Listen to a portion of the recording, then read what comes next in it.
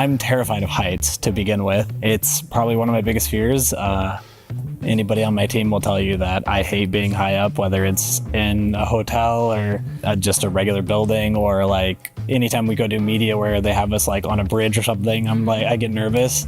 So yeah, I just think I would be absolutely terrified. Skydiving is something I want to do eventually, but like when I get older and like I've already accomplished everything I want to accomplish, and I'm just like, it is what it is. ถ้าชีวิตจริงก็ ก็น่าจะยากอยู่ครับเพราะว่ากลัวด้วยกลัวความสูงเป็นหลักเลยก็น่าจะยากอยู่ไม่น่าจะแบบถ้าชีวิตจริงก็ไม่น่าแบบน่าจะได้โดดทำไม่ได้แน่นอนครับทำไม่ได้แน่นอนผมน่าจะตุย แต่บนเครื่องโดดลงมาไม่ไหวครับพี่ทำไม่ได้แน่นอน I think I would be bad at the real parachuting.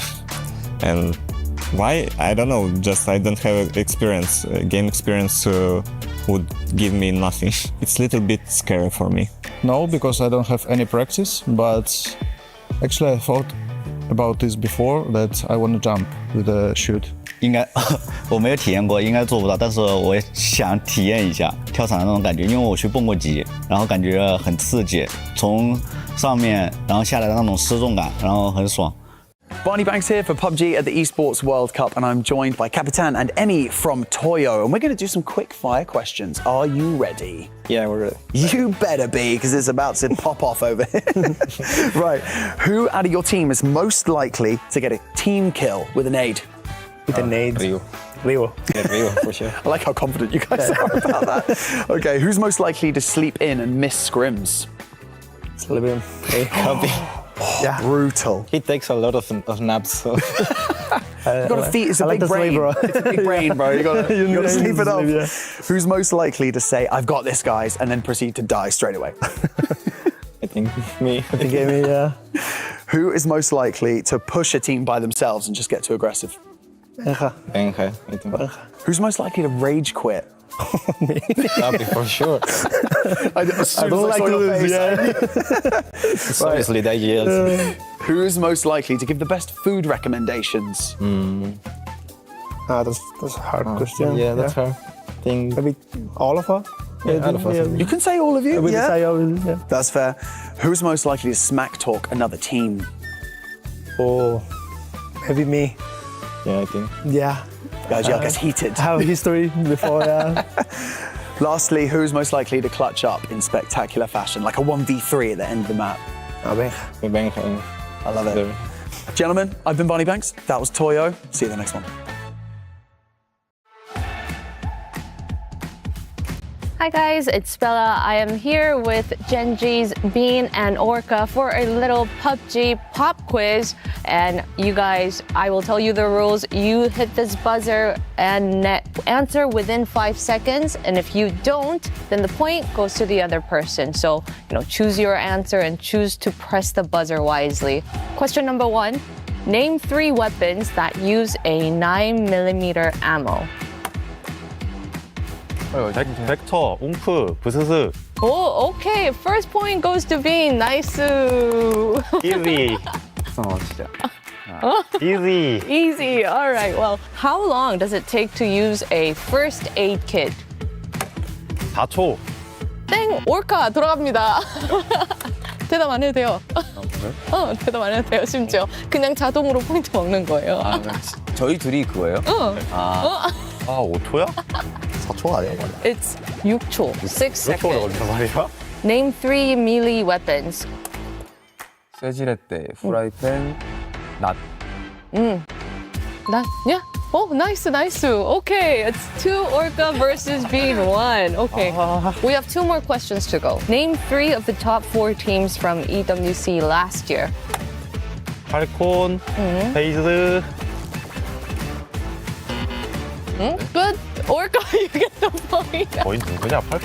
우리 위에 누구 있었냐? 나 5등이어가지고 The answers. Last question. Maybe this will make it 3-2. Okay. Name 3 weapons the bullet loops can attach to. 카구팔, 윈체스터. Good thing. 나이스. 뭐에 갔어? 펌프 샷건 이 자식아. They're so alike than you probably imagined it to be. Okay, 오늘 함께 해주셔서 감사합니다. 올카 선수 승리하셨습니다. 축하드립니다. Thanks for joining me and good luck to Genji at EWC 2025. Let's say bye. Bye. 바이바이. If with zombies, I think it would be MG3 because he have a lot of bullets, have more damage. Probably maybe VSS because VSS are very stealthy weapon with the suppressor, and zombies wouldn't hear me. เอาเป็นสไนแล้วกันสไนปืนลิงก์แล้วกันครับเพราะว่ามันแรงถ้ามีพกติดตัวน่าจะดีที่สุด 무기 중에 고르면 일단 저는 샷건 들 것 같고요. 샷건이 제일 강력한 무기이기 때문에 가장 필요한 무기지 않을까 싶습니다. MK12 probably because I can whatever shoot close range and long dimmer shots. ผมเลือกเอาแพนเซอร์ฟอลแล้วกันครับ เอาแพนเซอร์ฟอลแล้วกันครับมันแรงดีครับมันก็คือยิงปุ๊บเป็นเหมือน RPG ยิงปุ๊บซอมบี้หายเลย我会选 M249，因为它的子弹比较多，然后感觉可以很快的清除一些尸潮，子弹比较多。I would definitely choose the MG3. It's a 7.62 machine gun, and it has 75 bullets in it, and it shoots very fast. And if you're prone, you have a bipod. I just think it'd be really good for killing zombies.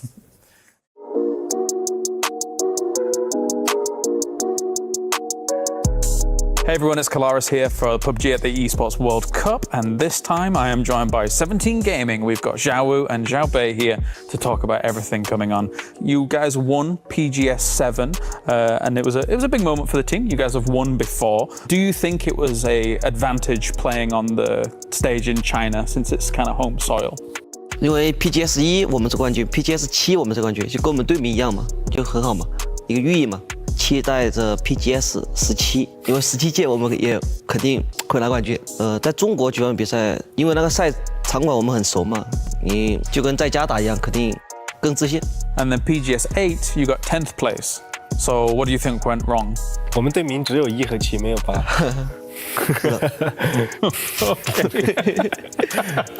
Fair. What mindset have you approached EWC with? Have you changed any ways you've approached this because it's such a big tournament? 听说赛制 EWC 是2天决赛嘛，我们肯定先借个决赛，而且我感觉我们队爆发很强，一旦就是找到了团队的感觉，然后2天的决赛12场，我对我的团队感觉有夺冠的很大的信心。Okay, that's good for kind of expectations, I think, and a fair assessment for expectations. I think a lot of PUBG fans look at Twisted Minds as the most consistent team of all time in PUBG esports. But would you argue that you are the most consistent team in PUBG esports? 我觉得他们厉害也厉害，但是我们也厉害。其实我们也不怕任何一支战队吧。我觉得该害怕的是他们，我们不带怕的。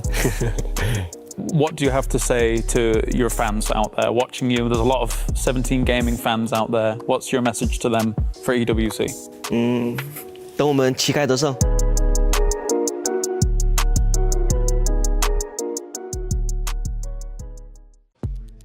Not the specific map, but like something between Erangel and Vikendi, because like on Vikendi it's a lot of snow, and I'm living in Russia, and I really like the winters in Russia. So the summer is Erangel, and the winter is Vikendi.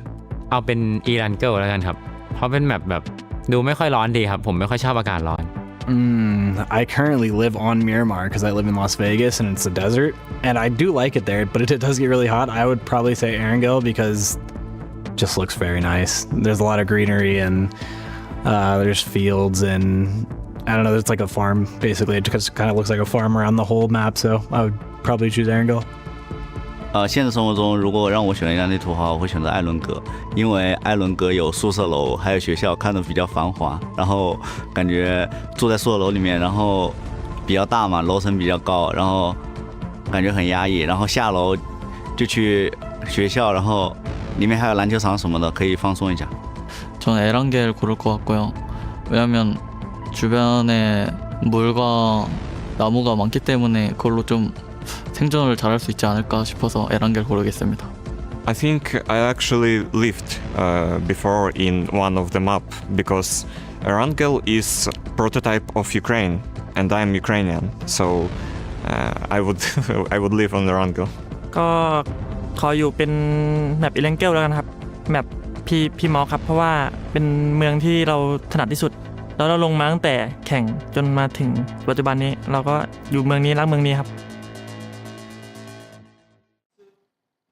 Hi guys, I'm here at the EWC official merch store to see what is packed here, and as soon as I enter, I see these beautiful t-shirts, black, sand, white, you name it, and it's here. To be honest, I am a practical girl, so my pick would be this sandy hoodie. I love this, and well, I know you sock collectors are out there, so make sure to come and grab your sock collection. Kind of cute. We have the keys and the mascot doll, some bags, some pants, some towels, you name it, it's all in here. And to the right, I could see some beautiful, cute hats. And hey guys, I'll try one for you. This is swag, Bella. Well, the dolls and the hats aside, my favorite part of this store would hands down be the beautiful golden snowball. Here's a closer look. And look, boop, boop, boop. It's raining golden glitter. How miraculous is this? Since we can't all be pro gamers, we could take a snowball home, and make sure to come stop by here at the EWC official merch store and get your fair share.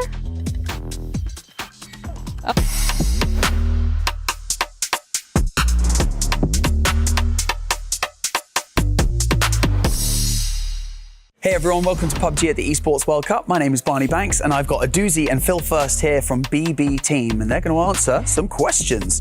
Guys, I feel like the biggest thing to first and foremost talk about is you guys were overdue a major LAN victory and you guys got it at PGS 8.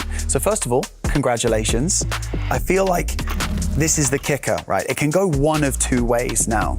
So in one way, it's like a weight off your shoulders now. And you're like, oh, we've got that major LAN victory. Now we can get momentum going into the next tournament. Or you get added pressure to perform at every single event that you go into now because everyone's watching you as champions. Which way do you think it's going to go, Aduzi?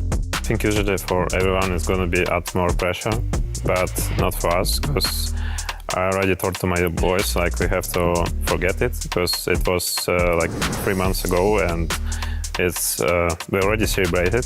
So that doesn't mean anything because everyone still keep playing, keep practicing, and we just have to think about new tournaments. When we're coming to the LAN tournaments, we're not expecting to win a tournament or like dreaming about the championship. We're just playing our game, doing what we practice at home, and like watching the result at the finish of the tournament. That's it. Ice cold, I like it. Now, thinking about the next tournament, we're here. It's EWC. This is the next major event. Do you feel that the improvements that you guys have had over the past year, because let's face it, 14th place last year, EWC, it's not what you guys wanted, but now you're on a roll and you're performing really well. What do you think is the reason for all of this improvement for you guys as a team? I think the key thing we changed the player. Because like a year ago here we was in different roster, we like had another player, so now with new player we feeling better. He's like fit our team pretty well. Are there any teams that you feel like, oh, they could be pretty difficult if we run into them? I know you play them throughout the year, but you know, who are you looking out for? I think DNF from Korea, they actually just dominated the region. Top 5 of power ranking, like 17, Falcon, Twisted, they still, I think, good and gonna show some good results on EWC. That has been BB Team. I'm Barney Banks. See you in the next one.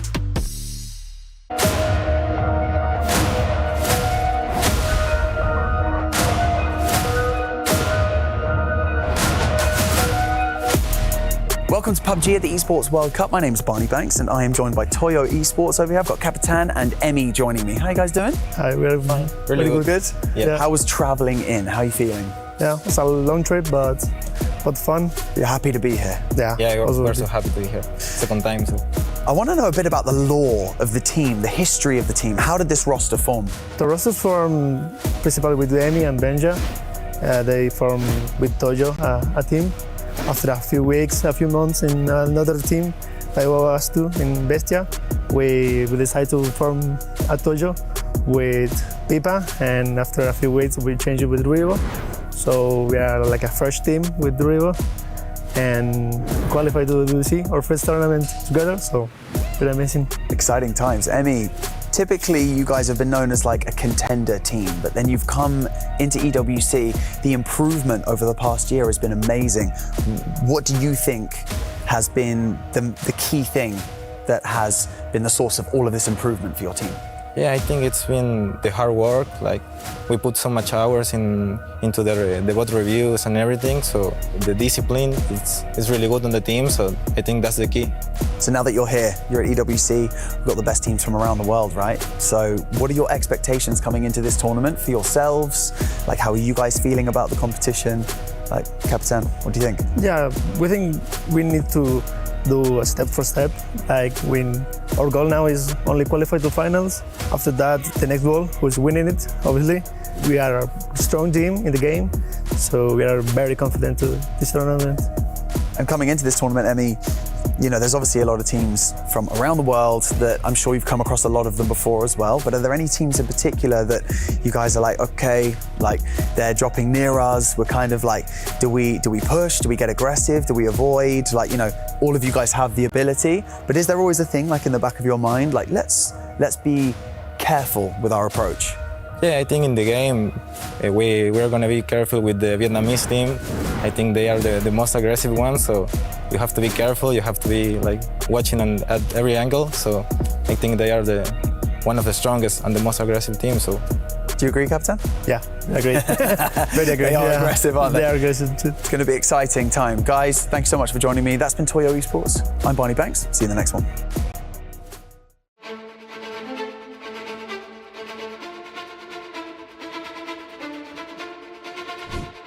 Em nghĩ khó khăn nhất đó là team em ạ, vì team em luôn vì mới thôi là bọn em phải chen nhiều cũng như giao tiếp với nhau nhiều nên là đôi lúc sẽ có những khúc mắc. If all gamers get knocked out here, which again, like I said, is a very real possibility, that rotation not looking good for Typhon. I think he's cooked.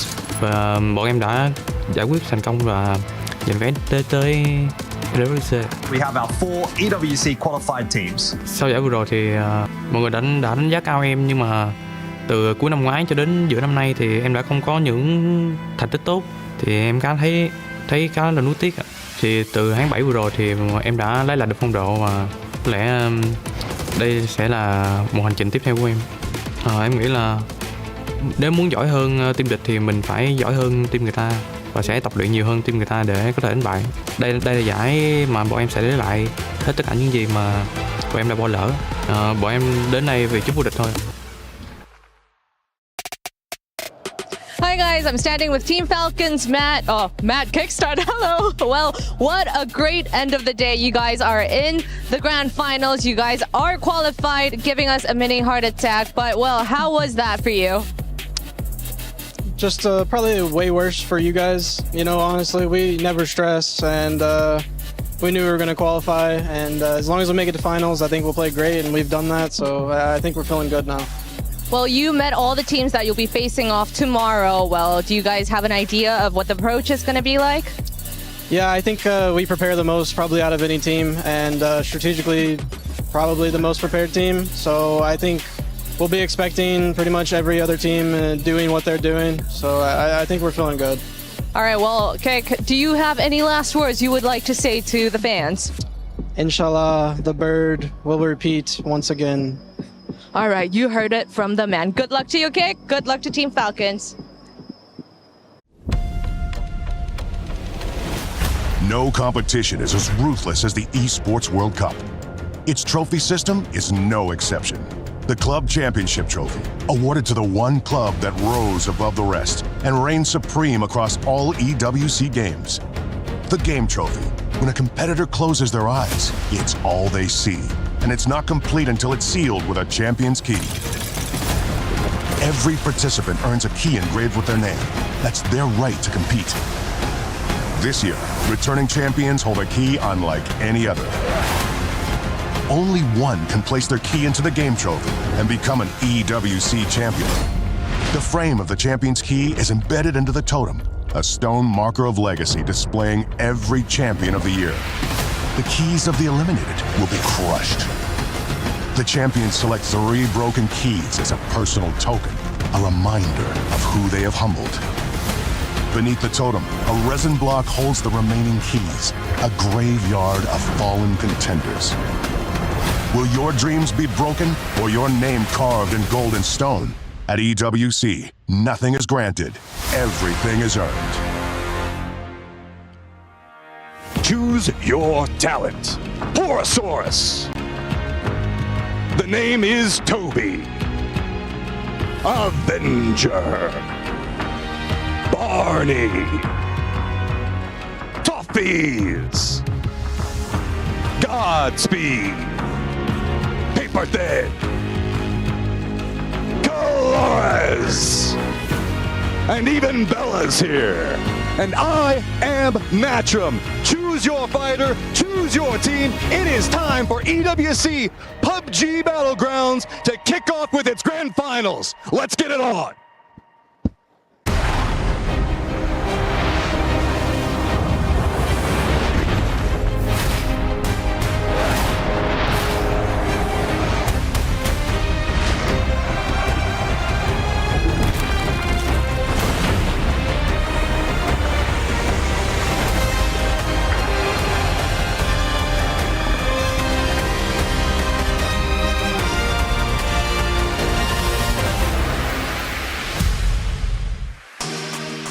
It's a beautiful thing. 16 teams here in PUBG Esports, live from the Esports World Cup. And we have the opportunity for one of these teams to be able to claim the championship here in Riyadh. Every single team has a chance here. Best of 12. Which team will be molded in the furnace and find themselves the championship at the end of these next 2 days? That's the big question. Here's the Jamil Motorsports walk in from the hotel. All of these players getting ready and good to go for what is sure to be an absolute barn burner. Welcome, ladies and gentlemen. My name is Colores here for day number 1 of the grand finals, and I do have Godspeed. And also, we are joined to start things off by 2 dashing gentlemen. We have Gunnar joining us from Falcons. We have Scoom joining us from Virtus Pro as well. We have all the retired pro gamers trying to do something else in like. No, I'm joking. I'm sorry. Don't hurt me. But Gunnar, Scoom, lovely to have you here. You two, Godspeed, I guess.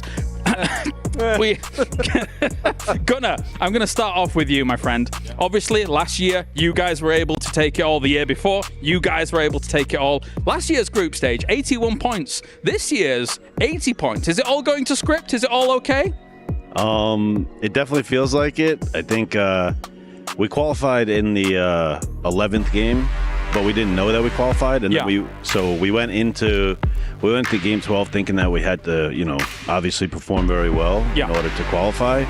So we ended up winning the game, and then yesterday, kind of the same thing. We won the last game, and then we ended up in 8th place last year and this year. So, I'm kind of hoping history repeats itself in the finals as well. A three-peat for this roster would be amazing, and yourself, of course. Scoom, coming to you here for a moment, because did you feel like there was nerves about maybe qualifying into the final? I think Virtus Pro, for the most part, like you guys were, it felt like you guys started hot and really kind of didn't let go of that ball. What was it like from your perspective, and Nibby's, of course, as well? I think we were really confident going to day 2 because even though we started like really hot on that Erangel game, and then it kind of fell short, like all our games were tough games. Like we didn't really get like the specifically circle lock. Like we had to win some fights to like actually take it to our games. And because of that, and because of our calls, like we were confident day 2, as long as we carry on like this, it can't go wrong. Sure. One of the coolest moments in the tournament, I would say, was from you guys. We got to kind of listen into the comms as you guys took out DN Freaks in that first game. That was an awesome listening. Have you guys listened back to that and kind of... I mean, I was listening to it live, so I knew that the comms were really good, but they obviously they went back and listened to it, and it was just super clean from the boys, so yeah. Yeah, I mean, it was some of the cleanest comms, and I mean, it was so fast how you guys dismantled them. I'm kind of going to ask you both this question, starting with you, Scoom, is, I mean, how do you feel about this Grand Finals lobby, right? With big teams missing, like BB Team, like Liquid, I mean, GK Esports, right? Even FN Ponchon, like, this is probably not the lobby we all expected. So, Scoom, how do you feel about just how it's unfolded and now looking at this heading into the Grand Finals? Yeah, I mean, in PUBG, unfortunately, there's always going to be upsets. Like it happened last year with Twisted not qualifying. For sure. You know, Falcons not qualifying PGC when they were expected to. It just always happens, and it's just another day at the office, basically. Nothing really changes for us. Yeah. Owen? Yeah, same thing.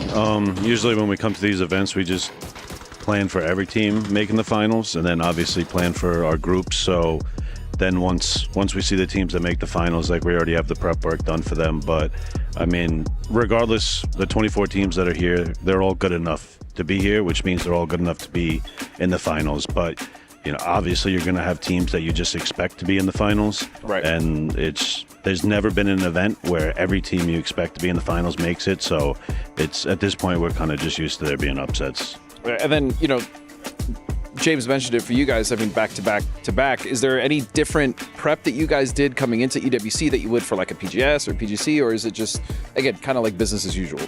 Well, obviously, like, I wouldn't say we did like any more prep by really going into every event. Like, we try and really study the teams that loot around us. Sure. And just try and figure out ways to punish them or ways that they could punish us. But with the Esports World Cup, I'd say we definitely put in a lot of work, just like constant double blocking scrims. And we do that for PGS, but come Esports World Cup, it felt like there was like an extra boost to the team's morale to like really want to put in that work. Yeah, I mean, I remember even talking to Tig at PNC, and he's like, dude, our goal right now is just strictly EWC, and we want to make sure we win that. And then for you guys, I mean, you guys had an amazing pickup in Corexy, obviously an incredibly talented fragger. So like, how has he kind of fit into the team and like the culture of what you guys are trying to build over there at VP? Yeah, I mean, adding Corexy obviously added a lot of more firepower to our team. And not only that, Corexy, I feel like he's really good at like doing the micro stuff that we kind of didn't have before. Like, he's just always filling the gaps, which is really good. Obviously for us, we grinded a lot once we picked up Corexy because we wanted to implement him to everything. So as soon as we got him, like, we just went back to the basics and just did all the fundamentals with him. And he's still catching up to speed. Like, it's still not there yet, but I think it's gotten to a really strong point. Obviously, it's a best of 12 final. It's not something that we play often, right? Normally, we're playing best of 16s. Sorry, best of 18s, I should say. So I guess, Scoom, from your perspective, I opened the day with anybody could win this. What's your perspective here? Yeah, I mean, 12 games, it's anyone's pretty much, as long as we keep playing the way we are and you get a little bit of sucker luck, you can just roll with that and you can win it. I mean, that's how PUBG is. Yeah, I mean, Gunnar, you guys believe you're the best of 12 specialists. You've been able to do it before. Are you resting on those laurels as well here this time around? I mean, I don't know if we're like the best of 12 specialists, but I mean, obviously, historically, we've done pretty well in best of 12s. Yep. But yeah, I mean, it's just going to be the same thing for us. It should be for the other teams. Every game, you just have to try and maximize it because you just can't have too many 0-point games because other teams are just getting points, and you just don't have that third day where the magic can happen and you just have like 70 points. So there's just less games, so less room for error. Any final short question, Godspeed? No, I'm just excited to see you boys play today. I think this lobby is going to be disgusting. I mean, it's going to be a great day of play, and thank you so much, guys, for joining us. Thanks for having us. Yeah, thank you very much. Appreciate it, gents. Thank you very much, Gunnar. Thank you very much, Scoom, for joining us here. Of course, as we've got lots to cover throughout here, the start of this for the Grand Finals. Before we do that, though, let's take a look back at the group stage and everything that happened.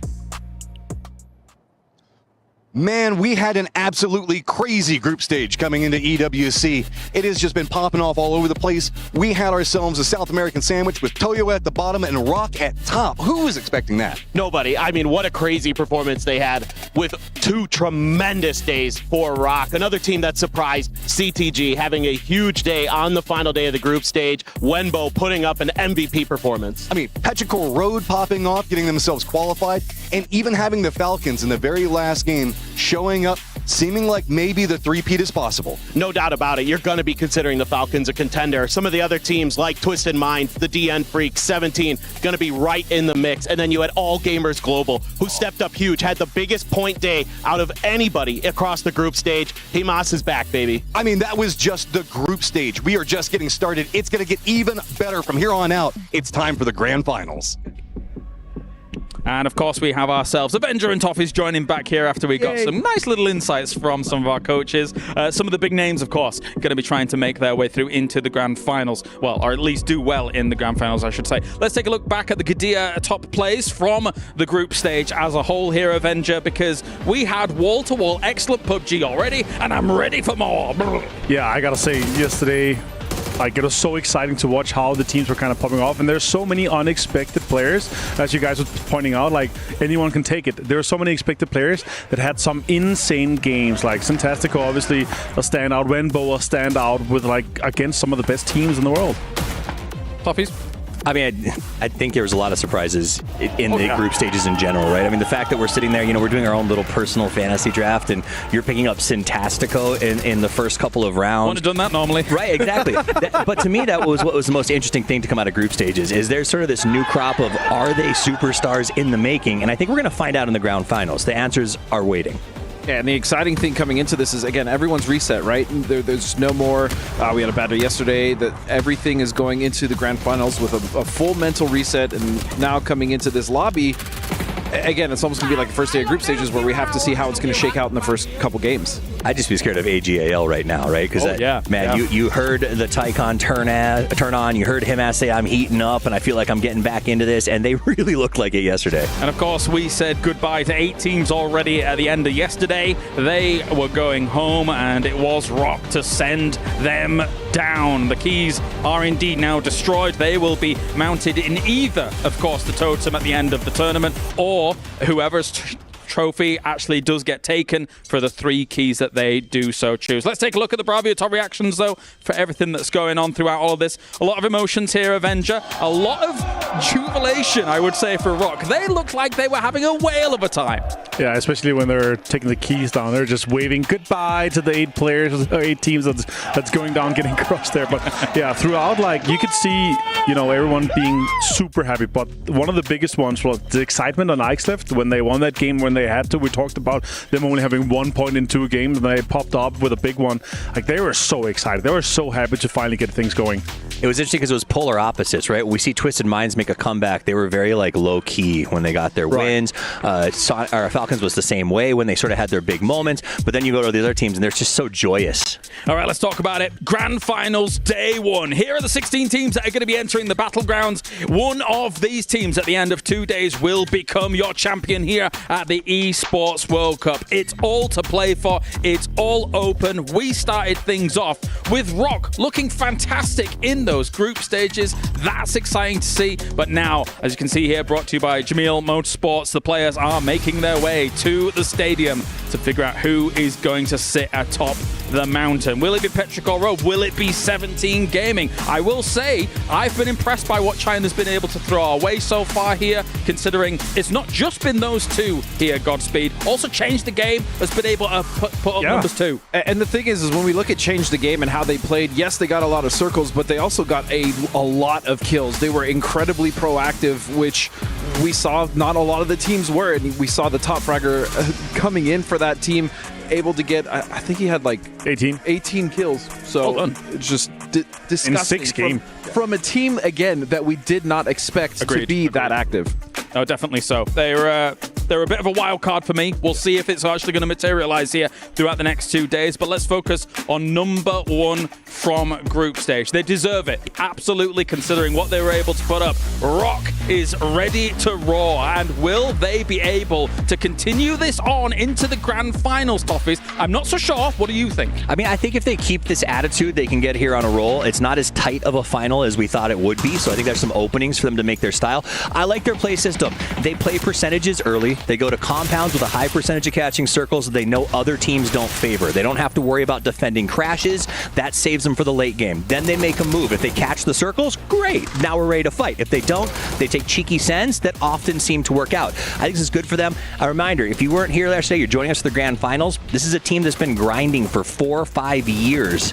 Two of the players, Biel and Santastico, who have been great, met 2 years ago and have been building this team, and it's nice to see them collecting fruit. What I really enjoyed about this style was like the macro players was just so on point. They were reading the lobby extremely well. I agree. Being on the kind of lesser populated side, the less dense side of where the other teams are being, and then taking space where there was space that was given to them based on kind of the circle, then moving slowly, kind of making sure they were the last team to kind of move into the edge, taking control, and slowly pushing the teams ahead of them. Like, I really enjoyed their macro yesterday.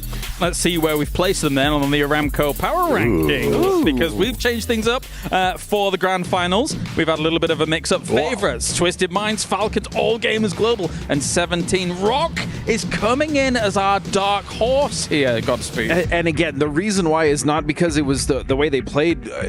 Rose question marks. It's the lobby. Can they continue that momentum going into this? But Yes, Steve, yes. you brought up a fantastic point. I think because of the way that the group stage shook out, there's a very big possibility they can continue this going And for forward. those of you at home, maybe you don't know what a dark horse is. It's a horse that surprises everyone and wins the race, right? And that's why those teams are in there. T5 as well. Shocked a lot of us coming in second, only a few points behind Rock. These are teams that I think no one expected to really blow us away in the group stages. And then to beat some of our favorites by more than 30 points means they are definitely in that race and might be worth the bet. Maybe. And another of our teams here that's back on LAN. We're very excited to see them. It seems like they've already shaken off that LAN rust as well. It is All Gamers Global, who's over with Bella. Hi guys, I'm standing here with AGAL's Haisaki. Well, good morning to you. Well, you guys are now in the finals. We saw a little bit of a difference from day 1 and day 3 from AGAL. You guys are known for your dominant play styles and aggressiveness. But I wanted to ask you, why do you think you guys had a relatively slow start in the group stages? Thì nói chung thì bọn mình vẫn chơi theo phong cách của bọn mình thôi, nhưng mà bọn mình sẽ chơi nhanh hơn, kiếm nhiều điểm ngay từ ban đầu để giữ khoảng cách với tất cả team còn lại. We will just play as what we have been doing so far. However, we will have a distance compared to other teams and try to gain a lot of points in this final.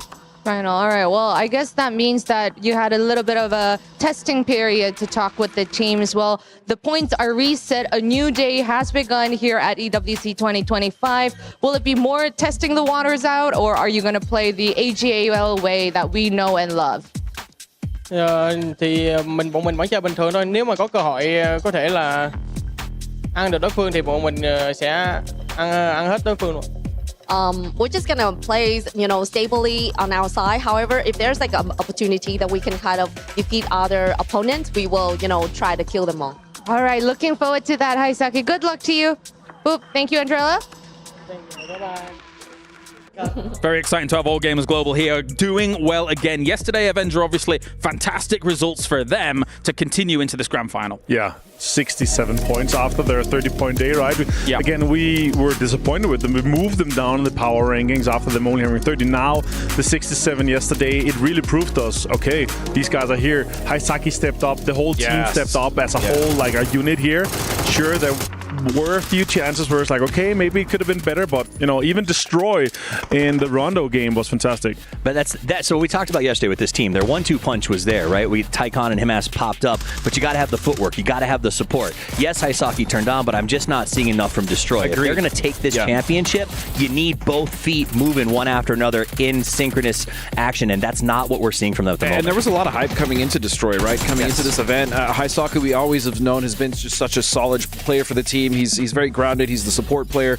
Destroy needs to kind of step up. I mean, granted, they were able to get the same amount of points in one day, but Haisaki was there. Where's Destroy at? I just need the rest of the lobby to potentially try and deny him as from having a P90, and then maybe they might have a chance, all right? He's pretty good with the P90, but anyway, let's talk about another team coming on in here who was second last year at the Esports World Cup as they look to try and topple that number one position. It's Petrichor Road.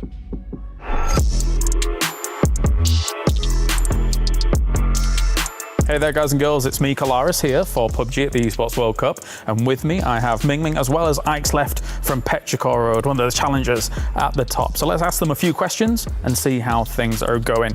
So first things first, EWC 2024, you guys came second, narrowly missing out to Sonics, now Falcons. What was that like for you in the moment, and how was it being so close to just missing out on number one? 其实我们就打小组赛是第16名，就最后一名进去了。然后我们就是嘴上说了，就是到了决赛就怎么打也无所谓，就感觉什么成绩都能接受的那样子。就是在决赛拿倒数第一也无所谓嘛。但是真的就是到你就是能争冠还是差一点的时候，还是觉得会有点可惜吧。就 Okay, fair.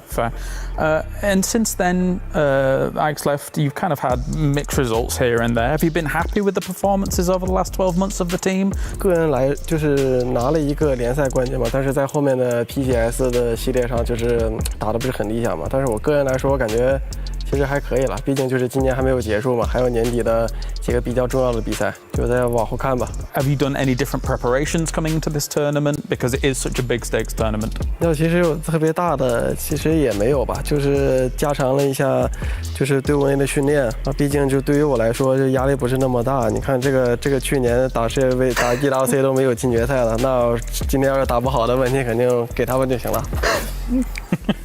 其实像针对性的就没有吧，就像左哥说的，就我们平常加强了一些训练吧，然后尽量反正不要有太大压力吧，然后慢慢打好自己的就可以了。 As you can tell, it's a good job I'm fluent and I was able to understand everything that was going on there. No, but obviously the Petrichor Road guys were in good spirits about coming into this tournament, Avenger, and they do have the chops. I do think they are technically what should be a super team from China to be able to attain a number one spot. What I was hoping, though, with Ming coming into this roster here, though, was we're going to see the 2022 new Happy Ming alongside Ike's left with Nan and Chewy kind of supporting that roster rather than it being Ming make sure Ike's goes out and frags and he's the turret on the team still.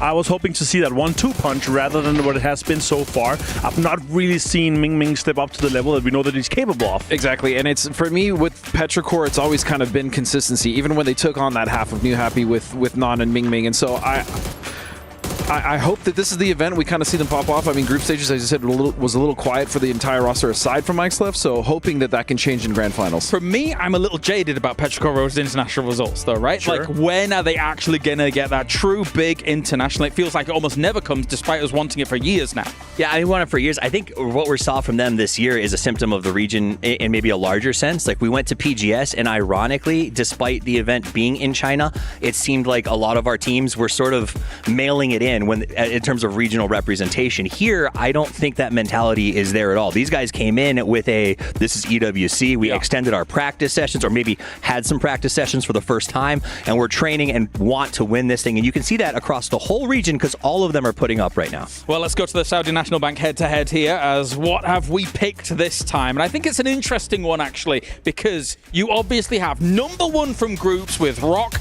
going up against All Gamers Global. And this, for me, is a tale of two trajectories, Martin. I'm concerned that Rock might not be able to keep it up in the grand final, whereas it feels like All Gamers Global was going from strength to strength. I will say this as well, the way that the meta kind of shifts and how everything is like, it's such a level playing field when everyone starts from zero, right? Yeah, it changes so many aspects of the game and how everyone is kind of approaching it. Some teams coming in, we already played six games against someone that haven't played any yet. Teams play differently based on that, and it changes in the finals quite a lot. So that's what I'm worried for Rock. For All Gamers Global, I feel like the amount of kind of high confidence and morale that they're going to be building in from yesterday to today, that's going to benefit them quite a lot.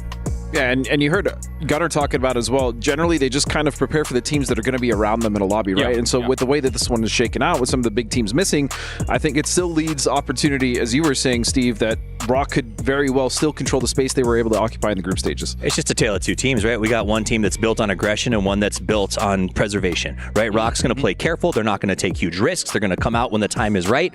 AJL is going to be like, oh, are you limping? We're coming for these points. And so I think it's going to determine sort of the first couple games which of those teams' styles are going to work. I'm going to keep this question very short. Is Twisted Minds back? Avenger. You should have thought of me because I was gonna say they're back, baby. I will say this though, there's a lot of pressure on them, right? Because I feel like this is a time for them where it's like, okay, PGS didn't look great last year. Here wasn't great. Like the pressure and the expectations, both from the organization side of things to themselves, like we gotta do big things. Like as I said in one of the earlier pre-stages we had here, it's like Battlegrounds says like we're not stopping after one big championship. We want to prove that we are one of the best teams in the world, if not the best, through PUBG time. Godspeed. They looked good in group stages, so I think, yeah. I think that they are, we talked about since they started adding new patches in, have they been adapting? They have. Batulan used a glider to scout in the last, right? I mean, but that's my point is like they're a traditionalist team and we're seeing them step outside their normal tradition and it's working. So yes, are they back? I'm with Martin. They're back, baby. Okay. I guess the next question is it the three-peat? And I'll start with the Ameri Bros. Mr. Toffees. All right. Please. Statistically, highly unlikely, right? To win this 3 times would be absolutely wild. That said, the Falcons look good. They've got the support. They got the physios. They got the mental coach. They got everything they need to win this. Yeah. And now that Liquid's out, Liquid and me no longer friends. Falcon and me, friends forever. That's rough. You're just a one and done as soon as it's just cut off. Cast to the curb. I mean, again, Gunnar said we got 8th place last time, we got 8th place this time, so I think it might be a 1-2, Falcons in first, Twisted in second. What do you think about that? What do you think about that, Martin? Yeah, if that even is your real name. Who are you again? His ID says, yes, it is, actually. Okay. Yeah, sorry. I will say this, though. I would love to see that happen because that would put them in the history books. Yeah, sure. I still need to see them win a PGC to put them in there at the ultimate greatest.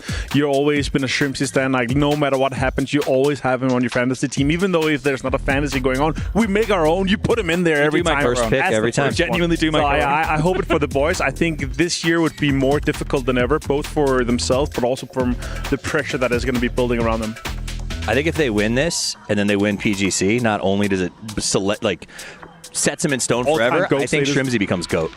And I don't know how you get him off of that. Ooh. Do you remember when everyone was talking about how good Tig is? I was the one that was like, you know what, Shrimsy is actually. I was on board with that. Shrimsy's quietly the top guy. We've said Shrimsy for a while. I think Tiggleton is the one that I need to step up and make this thing happen. I would say this though, like he recently just put a video up where it's like 3-4 year old clips. It's like, how was I so good back then? I'm washed. He said that himself. Wait, what?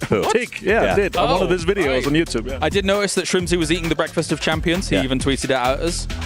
Somebody told me that every time Himas walks past Shrimsy, he does this, and Shrimsy asked why, and Himas says, "I'm stealing your talent." And I was like, "But how gassed up would you be to hear one of the best player in the world walk past and be like, gotta steal your talent, need it." That's cool. We have so many great players, so many great teams. Thank you very much, gentlemen. It is time to get our grand finals rolling because we have 16 phenomenal teams here to rumble the Battlegrounds to crown champion.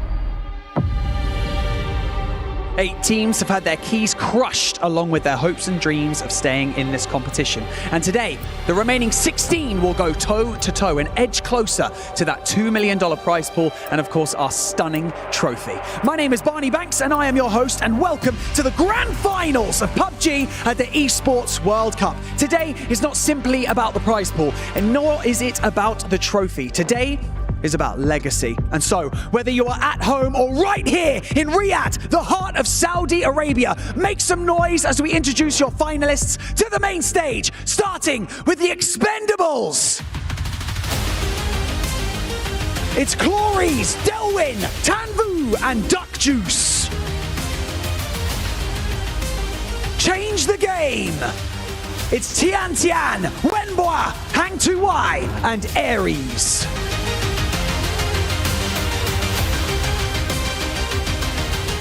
Genji. They are Tosi, Bean, Orca, and Flame. All Gamers Global. They are Himas, Haisaki, Taikon, and Destroy.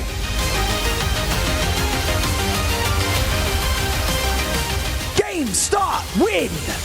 They are CC, Ming, AZ, and Xiao Tong. Toyo! They are Capitan, Emi, Benha, and Rivo.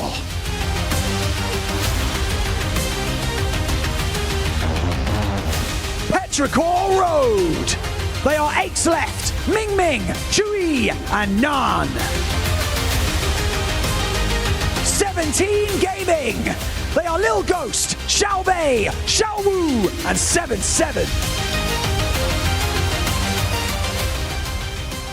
T1! They are Type, Raining, E-End, and Heather. Nabi!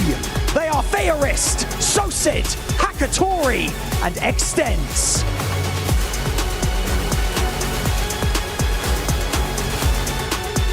DN Freaks!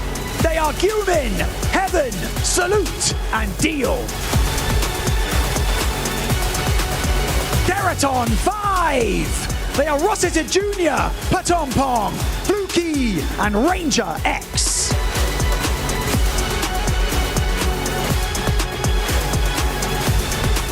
ROC Esports! They are RBN, Souls, Santastico, and BL. Virtus Pro! They are Lucarux, Nixie, Beanie, and Correxy. Twisted Minds! They are Batulins, Lou, Perfectix, and Example. And finally, your reigning club champions, they are Team Falcons. It's Shrimsy, Kickstart, H-Win, and Tiggleton.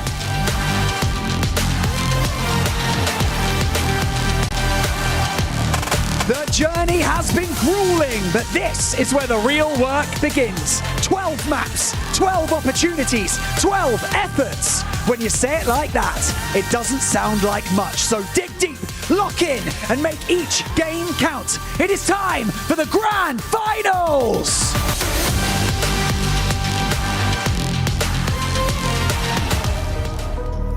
A lot of surprises in there, but you can't really say you're surprised about anything at this point because all of them have proved time and time again. And this is their final chance. Can they clutch it up in this moment? If there's one thing that we haven't seen during the group stage that I really want to see happen, it's got to be Falcon. Falcons, for me, this is their event. And whenever we look at what's going on with the club championship, Liquid's presently got the lead on it. If Falcons want to try to usurp that position, it's going to be on the PUBG team to really pop off in the grand final. Anything I want to say about the group stage? All I got to say is just respect to Rock, man. Nobody expected it. I mean, we're seeing teams that we didn't expect much from that are really producing at levels before that we've never seen. we're going to go into this last game with multiple teams that have a shot at the win. So make sure you guys watch every single game and tune in all the way to the end, because it is going to be an absolute barn burner.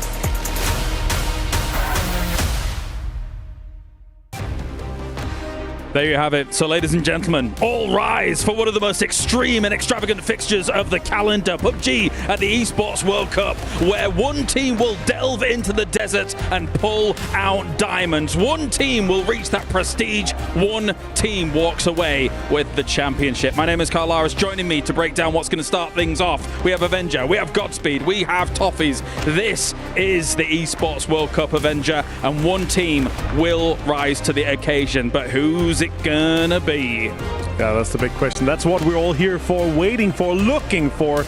We've got 12 games to decide things here. Like, I'm so excited. Last year, Battlegrounds Road had 2 0-point games. They can't do that again here if they want to contest the very top. They got second place. Falcons had one bad game, one 1-point game, and they won the whole thing.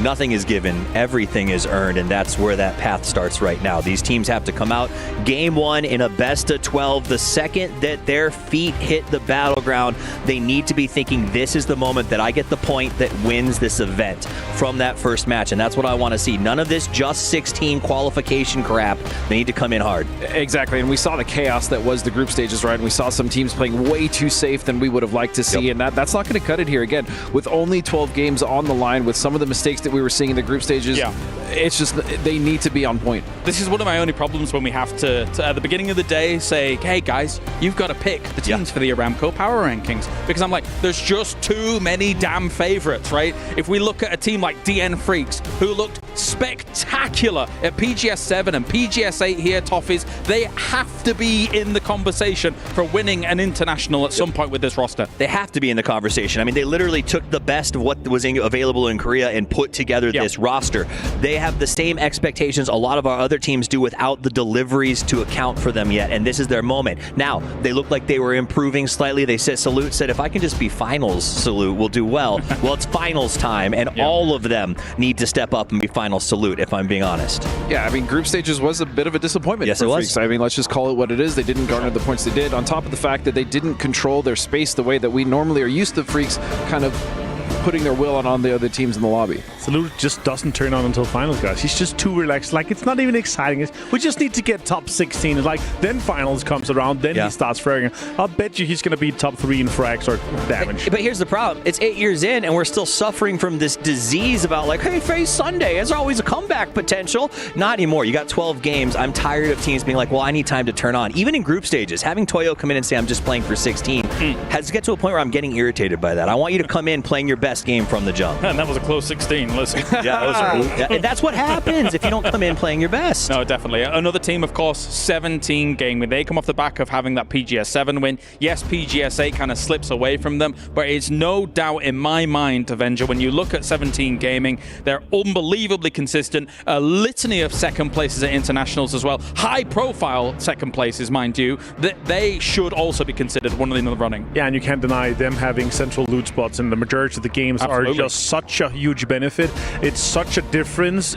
Even if we just play 12 games, they're going to have some banger games where they have insane priorities to some of the best compounds, where they're on top of that also going to be putting up double-digit kills. Especially when we look at how kind of wonky the circles have been in the group stages, right? That central position is absolutely key. And the other thing about 17 is they did start hot, kind of tapered off, but they recovered really well. And that's very important, especially for a 12-game finals, is the ability to recover. They were able to do that. They qualified to grand finals without really any issues. And now, coming into it, I think they're definitely a favorite. Love or hate 17, one of the coolest things about this team is they have those spots. And some of the best teams in the world have tried to take those spots from 17 over the years. And every single time, they've stood their ground, they've held it, and they've put up numbers after defeating those teams. This is a strong-looking 17 coming out of the group stages, especially that first day. I think they could really blow some stuff up here. And we got to listen in on some of their comms throughout the group stage as well. They seemed fiery. They seemed hyped to get some of those victories on board too. Another team, of course, coming in from China, Petrichor Road. We've already kind of talked a little bit, or even ad nauseum, about how they need a big international on board on their side of things. But the PGC champions in the Expendables Godspeed. Surely you still have to consider them. It was a rough 7 and 8 when it came to PGSs as a whole. However, they looked pretty decent in the group stage for sure. Yeah, they look good. They were consistent pretty much the whole way through. And that roster is just disgusting, right? Clories, Delwyn, Tanvu, Duckjuice. Delwyn, for me, has been probably the most improved player mechanically as an IGL. I think that's great. And coming into this grand finals, they should be one of the favorites, or at least they should absolutely be contenders. The problem with PGS is that everybody watched and went, "Whew, maybe that was a fluke," right? And that's what you never want as a PGC champion. I need them to come to this event and pop off like they did in the group stages so that the haters are put to rest. I want to see the Calories MVP of PGC 2024. I want to see the PNC champions of Delwyn and Tanwu. I just want to see them turn up because we know these guys are capable of fragging. Delwyn was, I think, one of the best last year fragging IGLs that we've seen, up to a level of where we can compare Batulans as well. Yeah. All right, gentlemen, it's time. Everybody watching around the world as well. We are getting our PUBG Esports World Cup Grand Final kicked off right here, right now. Let's head over to the casters. Game number 1 of the Grand Finals. 24 teams walked into this arena days ago. We have said goodbye to 8 whose dreams were crushed along with the keys that represent their organization. 16 remain, Toby, with the hopes and dreams of an Esports World Cup championship resting at the top of their hearts, but they are going to have to get to work quickly because we have only a 12-game final to determine that champion. And what a great 16 we have, I think, from all ends of whatever tier lists were made coming into this tournament. Some of the teams who didn't expect to do a whole lot has performed beyond expectation. Teams where we thought they were guaranteed to be in, they aren't even here. And now we have them, the 16 qualified for the finals, taken to the Battlegrounds for the first of 12 matches to come to try and claim this exact trophy and be the EWC 2025 champions. Slates have been wiped clean, and we are heading over to Erangel to see who will start their grand finals on a hot streak. Everybody really hoping that it will be them, but we have a very southern plane to start off things. And wouldn't it do? Wouldn't it do, Toby? We haven't seen one yet. A military island circle? We have, yeah. I mean, there was one in the group we did. stages. Yeah, you're right. I think Virtus Pro would be sad if we said we hadn't seen one. They're like, come on, Paro. I remember now. Virtus Pro coming from the blue, wrapping around, Twisted Minds hanging out on rocks. Exactly. Absolutely. Just had to get the engine going, you know. Exactly. Yeah, there you go. There you go. But here we are, as you say, somewhat southern plane. It's going to fly out just over Mansion in a second's time. And good for this lot because there are a lot of southern looting teams in this grand final. Not a whole lot of teams will off of this plane have to get to alternate drop spots. So overall, I think the vast majority of players on this server are going to be very satisfied. Na'Vi and All Gamers Global, 2 teams landing side by side. I'm not expecting early confrontations, but we have seen fights for vehicles in the group stages, and this could be something happening here once more. Yeah, that southern coast looking very populated. Also a very wide 2-2 split here from our defending, back-to-back defending EWC champions team Falcons. I know they've got a lot of fans in the building rooting for them right now.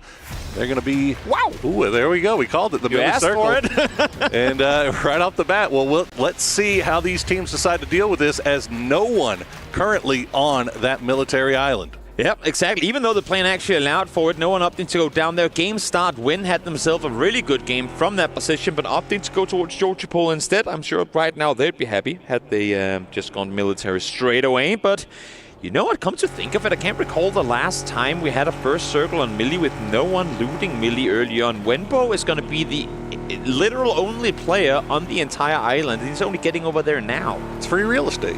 I mean, quite literally, yeah, true. Now, one thing to note about this circle is it is hugging a little bit more towards the west, so that radio tower that takes up such a prominent position on the eastern side of the island most likely will not be in towards the late game unless, of course, we see some hard ships, which we have definitely seen a few of those this week. Important things to note here, All Gamers Global, they're sending it early, and why do they dare to do this? Well, they jumped out of the plane over farm, so they've been looking backwards throughout that entire time and seen no one is stretching south. No one is going right away towards the Millie base. I mean, okay, Winbo is there now. He might be taking some shots in the second's time, but this is a very, very heads-up read by All Gamers Global to see no one jump there early. If we go now, we might actually have something going our way. Winbo is shooting at them as we look at Therodon 5 way up towards the north, but he is taking shots towards the All Gamers Global team, and off of the map we can see here that they should be safe on their rotation around him. Add in the fact that All Gamers knows that Na'Vi drops right in the same area as they do, so getting out of there as quickly as possible,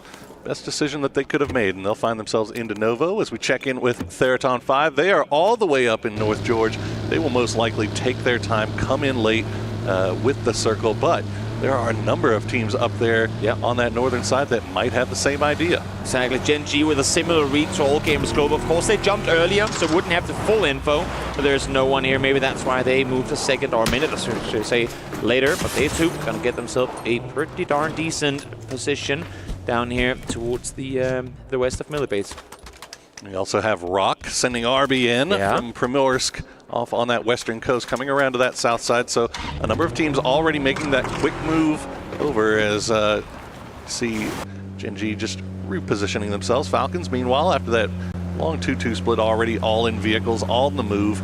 And it looks like they have free path down into that eastern bridge should they decide to keep going. As Twisted Minds now just to their east also look like they started to consider making a move. When you thought you were safe on your bridge rotations that were already triggered, now you're getting a bridge that's getting red zoned while you're trying to rotate through. So play it safe here, guys. Hold your cars on the northern side of the water for at least a little bit. Or if you're in a boat, just go for it. Sail down towards the southern side. You can see RBN is already making landfall now. It should be just fine on setting up this southwestern rotation for Rock. Keep an eye on that ferry pier location. Toyo just arriving there. You can see on your map 17 also after looting up in Pachinki making their way there. So if Toyo is not quick about their decision-making process, they might have company very shortly. Petrichor Road moving to the other ferry pier. I guess we could say that now. It's been several years, I think, that we've had the two times. But Na'Vi has been sticking around. Na'Vi has not made that move.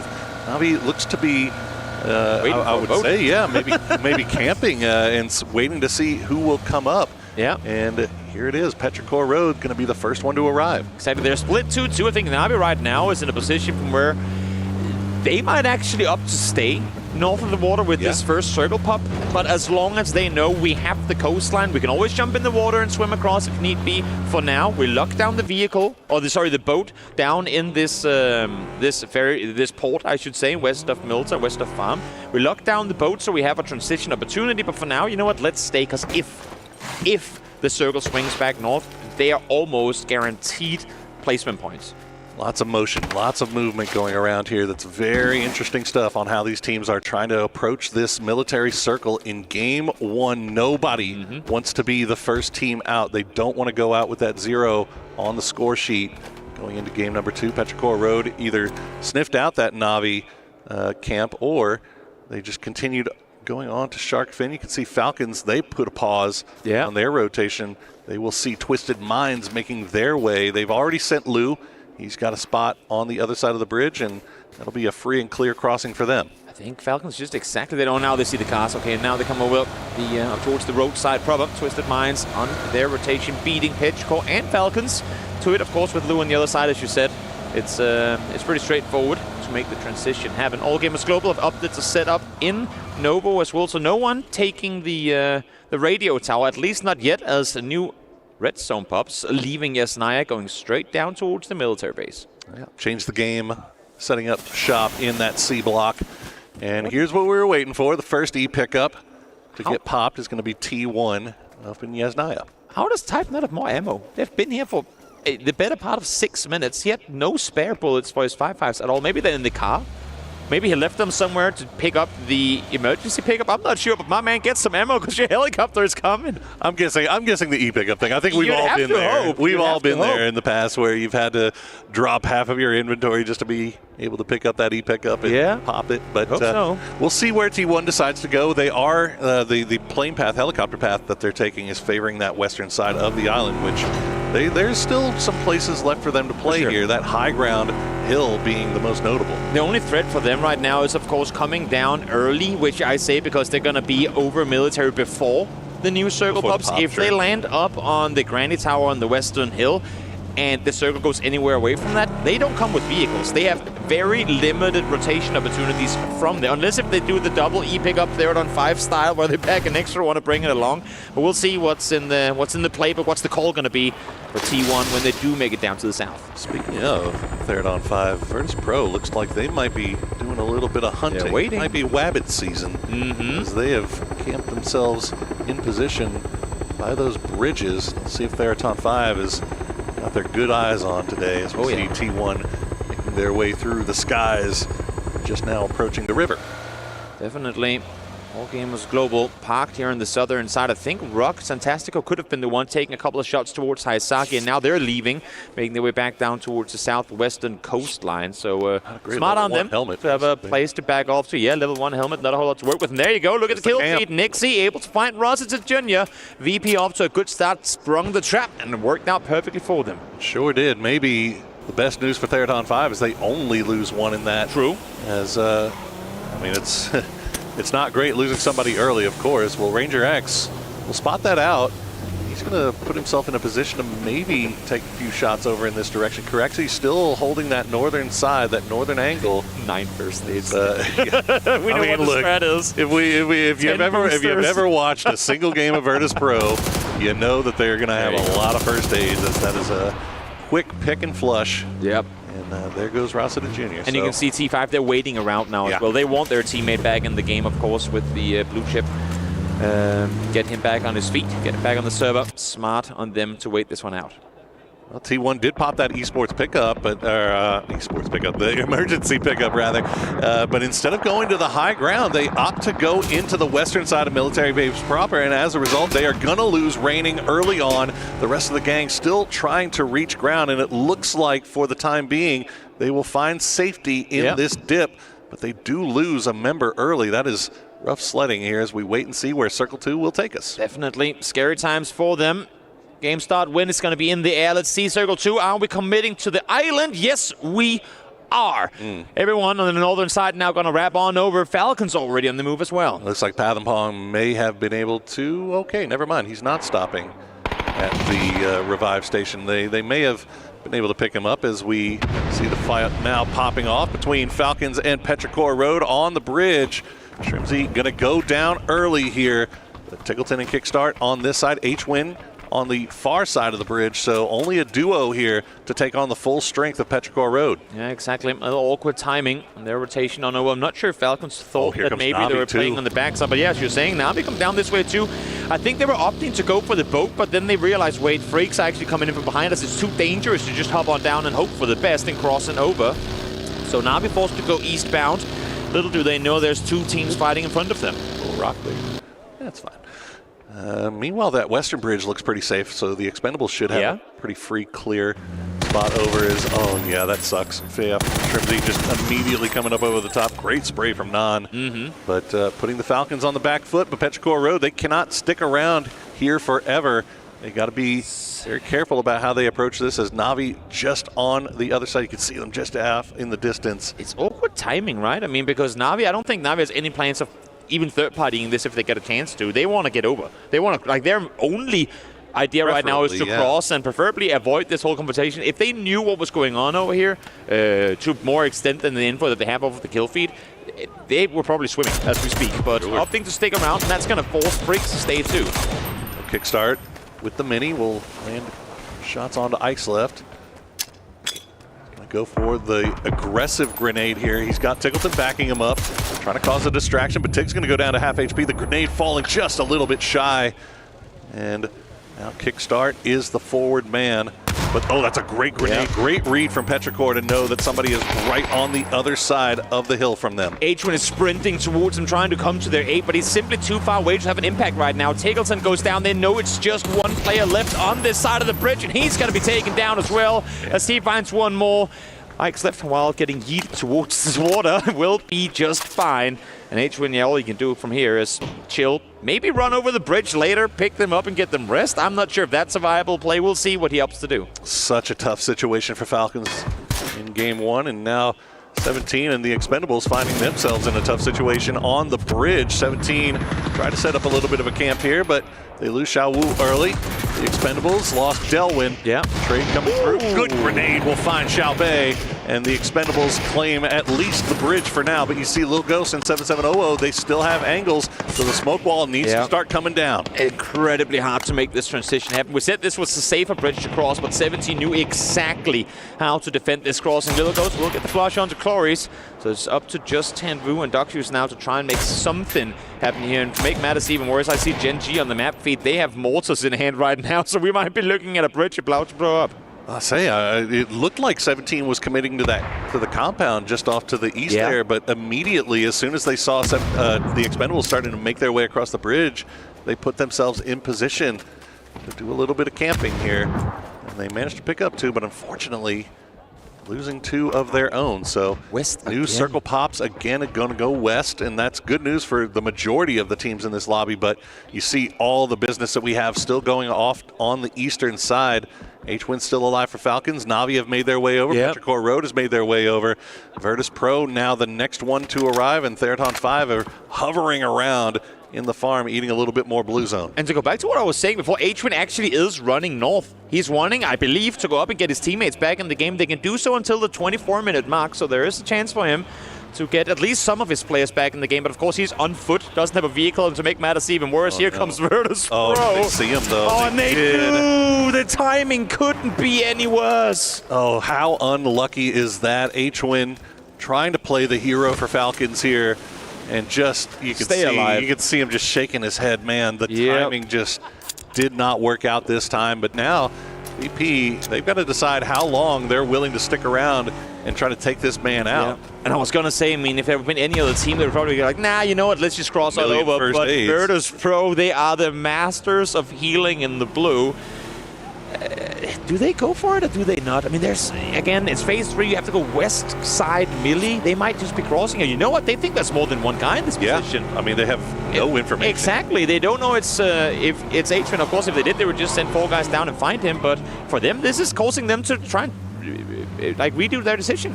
Looks like Duckshoes was able to pick up the chips from his fallen teammates. And he sends it back over to the ferry pier to get them back. Where do they go? There's a lot of real estate, a couple of compounds that they can still find themselves on here on the northwestern side of the circle. Definitely. It depends if they were ever in a position to scout that out. It might just be a blind send, but we'll see. VP does end up crossing that bridge and leaving HWin to his own devices. Theraton 5, meanwhile, they'll pop their chip, and they will get their fallen man back on his feet. As we see Virtus Pro still eating a little bit more blue zone damage, hugging that northern side of the island. I mean, we're phase 3 closing in. We have 6 teams that are still outside the circle. Some barely, I mean, not even on the melee island at all. You can tell how careful they're wanting to be. Exactly. Because, I mean, and that's, again, very much a factor of the blue chip, the rest opportunity now being a factor in this game. So the entire western part of this third circle is completely free outside of Toyko. Oh, no. Well, 17 did finally take out Tanvu, who was hiding out on the bridge, but now they are rewarded for their diligence by getting backfilled by the Freaks. But the Freaks now have to keep an eye out on their eastern side as well, as Na'Vi has arrived and Virtus Pro right in their tails. Exactly. It's an EMEA race towards the north side of this circle, and I'm not sure Na'Vi is away. If they stop here and fight, they are going to be in trouble, because as you're saying, Virtus Pro is backfilling them right here. Circle 4 is going to pop. It's going to go further center towards the south. This is going to be chaotic. So it extends already down. And there you go. You see the revive helicopter coming through. So there's 2 members of the Expendables and 1 Rossida Jr. for Theraton 5. But the scrap between the Freaks and Na'Vi, it's going to be all Freaks, as Ferris now the last player left alive. Virtus Pro will find him as well, and that's going to be Na'Vi eliminated in 16th place. Yep, down they go, caught in between 2 teams. VP blessed by the fact that that fight didn't happen 10 seconds later, because they would have been completely tangled up in that engagement. Now they get to kind of push in slowly. Now the question becomes, does Freaks realize there's one more team here? I mean, they should, because they just saw one get taken out. Yeah, they might, and now they're actually going to spot out Rossadin as he's dropping from the sky. Oh no. He may not make it much longer. And Lil Ghost, the last player left up for 17 Gaming, will try to escape. And Delwyn and Clories, meanwhile, they do find one of those empty compounds. So the Expendables still very much alive in this one. Yeah. And despite only losing now Tanvu, Dukshu's on the ferry making his way through as AG and Twisted Minds will fight for control of the southeastern part of the military base. Did H-Wing go down to blue right as he rested his teammates? I'm not sure, because he was trying to do so, I believe, over in Milta. I saw the marker being active, but I think he might have fallen right before that came through, because it does seem like they are fully eliminated here as All Gamers Global. Still Time 0 has not been their kills. friend in this game, has it? But trying the best, to the best of their ability, to fend off against Twisted Minds, saying either you fight us and you're at a disadvantage, or you get the hell out of here and maybe set up a third-party opportunity for All Gamers Global to engage in. Looks like Twist is going to be able to pull off the great escape, and they will continue wrapping down to the south side. Let's take a listen to Virtus Pro as they are now arriving in the northeastern side of the circle with Freaks right ahead of them. DT and 17 of us, they're both weak. I mean, car coming. Wait. You need to kill him, I think. Just shooting. Knock.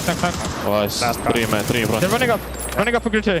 Headshot the green tree, naded. One orange, one green. Orange 3. Behind you, different team. CTG. One knock DNF. Just play for this point and take the blow. 6 first CTG is not full. CTG is not full, boys. Yeah. 3-man CTG. I'm getting stopped. I'm just getting a picture. Give meds to one guy. Yeah.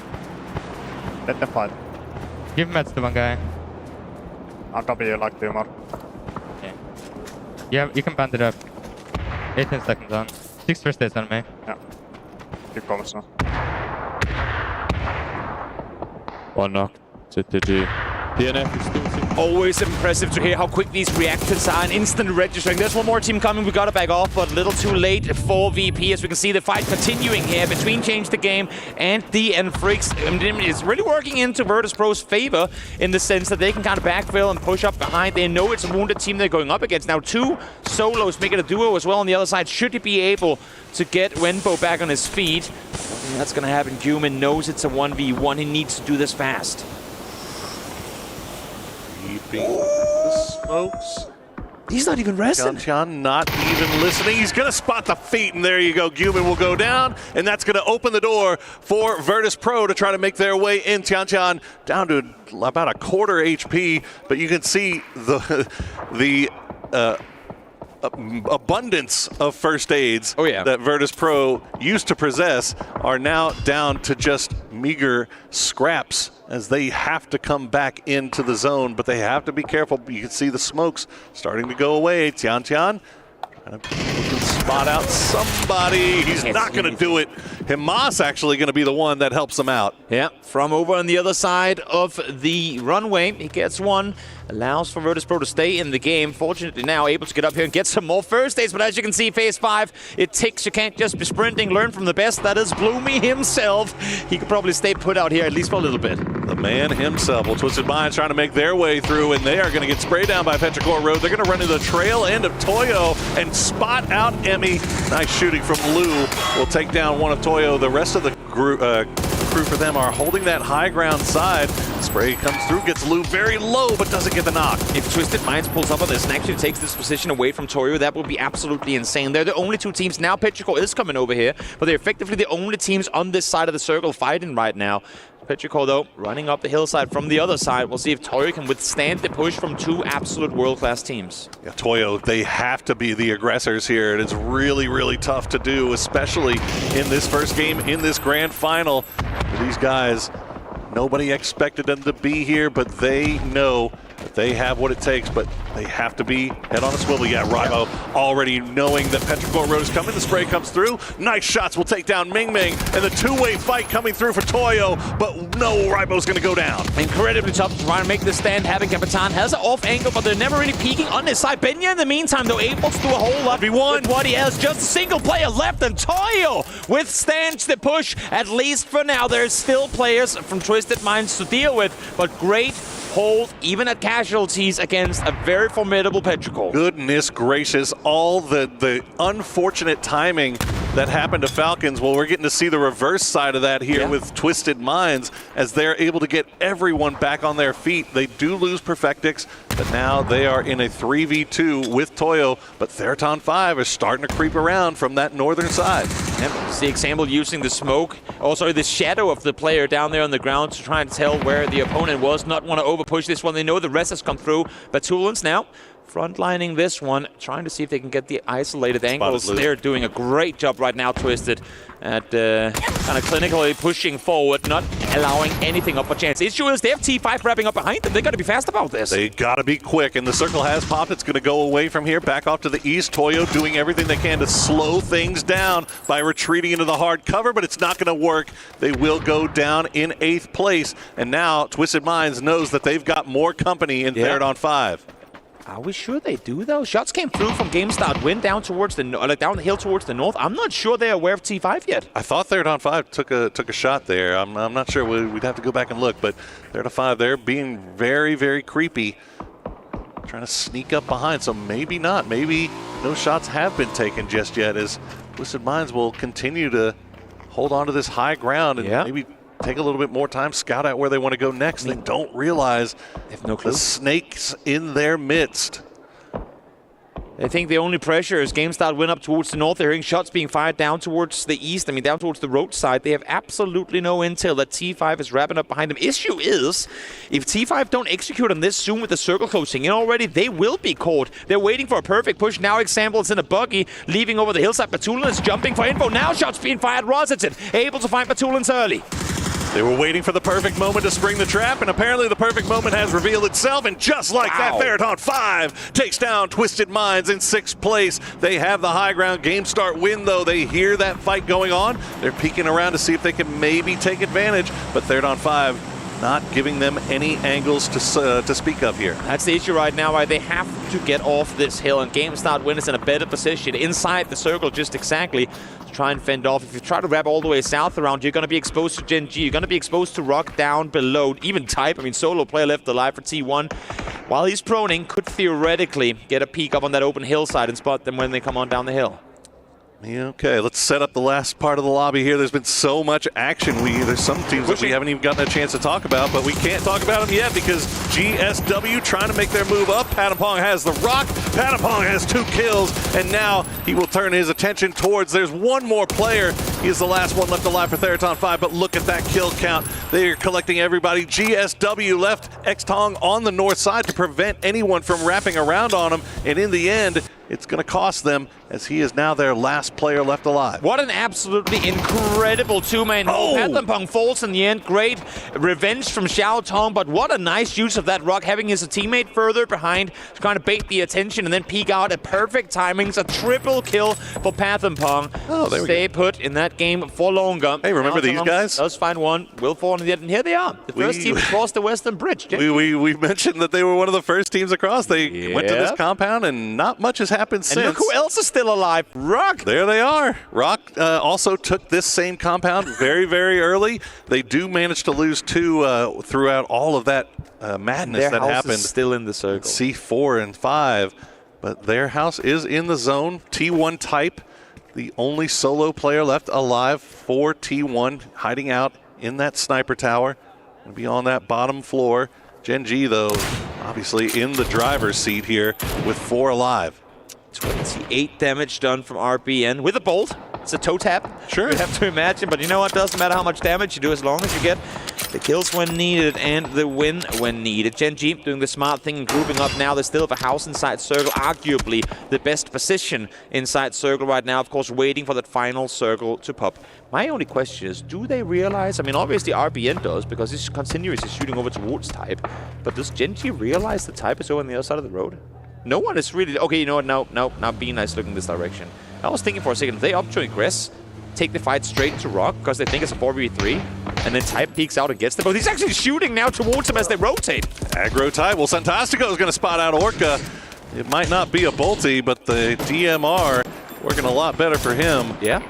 As he will get Orca and Tosi very near over there, could get him back on his feet. Flame doing everything he can to make sure that they cannot safely peek any angle that he has eyes on. Type can just continue to hang out, though, on that lower floor of the sniper tower for now. I love this proactive play by Gen G. They know that sitting 4 guys in that building with only a couple of windows to work with, not only are they very limited in what they can do, but they're also going to shoot each other in the back of the head trying to peek all the time. So wise on them to flex out 2-2, play the numbers game. You know now that you're in a 4v2v1, so spread out, get a bigger chance of getting the next circle come your way, and then just sit tight in these now new positions and wait for them to leave their buildings. Orca did get back on his feet, so Gen G back up to full strength. Rock still have the compound that they can hide behind for a little bit longer. I think everybody just kind of positioning themselves for this next shift. Yeah. See who is going to get favored here. If Rock will have to leave their compound, if Type's going to have to leave his compound, well, everybody's going to have to leave all of their compounds, and we are ending in the open field. We'll see if RBN can find something with that Bolty that might open up just the briefest of windows for Rock here. But they're going to focus on Type first. Gets him very low, but doesn't get the knock. We talk about how games go your way, but you still have to bring them home in the end. Absolutely. This would be a game that if Gen G somehow manages to not win, it's going to hurt them. It's going to be painful to look back at this game because it has Gen G written all over it. It's just going to be a matter of how clean do they manage to do this, let alone the push out just before. I think was a great way to set up and increase the odds of winning this game. We see Type has some vehicles on that roadside that he can hide behind that are inside the circle just barely. Can he throw it underneath the truck then maybe it's in? I mean, you got to do what you got to do to survive just a little bit longer, because he's hoping right now, he's not anticipating trying to go for a win here. He's hoping that he can outlast Rock. Top 2 guaranteed, or at least hoping that's the case. Unfortunately for him, it's not quite as guaranteed as can be, but as you're saying, for now, no smoke he's inside for it, circle, nothing to work with at all. He can prone under that car, and he will be seen instantly when doing so, but Rock 2 have just used their last pieces of util, and they're not inside the circle either. 8 grenades for Gen G here, so it is, Satachico's got the portable cover, but that's going to go away. He's wide open in the street. Tosi will eat that alive. RBN now the last player left up, and he is alive just as long as the smoke will allow him to be. Type gets spotted. Going to get down to half HP, but he's just trying to survive longer than RBN, and he goes down. So that's going to be T1 in third, and now the collapse comes, but RBN will just donate himself over to the blue, and Gen G will get our first victory here in the grand finals of Esports World Cup. Didn't have to do much to bring it home, but it's what they did do that secured them the win in the end. The proactive, very early move, similar play to what we saw from All Gamers Global, to cross to military very early on and set up shop, and then here in the end to flex out when they knew they had the space to bring it home. Smiles on their faces. They knew, you know what, this was the easy one, but we got it. We have to win these games because the ones coming up are not gonna be as straightforward. Exactly. Sometimes the excitement comes in different parts of the game. We got a lot of excitement, a lot of action early on in that one. The late game calmed down just a little bit, and Gen G is just fine with that. A win is a win no matter how you get it. 10 points is 10 points, and they will be happy to start off their day like that. Always tricky for the guys on top, wanting to come up to a good start. Not everyone able to do so, but now let's go to a break before we head into game number 2.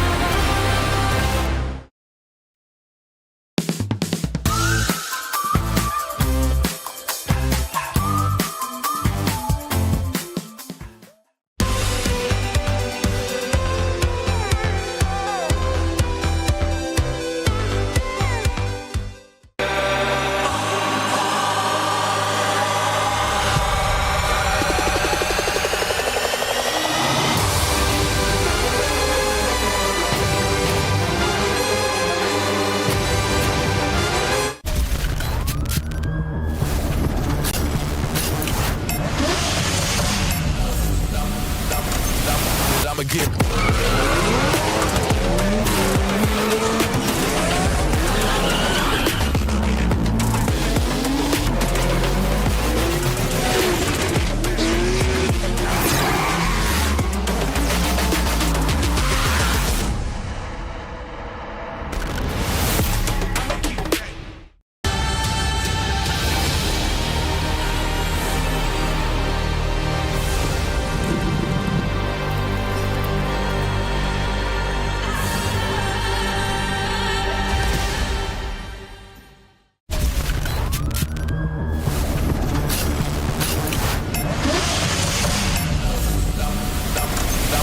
I'ma get.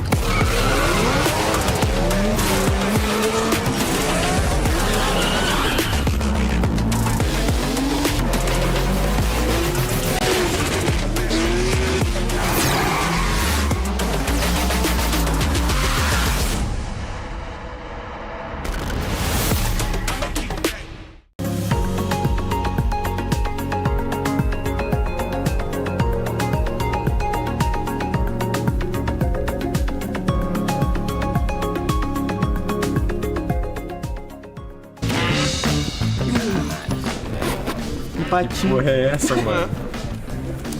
Aí, pra você tem um patinho rosa. Porque o meu é rosa. Não sei, velho. Segura aí, segura aí. Ah, qual foi, mano? Aí, Santinho.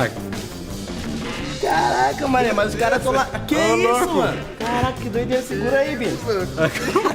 Ah, não, esse daqui. Quem que a gente vai enterrar, mano? Isso daqui é Vamos zoeira, cavar pra pô. enterrar quem? Hi guys, I'm here with the STC Club Championship updates, and this just in, TFT, Virtus.pro just defeated T1 in the semi-finals, and they are now moving on to the grand finals. This is Virtus.pro's third finals here at EWC 2025. They haven't had a win yet, and they're currently tied with Team Vitality, who already has a win. Well, they'll be meeting their next opponent, who will be decided today, so we will keep you posted on that. And next up, PUBG. Virtus.pro surged early, and they are here at the finals. We had to let Team Liquid go with the other 7 teams that were eliminated, and PUBG Grand Finals Day 1 has started, so we'll keep you posted with this one as well. Next up, Tekken. Phase 1, 8 players were eliminated and 8 have advanced to Phase 2. Each club, Twisted Minds, Falcons, Team Vitality, and Virtus.pro have one representative in the run, so we have no idea which one is going to go. Well, last but not least, Rocket League. Virtus.pro fell to Carmine Corp, and Team Falcons have managed to edge GK in 5 games. Team Vitality and Twisted Minds have had their comfortable wins, and they'll be meeting tomorrow in the Group D upper bracket. 4 teams have been eliminated and 4 have advanced to the playoffs. So with this in mind, I will keep you guys posted with the STC Club Championship updates. 야, 티원 봐봐. 일반 방패 하나랑 하나 안 보여. 일반 방패가 어르신 거지? 야, 티원 봐줘. 티원 봐줘. 야, 부석 킬 먹어야 돼. 방패 기절, 하킬. 하킬 쳐야 돼, 무조건. 나이스. 하나 2번이야, 그러면. 티원 펑크, 티원 펑커. 티원 봐줘봐, 형. 이거 나 어르신 그냥 대놓고 찍을게, 이거. 티원 잡아, 티원 그 티트럭게 4번. 티원 잡으러 간다, 얘들아. 잡으러 가야 돼. 트럭지 그대로. 정확히 뺑. 발각 때려놨어. 정확히 4뺑. poka놨어. 티원 끝, 티원 끝. 잡으러 갈게, 이거. 자, 경박 사람 있겠다. 나 차로 갈게, 바로. 나이스. 일라 잘 먹었다, 얘들아. Genji etches their name in gold for game number 1 of our grand finals here. It wasn't the most hype of wins, but they were able to control the compound well, stave off any intruders, and get themselves the chicken dinner at the very end. Joining me to talk about this one, Avenger, Godspeed, and Toffees, as we now have Genji doing kind of what they did in that day 1 of their group stage, Toffees. I wouldn't say that they necessarily held their toesies to the flame, but they orchestrated they've been playing pretty well in terms of how they rotate early, get to a good spot, and they're able to hold it. Like, I can't begrudge you for catching some circles and not getting kills. If it's the first game, you set yourself up, right? I'm sad you didn't get the Clo in there, to be honest. I guess that wasn't a Clo for me. But I mean, to Steve's point, like, yeah, they they got the circles, they caught 9, and if you're that team, whether it's Genji, whoever, you're not going to be upset about that. They didn't get many kills, but you know what? Starting off the game with a win is a win's a win. Is a win's a win. The big thing is you have multiple teams that are camping bridges. You're losing so many teams early on, right? And that means you have less teams to contest some of the compounds. They had a greedy split across the road. Usually we see a lot of kind of breaches on that. We see teams kind of sniffing out, okay, this might be a 2-2 split still. We can breach one of the sides. We can take the compound away. Nobody did that. They had tons of space. And yeah, nothing was kind of really contested for them. They were holding everyone off from the high ground too. I think that's a good point. It was a chaotic bridge situation on both sides, right? The Billy Goats Gruff would have understood the morning of the Sonics as well as the Falcons, some of our other teams, as people just kept getting trapped. And because of that, they kept staying for way too long, and it left everything open. Points coming in. It will be 15 points to them, so only the 5 kills along with that victory there. Game start win. Dude. Shooting at everything. They came in from the north, and even when we saw that fight conclude between them and T5, they already had 8 kills. So they were just swathing through the north side of the circle late in the blue, and they managed to get so many kills off that. Yeah, such a good game for them here. But again, this is such a curveball game with how military kind of works out. How many teams are already kind of bridge camping and nobody breaching any compound. So it's like there's so much space. Even the kind of twisted rotation of the southern side was also kind of weird with having Toyo. With a split, they left one guy off on the side to, I don't know, for info or what it was for. I'd much rather have seen all 4 Toyo on the high ground. Yeah, they lost Emmy for absolutely free, which was a disaster. They did lose him, but I will say sparks of wonderful, as they did manage to put up a good defense against that next stab, but they were limping. And then so when Twisted Minds comes in, it's just easy for them to sort of clean it out. And then T5 somehow gets this crazy surprise on them from behind. That was a funny little compound. Well, we can keep talking about this game in a moment, but I have the Doctor's Notes here by Dr. Suleiman Al-Habib here, and it's hot takes. So we're going to take a little bit of a look through some of these. I've got some interesting ones here. How about yourselves, boys, for the hot takes for this tournament? I'll start with Godspeed. I think that even though Falcons went out very early, they're still going to win this tournament. That's my hot take. I would say it's like boiling hot. It's like medium mild at best. Lukewarm, maybe. That's not even spicy with 2 chilies on it. I can't wait for Avengers, considering you said that. You got chat needs to give these chili ratings so we know exactly how spicy they are. Okay. Mine, I will say my hot take is that Taggleton, the legend, is now the 3rd best player on the Falcons roster. Whoa! Kickstart and Shimsy. Okay. Mr. Avenger? I have a hot take. Oh, not yet. You ready? Okay. I don't think Rock will finish top 5 in finals. You know, that would have that hot. That's contested as well. It would have been the mildest take in history 3 days ago. Now it's a hot take, and that's fast. I think it's a good I think it's fair. It's relevant. It is relevant. I mean, they still did good stuff in this game. Rock still look good. Do I have to do one? Yes. Yeah, you do. Of course. Unison, yes. I think Notes. Genji will win this tournament. That's way too hot. That's smoldering. Your immune system is cooking hot. It's a tough one though, right, to sell, right? Because as much as they do get a win like this, they should have been able to convert on a game like that Avenger. And then we have questions about their consistency, especially from the group stage. Never mind the other tournaments we've seen in them internationally. Yeah, I mean, again, it's a storied org with a lot of expectations on them, but they have yet to have been showing us something, I would argue, since Pew left. Yeah. It's one of those things where we've watched them too many times and said, why are they still GPT, right? And now this is their chance to put it up. And the fact they started this with a chicken dinner maybe makes the take slightly less hot, I guess. But I think the reality is that, I don't know, it's not likely. You know what? I think they're going to win. You're right. No, you're absolutely right. Genji's going to win. Stop it! Even when I said it, I didn't believe it. But of course, all of these teams here gearing up for a second Erangel. The crazy thing about an Erangel like that, though, of course, is once you get that military island circle, is that none of these teams are dropping there to start off a game like that, Toffee. So everybody's having to make that rotate. It makes it all the more difficult, all the more precarious. It's actually, if you remember the group stages, we also started with one of those circles where we're like, this is one of those games where you can't say, well, I should have done well. It's one of those off games where you start to come right away and say, you know, this might have gone bad for us. So to start this best of 12 the exact same way, I think it's going to be a little alarming for some of our players. I would love to see that C4 from All Gamers Global on him as used differently, but also used on the Gen G compound. Like that was, I feel like one of the strongest compounds even in this circle where they actually used it. So that would have been a lovely kind of compound to do it in. Something I said straight away was, if you've got Himas on your team, why is he the guy you want to be using the C4? Maybe give it to someone else and let Himas kind of clean up afterwards. But also to Martin's point, like they use it on Rock's compound. Why not use it on like a Gen G compound? Granted, they were in the south, but yeah, it is a little confusing as well. Like, why not send like Haisaki or Destroy? Sorry, guys. I'll tell you why. I'll tell you why. It probably wasn't discussed. We've seen Himas play. He probably squealed gleefully as he said, "I got something going on here," and just drove it. You know, he just made the play. That's my guess on it. I can agree. So that's like, guys, I'm cooking up something over here. Exactly. I've got a surprise for these boys down in this compound here. Let me cook. I got a Dr. Zulaman Al-Abib hot take for this, right? for this Rock team over here. But I think it shows a massive growth in Himas to say, like, I don't have to stay alive and be the carry for this team. The fact that he was like, I'm in the position to make this play instead of stopping and handing the C4 to Destroy and making you do it all. He was like, now's the time. I've got the gear. I'm going to do it, and I trust you to finish this out. Of course, you guys at home can keep up to date with everything that's going on at the Esports World Cup, and I'm sure those Falcons fans are as well, with the app that you can download via that QR code and make sure you're up to speed with not only what's going on here in PUBG, but also what's going on with the club championships and the other titles that are going on. It's not only this week, we also have another week coming as well, which will contribute to those club championship points. You were going to say nothing, because now we are heading on over here again to the grassy pastures as we have our casters ready to go. One game in the books, Gen G with a big win to start things off. Will that be the start of their snowball rolling? We've seen it so many times in the past, Toby, where if you get a little bit of a lead, you start playing a little bit more loose, a little bit more aggressive, but it's not much of a lead to speak of after getting a little bit of compound love. Have you ever done that thing with a snowball where you roll it down a hill, you expect it to become this big giant thing like from a Disney movie, but then it just kind of stops?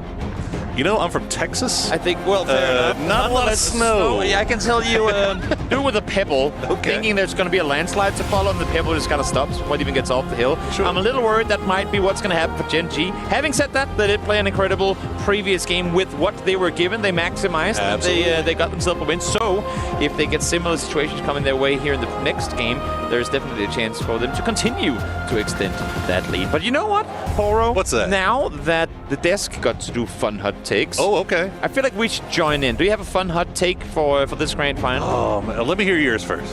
What's your hot take? You're buying time over there? Absolutely. You know what? Okay, I'll say this, and I have literally nothing to back this up, but that's what makes it hot. If DN Freaks don't finish top 3 in this tournament, they're going to pick up Seoul next year for PGS. Wow, that's pretty spicy. He needs to be back on a good roster. He's an incredible player. That's like a long-term hot take, though. But that's still relevant to this tournament. Is it?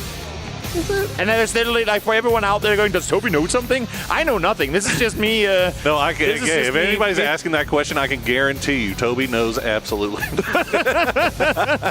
I don't. Well, here's my hot take. A hot dog is not a sandwich. Well, we are back on Erangel. Ketchup on lasagna. We start once again from the southwest, and we're going all the way to the northeast this time. So a little bit more of a higher angle here for the boys. But we'll see how this one plays out. Gen G back once again on that south coast. But I'm really interested in that south coast, Toby, because it was very, very hot, it felt like, in that first game. A lot of teams down there. But this plane maybe making things a little bit cooler. Exactly. I mean, arguably the last plane, I should say, was even better for these teams than what this is, because your Falcons like to go out east. Twisted Minds would go Lipovka and around there, but they too can loot up in the north. I mean, easy for them. They're the last team to leave the plane, so they know that there's going to be no one around them. Having said that, Lou and Type are flying shoulder to shoulder, and actually, as a matter of fact, there are 2 up there. It's both Ian and Type, so Lou, if you're far enough in the air still, by all means, keep on flying, because there's no reason to go down this early over a compound you are outnumbered in. Yeah, that's an interesting drop from T1. Wow. Okay. Hard southwest circle, so we'll talk about that in a second. But yeah, that's an interesting drop from T1, because they're a Yasnaya looting team, and they don't usually spread out that much. So interesting to see them do that this time, but it forces Twisted Minds to do exactly what you say, probably play around a little differently around Stallber, but again, going hard southwest, Toby. That is a tough circle. I mean, easy to rotate to, literally just based on the topography, because you have big fields, very straightforward. Like some of the first rotations you're ever introduced to in PUBG would be coming down towards here, over the north side of Pochinki, down towards, underneath Pochinki, over the hills. So it's very straightforward to get here. The issue is, where do you go once you've gotten here? A lot of these compounds are going to be taken by split teams early on. So look to see, I'm looking towards who's outside the circle right now. Look to see some of these teams just pull up on a compound. Some of the more structured teams, like your Na'Vi, your Falcons, even Twisted Minds, if they don't get an E-pickup, to just go in and crash a compound, because they are very sure that it's just going to be one, maybe two guys in each of the buildings. Expendables, CTG, All Gamers Global if they go further east. They're all going to be spread pretty thin early on, so there could be some early confrontations because of it.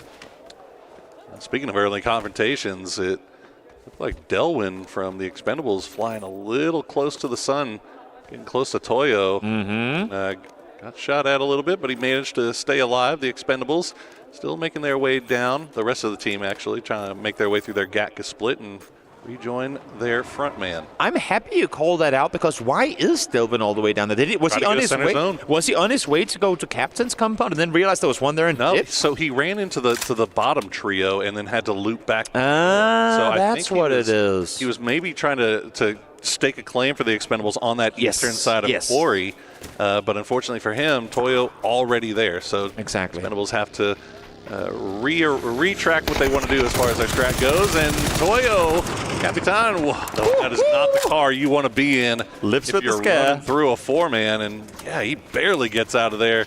Good thing that buggy was going about 100. In his defense, when have we ever seen two players, maybe even three, aggressively play Cat Hill before 4 minutes into the game? Change the game out here insanely early for when teams would normally come up and try and secure this position. So very quick about their looting and quarry up to go here fast and hope they can get some freebies early on. Luckily for Capitan, that was not quite the case. If any team should be feeling confident right now, it's changed the game. 60-plus points in that second day of groups. They are coming in here as hot or hotter than every team in this lobby. But they still got a lot left to prove. They have dropped down. All the way through red zone. Yeah. Oh, well. That's the other thing. Am I the only one that gets scared? The red zone? When you drive an entire team straight through a red zone? Look, at a certain point, you just, You just ignore it. Whatever God you pray to, just let them take the wheel and hope that you get through there unscathed. And that is exactly what these guys seem to be doing. Is Petrichor Road going to be the most recent arrival? They'll pass through the fields under the watchful eyes of Toyo. And a few shots actually being sent by Gen G. So Gen G doing a little bit of a 2-2 split between the southern hills, and they've got two in the middle of the field. That is an aggressive split for Gen G, which, they just got that win, so why not play with a little aggression? For sure. They're going to maintain splits early on. I think, right now Petrichor is scouting for a compound, and again, as we were just saying, a lot of teams would be split, but little does Petrichor know, Rockers at 4-man strong. Change the Game is at 4-man strong. Gen G was split, but they already passed it. I think they're starting to realize this now that, why is everyone grouped up on the southern side of the circle? And Ike fantastic goal. It's taken down. James and other people that were picked Fantastico and Fantasy rejoice as they take down one. That's a big one, too. Definitely. If you're going to land a fish, that is not many bigger fish in the lobby than that one. Chewy still stuck out there as well, so it looks like there might, I think he's trying to go for the chip, Yep. And they have Prim. They've got Prim, and if they can actually get down to the southern tip of Prim and just hold that down, they can most likely get their man back, their captain back, and get him geared up.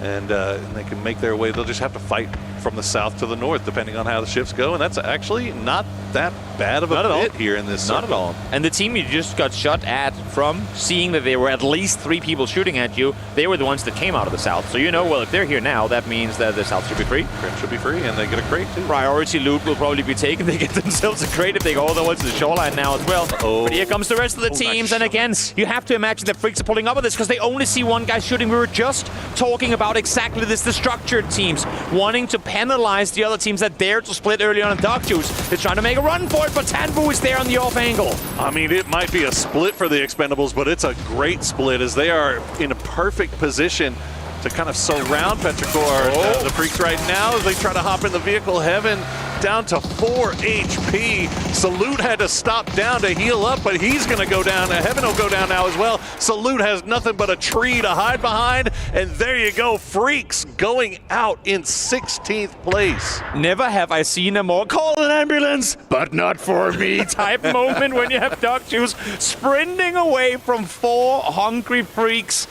And just like that, I mean, their ability to instantly collapse on that position is almost as if Dark Juice was bait. It's almost as if they wanted someone to pull up on that rock because they had an immediate counterplay. What great execution on that one from our reigning world champions Expendables. So quick about it. I mean, yes. they just were immediately in perfect position. And you worry a little bit sometimes about these wide splits that you see teams take.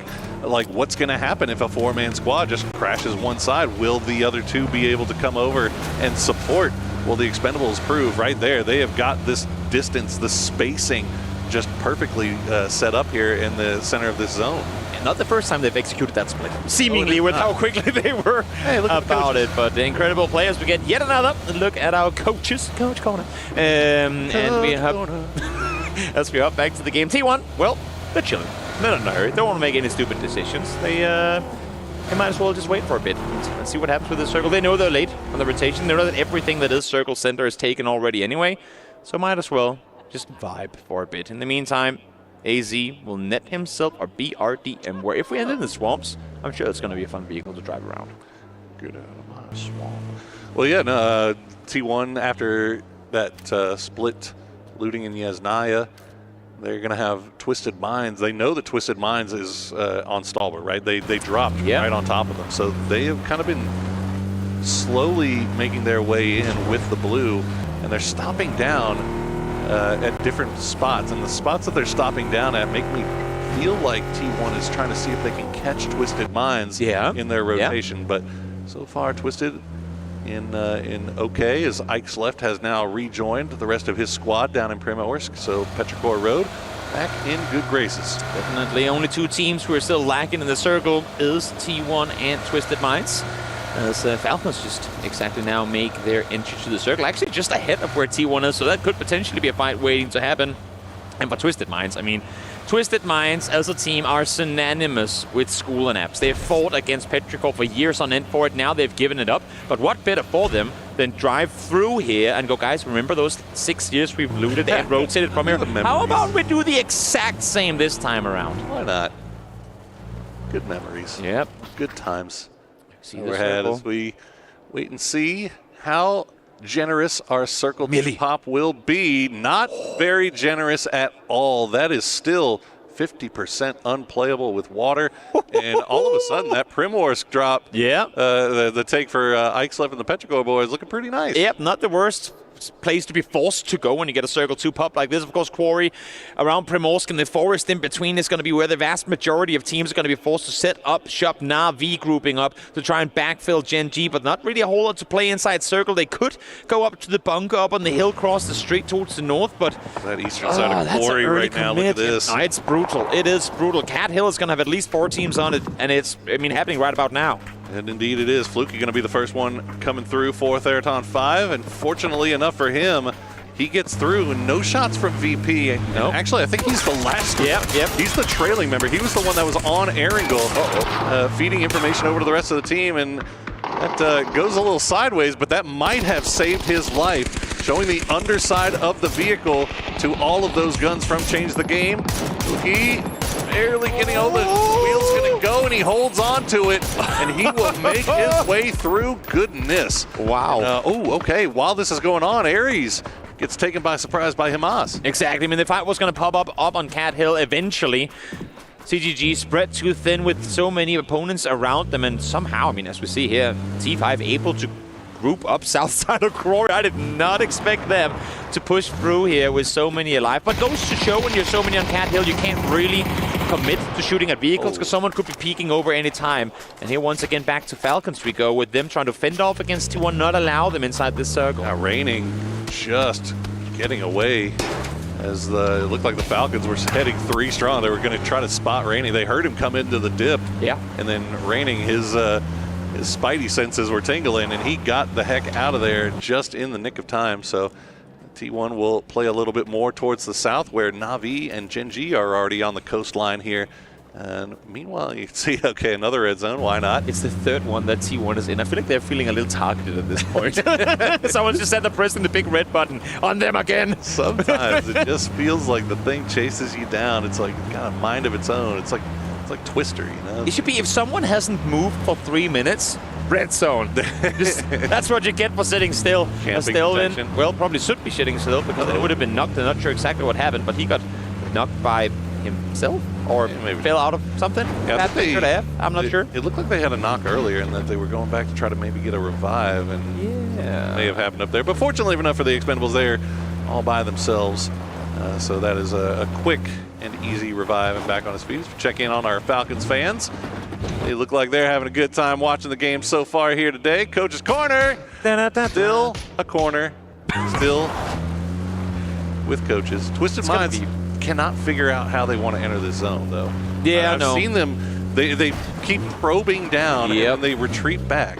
They want to be circle, etch, and wait for the next one to pop. Of course, this next one is only phase 3, so we're not guaranteed to go away from water. We know we can't be center on water, but we could very much go down full prim. We could go hard east, and for Twisted Minds, it's too dangerous at this point to hard commit to any one side, because you know there's going to be a lot of opponents. You know you're going to have to fight. Might as well take a bit of blue, wait it out, and now you commit. But this is as little water as you can effectively have in a phase 3.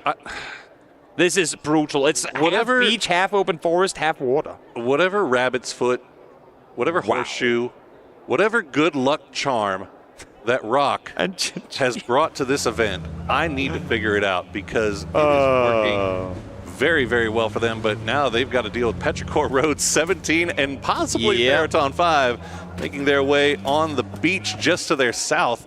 A lot of teams down there, as Na'Vi may be doing a little gatekeeping against Falcons here. And a great example of what we always say, yes, you can get circles all game, but you also got to survive. You also got to take out your opponents. It helps a lot when your opponents run themselves over, no doubt about it, but this is looking grim if you're a Petrichor fan. Down to just one now. Nate's being lopped all over. And for 17, you got to go next step. I mean, you're getting shot in the back now by Game Start winners. Well, all these Chinese teams battling one another on the shores. They got to push that. Yeah, they knew that there was a lot of knocks, and Petrichor Road, unfortunately for them, that knock from the initial crash that they got onto themselves ended up costing them. As now Fantastico, they still have a little bit more utility to throw out in that direction. 770 will go down to a well-placed grenade, but now it looks like Biel might be the next one. It's bounced just a little bit far there, throwing everything they've got. But unfortunately, they just don't seem to have a lot. And I'm questioning it a little bit, because they know that if they want to play into the late game, they need to have their util available. But you know what? Let's hear from them and hear what they're thinking as they try to fend off in this compound. No. Só knock.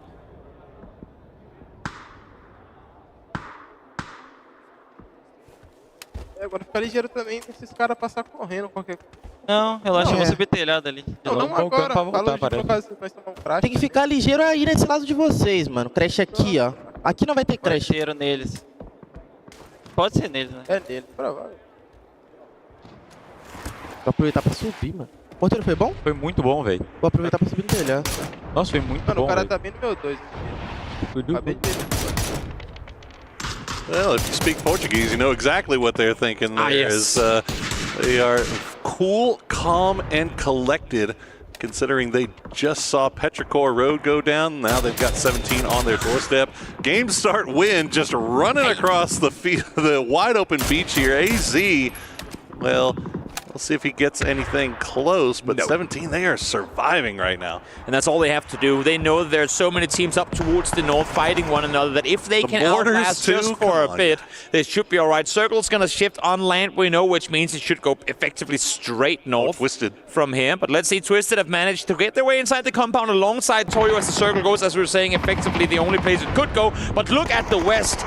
We have All Gamers Global, Virtus Pro, T5, and if they want to, Game Start Win could join in on this party as well, as the kill feed gets light up. And just then, Tycon, solo player left on his feet with a chance to potentially get him as up. Oh my goodness, while this is going on, you've got the Expendables crashing the Twisted and Toyo compound as well. So number of 4 team fights going on across the map. You can see Virtus Pro have the south side here. They've left Beamy alive on that quarry to try to see if he can get some long range shots in here. Patapong just going to take shots at anything that peeks their head through the smoke, and just like that, all gamers will go down. Nate was thrown through the smoke. He instantly reached where it came from and instantly headshots Tycon to follow. Great performance here to start the day by Patapong from 3rd on 5. As we now see Virtus Pro continue their push forward. They still have Beamy out in the blue behind. Try and get the off angle, but it's Nixie up close, able to get the double as they sweep the entire western side. Issue for Virtus Pro is this journey ain't done yet. You have a very difficult next rotation to make. Just a beautiful display of patience on the part of Virtus Pro there. I mean, it is so easy to get greedy, get hungry, and try to go in there and try to steal some knocks, but they waited to the perfect time.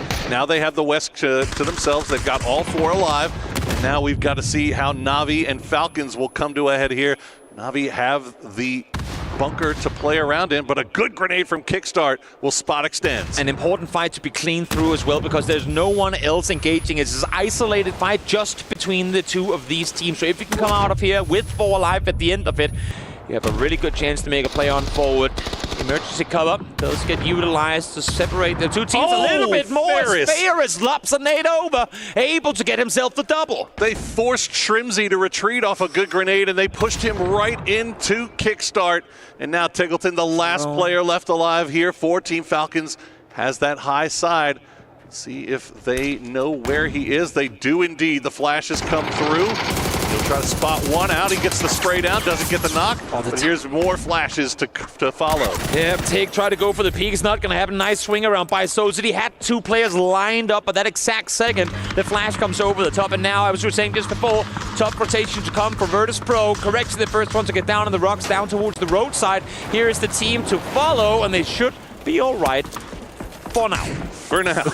That's not saying much. For now. But, okay, so we talked about it earlier. 4 teams had crashed into the compound. They're still sharing it. So the Expendables, Toyo, Twisted Minds, all in the same compound, changed the game, have retreated back to that warehouse. They're going to maybe come in from a different angle, but yeah, this is the situation that they're dealing with. As you see, Scoob's happy with that one, and he should be. That was a great play from Virtus Pro. Definitely, that's what you want to see happen, especially when you bring in a new player. I mean, of course, Corexi is incredibly skilled, comes from a former team of FaZe being an aggressive roster, but there's so much in the synergy, being able to engage together in moments like this, or when you see a moment as a coach like that where they just know exactly where they have one another in a hectic fight, you know, we've hit something good here. A new pop makes things a little bit more interesting as this compound is now out of zone. Yeah. It also makes things interesting down with 17 and Rock. 17 have made their way into the compound. Meanwhile, we're waiting to see who moves first. It's a game of chicken between these 3 teams. Change the game also could get involved at any time. Minds will try to lead in with a grenade, but it's not going to find Benya. And I think they have pinned out that there is a solo player in here. Oh yeah, and that's the one they want. Flashbang lobbed up, flashbang lobbed down. That's going to stall them for another 8 seconds. In the meantime, you can see Expendables. I would actually have thought they were going to do more to push up north, but now Glorious is busy with this mortar, so he doesn't really care. Yeah, Glorious just doesn't care. Yeah. Well, example, continuing with even more flashbangs here. Benya will get spotted by Lou. Yep, there you go. And a valiant effort there, but holding off a 2v1 push from Twisted Minds. A very, very difficult task here as Rybo will just escape and stay alive for a little bit longer, as it looks like that 17 and Rock fight has now kicked off. Yeah, I mean, if you're... I was going to say 17, you have to fight your way through this. You have to take it one room at a time, and if there's a team that's dangerous when it comes to up-close fights, that is definitely 17. Rock has been great when it came to hold teams at a distance, but they're not going to be allowed to do that here, so let's see how they can fend off. They have one player knocked, who might be able to get him back on his feet, but it's going to be a tall order to stand strong against 17 Gaming. They were able to slow things down just a little bit with the well-placed Molotov and a smoke, but here comes the inevitable push from Lil Ghost and the rest of the boys. They've got BL and RBN cornered, but the smoke's keeping them alive for now. Xiaobei looking in every angle, in every corner to see what he can see, but BL just holding the staircase, waiting for the next push here. Santastico and Solds looking if they can find any angles from the outside to help their teammates. And they're getting tangled up now in a really weird way. I mean, you don't want to over-aggress. You never know when there's a shotgun waiting around the corner. I don't think 17 has enough util to clear room by room. I say that, but 7-7 actually does have a flash that he could try and utilize. That's all he's got. Yep. Fortunately, and we see Lou get spotted out. Or Twisted down to example on that northern side, but 17 still clearing room to room. Have they not checked the broom closet at the stairs yet? Because it was smoked off. They ran straight past Beal. If they don't realize he's there, send 2 guys up the staircase thinking they're good to go. That could be a huge moment for Beal to make a play as Xiao Wu outside finds one. We'll see if he can get the second to push over and help out as well. Able to get him down, but there's Santastico. Able to take one in return. Trades coming through here as we got fights going inside. We got fights going outside. Great spray from Santastico. Will take down Xiao Wu as now RBN will try to turn his attention towards the get him. RBN Rock Esports. Is that Santastico? Did he just wipe the entire team? He got 3 out of 4. RBN with 1. Santastico is just on one right now. Incredible triple kill from Santastico. And again, I mean, I kind of threw it out there saying they're a pretty tough team to go up against. Rock made that look easy. Incredible performance from our LATAM team. Okay, they still got some work cut out for him as they've got to get inside the zone, and now VP in a perfect position to do a little bit of gatekeeping. They've sent Nixie down to look over in that direction. Navi was creeping over towards the west and pulled back towards the east. T1 did a good job on this eastern side of clearing out Gen G. We didn't see it on camera, but they have been right in their backs the entire time. Finally managed to take care of them, and now Navi using that opportunity to make their way down south across the road. They're going to chill in this shack at least for a little while, knowing no one's within a distance to where they can really do all that about it. Santastico trying to open up an opportunity for them to cross the road here, but Nixie has snuck up real close. Issue for him is that extends from way across the map, or at least across the circle. He's starting to shoot him in the back. Bro, I'm trying to make a play here. Could you please leave me alone? Well, and that's gonna let Rock know that there's somebody down there too. If they hear those shots coming in that direction. So, and they're like, hey, is somebody shooting at you? No. Somebody shooting at you? No. They must be shooting at somebody else. And they've figured out that they've got Nixie right on their doorstep. The smokes are coming down as they try to make their way across the wide open field. But the problem for them also is game start win just has this beautiful beachhead, widespread, keeping eyes on everything. And a beautiful BRDM to boot as well. And honestly, that BRDM might be camouflaged here because it hasn't broken once around, so maybe you don't imagine. Wait, one of them is moving? Watch out. We'll see if that comes into play as AZ. Yeah, they know full well where they have all of Rock. Nixie's going to fall back and regroup with his teammates since they don't have too far to go for the circle, and all Rock can do from here is tank blue, hope to stay alive, but it's phase 6 and it hurts like hell. Yeah, that ain't going to do it. I think Rock might be done for, but what a performance from them here, holding off some of the biggest Chinese teams in the lobby. Yeah. And now VP in a lot of trouble as they've lost to Corexi, the last player left up, as Nixie's going to get flushed out. T1 doing what they can against Navi, but Navi just asserting so much control coming from that eastern side. Definitely. T1 hasn't had to do much outside of the latter fight against Gen G. Now they try to flex out, but there's just nowhere to go for them. Once they leave Ferry Pier proper, coming down the west side, you can see this open slant down towards the beach. Everyone has eyes on. Type the last player left alive for T1. Navi will lose extends, but they do get the circle. Yeah. And now game start win. We'll have to figure out how they want to get in here. Biel Calmo still up for Rock. Just healing through the blue. Rexy, a little bit of an angle here. A couple of shots into AZ, but he's going to have to move as well. And there you go. Won't even get a chance to. Nope. CC 108 going to make do with him. Type is going to chill. Hope for top 2 guaranteed. Hey, you know what? Biel picking up another placement point here for Rock. Yep. Just by surviving a little bit longer off of the first aids of his fallen teammates. Exactly. As game start win will reposition that BRDM. I mean, loot to go with it too. Why not? It was hectic, the kill feed just before, but you'd have to imagine that game start win is aware that there's still a Rock player alive, because it wasn't that hectic. Yeah.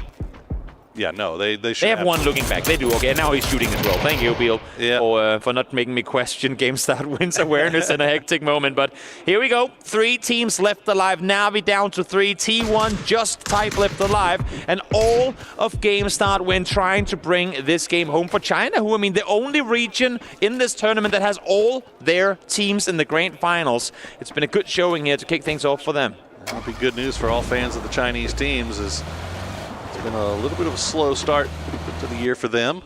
Game start win in a beautiful position here to get a good win. 6 kills already as Type showing himself to be difficult to get rid of. Sosed will take him out though. Tong though will find Sosed and get that trade. So now, yeah, GSW, they know they are down to 2. We've got to make a push now. For sure.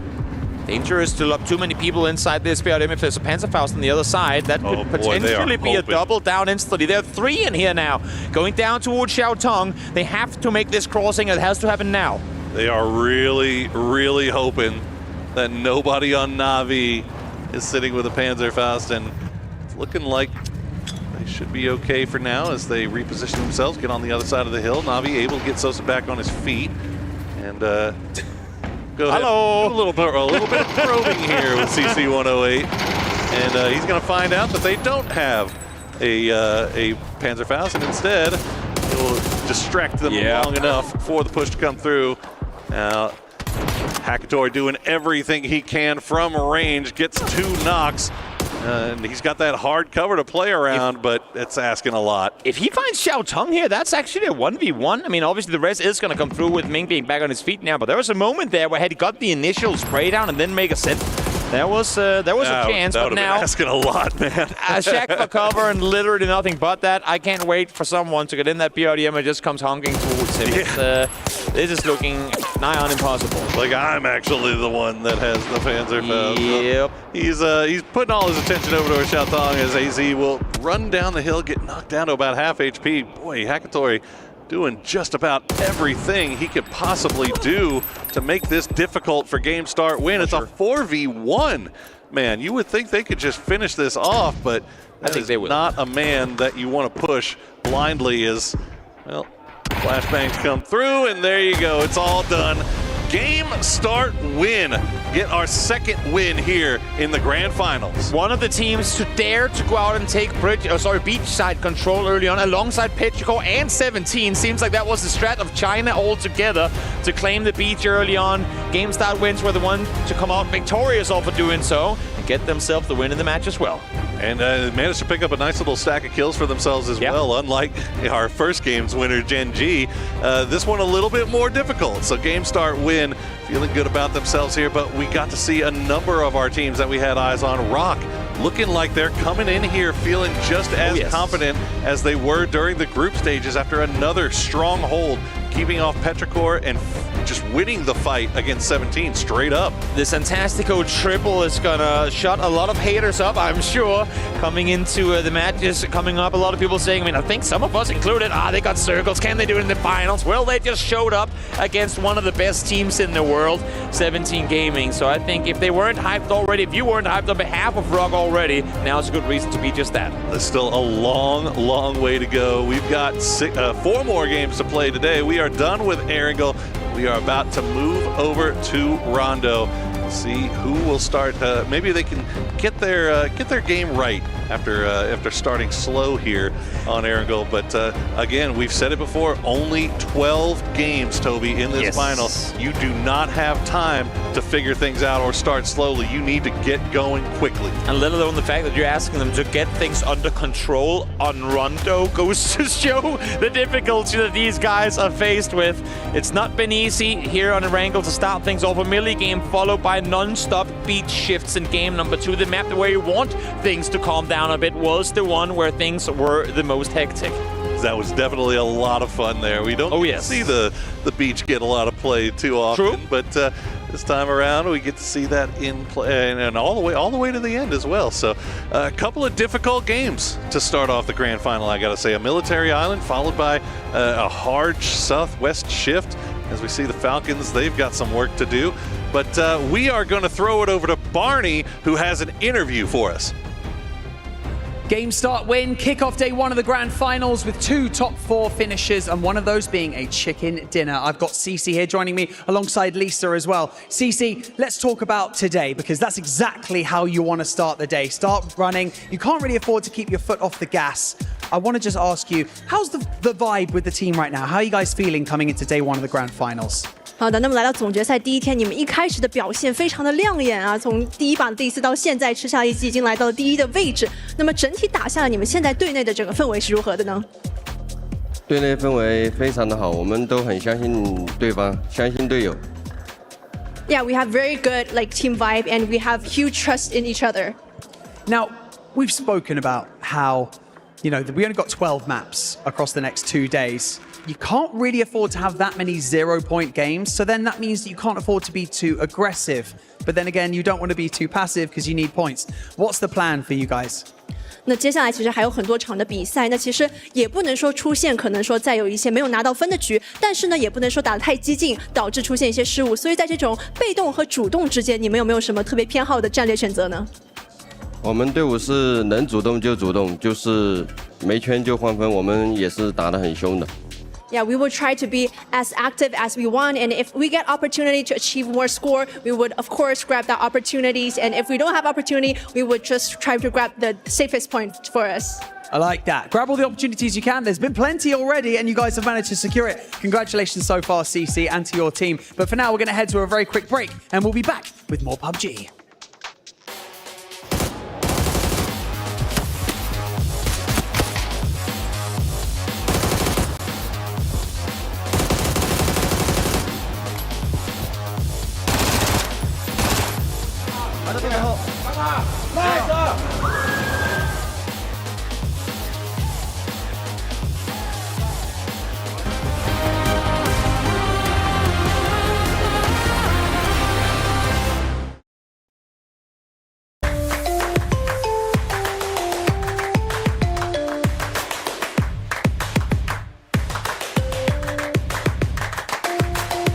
Level up your gaming experience with over 8 billion playlists, only on Spotify, the official audio streaming partner for the 2025 Esports World Cup.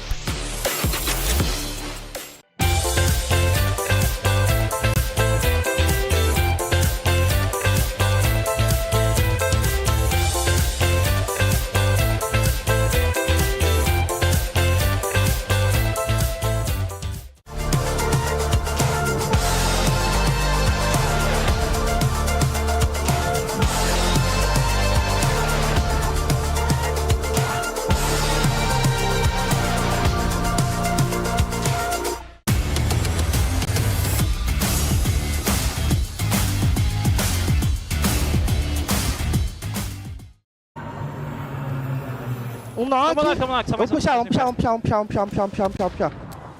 好，by Q。За деревом троечка. Маленькое дерево, вперед дерево. Найс, хорош. 一直往你右上跑，还在右上，我脸上。Nice！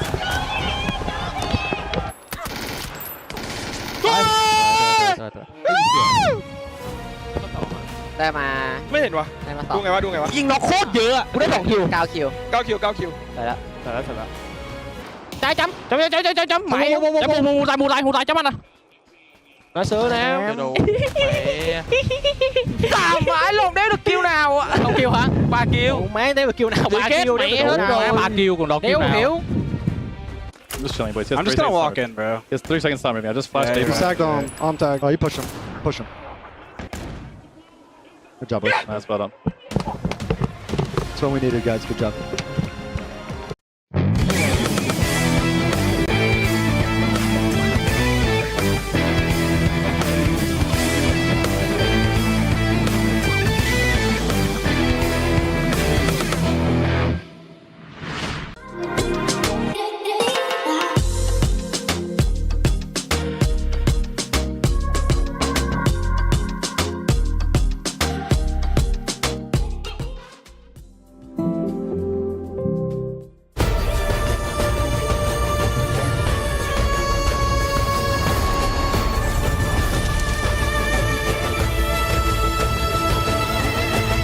This land is calling.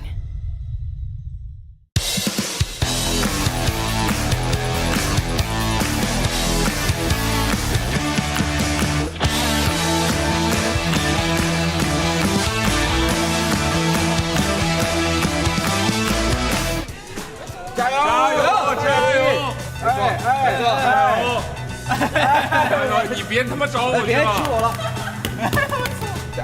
大眼睛不会掉下去吧？掉了！大眼睛真的会掉，重新来！加油！我操，打架了，兄弟！兄弟怎么亲上了，兄弟？你的？是我的，兄弟，他妈亲上了，俩人 out 了。OK， 王冠军。别给他分，别给他分，我意思。流死了。补了。老子他妈直接。没事，天，开战车去给他厕所堵了。他在厕所后，他在厕所后面。我去。别开了，帮我加在右边就行了，我能给他整死。打了一枪。OK。一颗蓝圈，有闪。这是我你吗？后面厕所右边外面，右边我驾驶。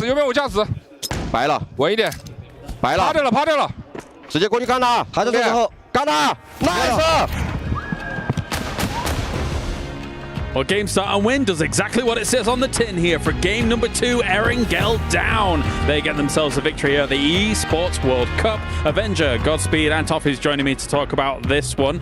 This is them. They also had a brilliant start for our first Erangel here, Toffees, and now they get it done again. I hope that the narrative for this grand final is not underwhelming wins, because 2 in a row, I mean, they got, this is another one where I'm like, again, okay, a point is a point, a win is a win. I can't take that away from them. But again, it was sort of a passive late rotation and getting some kills. That's what Erangel feels like lately, right? That's a good point. It's just so figured out that everyone knows exactly what to do, exactly where to go. Like, it's just like checkers. Like, it's just, everything's just slowly going forward. Everyone's like, okay, there's a team there, then we got to do this. Yeah. There's a team here, then we're going to do this. Okay, our last resort is pull up of the compound. Yeah, and it seems like the circles also are forcing a lot of those situations you're talking about as well. They just, it's figured out, and then you have these really wonky circles. One team just happens to get the better position, and then, yeah, it becomes this kind of stalemate. Well, I think GSW's, their strategy is predicated on, if we find a flare gun, we're just going to wait and play in the blue, right? So they found a flare, they waited, they got themselves a BRDM, they late rotated, they didn't have to worry about getting picked off. I'm not saying it's a bad strategy, I'm just saying it's not a manage to hold this position through 16 strategy. To give them some credit, they did kind of thread the needle with that rotation. That's true. Though. So yeah, it's not like, you know, granted, it's not like Genji, who just got every circle last game from where they looted, but even still, they could have got more. That's fair. 19 points for them, alongside Na'Vi getting 15 points. Na'Vi's been able to slot themselves in here and there, Avenger. 15 points, not too bad at all. Yeah, after a 0-point game last game and them stepping up here, Hakatori, he managed to kind of hold out, but then you looked on the side of game start win. They had 5 Molotovs, 2 nades, some blue zones. Like, there's nothing you can do to survive like a shack like that. And I will say, I mean, maybe I'm being a little too hard on it. I didn't realize they had pulled up a full 9. I thought they had finished more in that 6 mark. Of course, though, we look back at Rock. Sentastico, man. Godspeed. Sentastico is playing out of his mind. Yeah, I mean, a 1v3 against 17 of all teams in the fashion that he did it, very crispy, quick, just juicy, delicious peaks on those teams, and the angles as he was taking as well. He was cutting off a lot of angles, giving himself 1v1s. And Steve, I think you'd agree. I mean, it was just absolutely what we wanted to see, especially when we had questions for Rock coming into this. Yeah, I mean, they're playing their game, and they started out this thing. They went to a high percentage chance of pulling the circle. They didn't have to defend any crashes. I think they were a little mad at 17 because I forgot who it was. It was on the beach that 17 crashed in on, but it was on the back of Rock's Nox, and they took a bunch of those kills from them. So Sentastico got a little bit of vengeance here as he held a good position, and they went much deeper than I expected them to go when the circle shifted away and 17 was in such a good push. You just can't give him 3 1 versus 1s after him coming off such a high note from yesterday, how well he was able to play. Like, he's so confident in his peaks. Like, you can't give him 1 versus 1. You gotta push us 2 or 3 men. Like, they were not playing together as a team there. They're pushing 1 by 1. That's exactly how you shouldn't be pushing a compound like that. Yeah, no, very impressive stuff. The Americas looking great across the board. And of course, Falcons here as well. I think if I'm getting word correctly, we do actually have a Falcons kill package to take a look at as well. So let's take a look at that.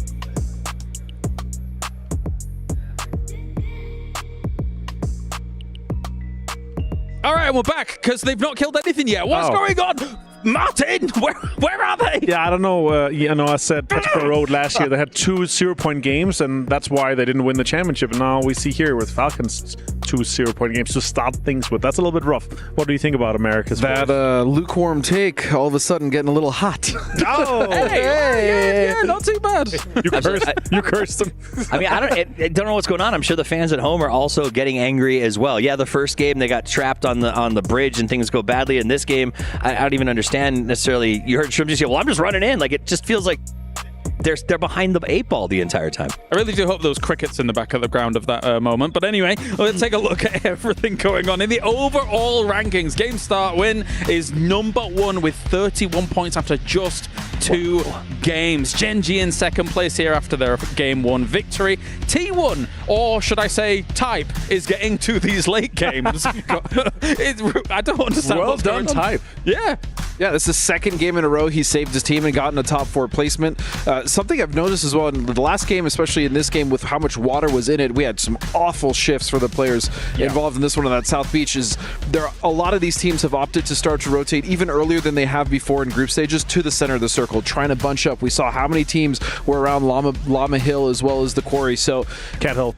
Or Cat Hill, whatever you want to call it, you know. It's just I'll tell you who wasn't up around or survived it, and what's shocking, 15 and 16th place right now, Freaks and Falcons. The 2 favorites. The teams, yes, exactly. Yeah, 2 favorites. Two of our favorites are zeros, which is shocking, and all 3 of our dark horses are contesting for top 5 right now. It's wild how this event's breaking out. Are we in a PUBG reckoning where everything is now topsy-turvy here at the Esports World Cup, and we're going to get some crazy results? Because unless the Freaks and Falcons and the like are able to get things rolling quickly, we only have 12 games. There's only 10 games left, Martin. We're getting conditioned here to get, crazy things happening throughout the year now here. I mean, I think it's awesome to see curveballs being thrown at the teams. It's difficult to adapt to BRDMs, to adapt to all these things that kind of being thrown at you, but the best team in PUBG is the team that is best at adapting. And that's, since the day that PUBG came out, the premise has been adapt, make it work, win any way you can. And I do think there is this reckoning of these up-and-coming teams or teams that you don't expect. Maybe you're not studying as hard, who's just sort of taking a different tactic, and that's working against these sort of old pros. And that's the thing. Like, when you look at a player like Type and you see that he is adapting, right? Or these teams that are salvaging the points that they need to in bad games. All right, well, thank you very much, gents. Time to get our wild card maps underway. It is all shaken up here, going into game number 3 of the grand finals. Thank you very much, boys. And Game Start Win kicking down the door here in the first couple of games of grand finals. 31 points. They only managed to get 28 points on their first day of play, only 36 on their second, and they have come in here 31 points in 2. They can basically do whatever they want right now and feel comfortable. Right now. It's not going to take long for other teams to start catching up, of course, but no, when you look at that top 4, Game Start Win, Gen G, T1, Rock Esports. I think a lot of people coming into EWC will be like, haha, you're trolling. But no, this is the case. These teams have really played well. I can't put it any other way. It's not just been a fluke. It's not just been they had one good game. Let's not talk too much about them, because can they do it again? No, they have been repeatedly putting up good performances, not only here in the finals, but also in the group stages as well. We're headed in to game number 3 as we go on over to Rondo. Yeah, Erangel is done. So hopefully they can translate that success that they found in the grassy pastures over here to the condo on Rondo, which I will never ever enjoy saying. I don't know why that became a thing, but it didn't. I'm telling you, James and Martin say something, and all of a sudden, there it is. It's done. It's etched in stone. It didn't become a thing. It stays a thing because you continue to say it. That's how it works. If it's not mentioned, it will be forgotten eventually.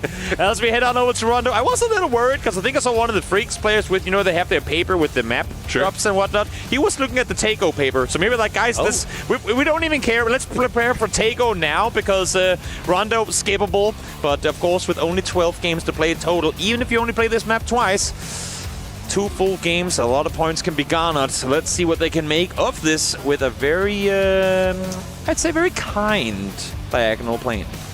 The boys wanted to do the Falcons dirty on the desk with that kill package highlight reel, but you know what? Freaks. We giggled. Freaks not that better off. They've only gotten 4 points so far. Petrichor Road only 5. The bottom of this leaderboard just as surprising as the top. And that's what tells me this is going to be a close finals. But as I say that, let me hold that thought for a second, because it looks at me like Lin has more than 4 players dropping.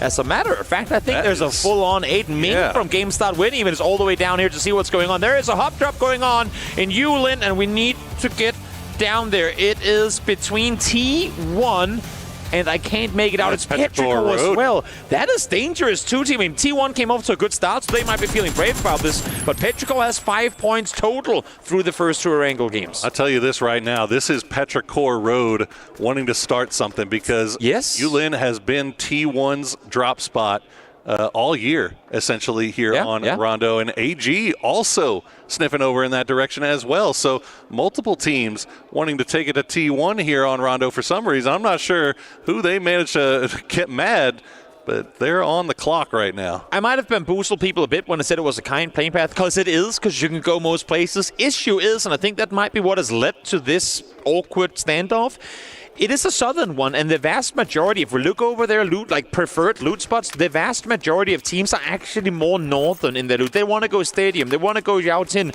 they want to go even all the way up to Nanchuan, and you can't get there with this plane pass. So maybe Petrichor thought, we have a good audible to go with, we can get something going here. Issue is, there were other teams thinking the same thing. Even All Gamers Global have opted to peek down in this direction. Haisaki kind of silhouetting over the ridge line here. See if there's a straggler he can take out with Destroyed down towards the roadside, ready to pick him up if it gets a bit too spicy. Yeah, I'm going back through the okay. Come on, Haisaki, you hit those. You had an SKS, bro. I'm telling you, Haisaki. You had the greatest DMR in the game. Okay. And you opted to go with the 4X spray. Let's just a little bit. I'm going to keep saying it until, well, this patch, because now no DMR is the greatest DMR. That's fair. Yeah, so there you have it. Okay, I will say I was going back and checking back my my drop spot maps from group stages. Yeah. And Petrichor Road did say, or did claim Yulin. But like I said, I mean, this has been T1 spot for a while now. And now Petrichor Road has gone down to the south, and they're going to catch RBN all by himself, but it looks like he might be able to escape. He's going to get a few shots to the back for his trouble, but should be safe. Worst thing for Petrichor in this is not so much that, I mean, they don't get the point, that's what that is, but they don't get the vehicle. They're running right now, trying to make something happen. I mean, one thing we haven't looked at all, as we focus on the southwestern side, is actually the circle. It's swung on up towards the north. It's up towards north of, I should say, Testrek and Neox Factory, excuse me. But a lot of teams are trying to fight for Circle Center right now. Na'Vi, Twisted Minds change the game, and games that win. And you know what? We add Therodon 5 to that mix as well. So many teams up here.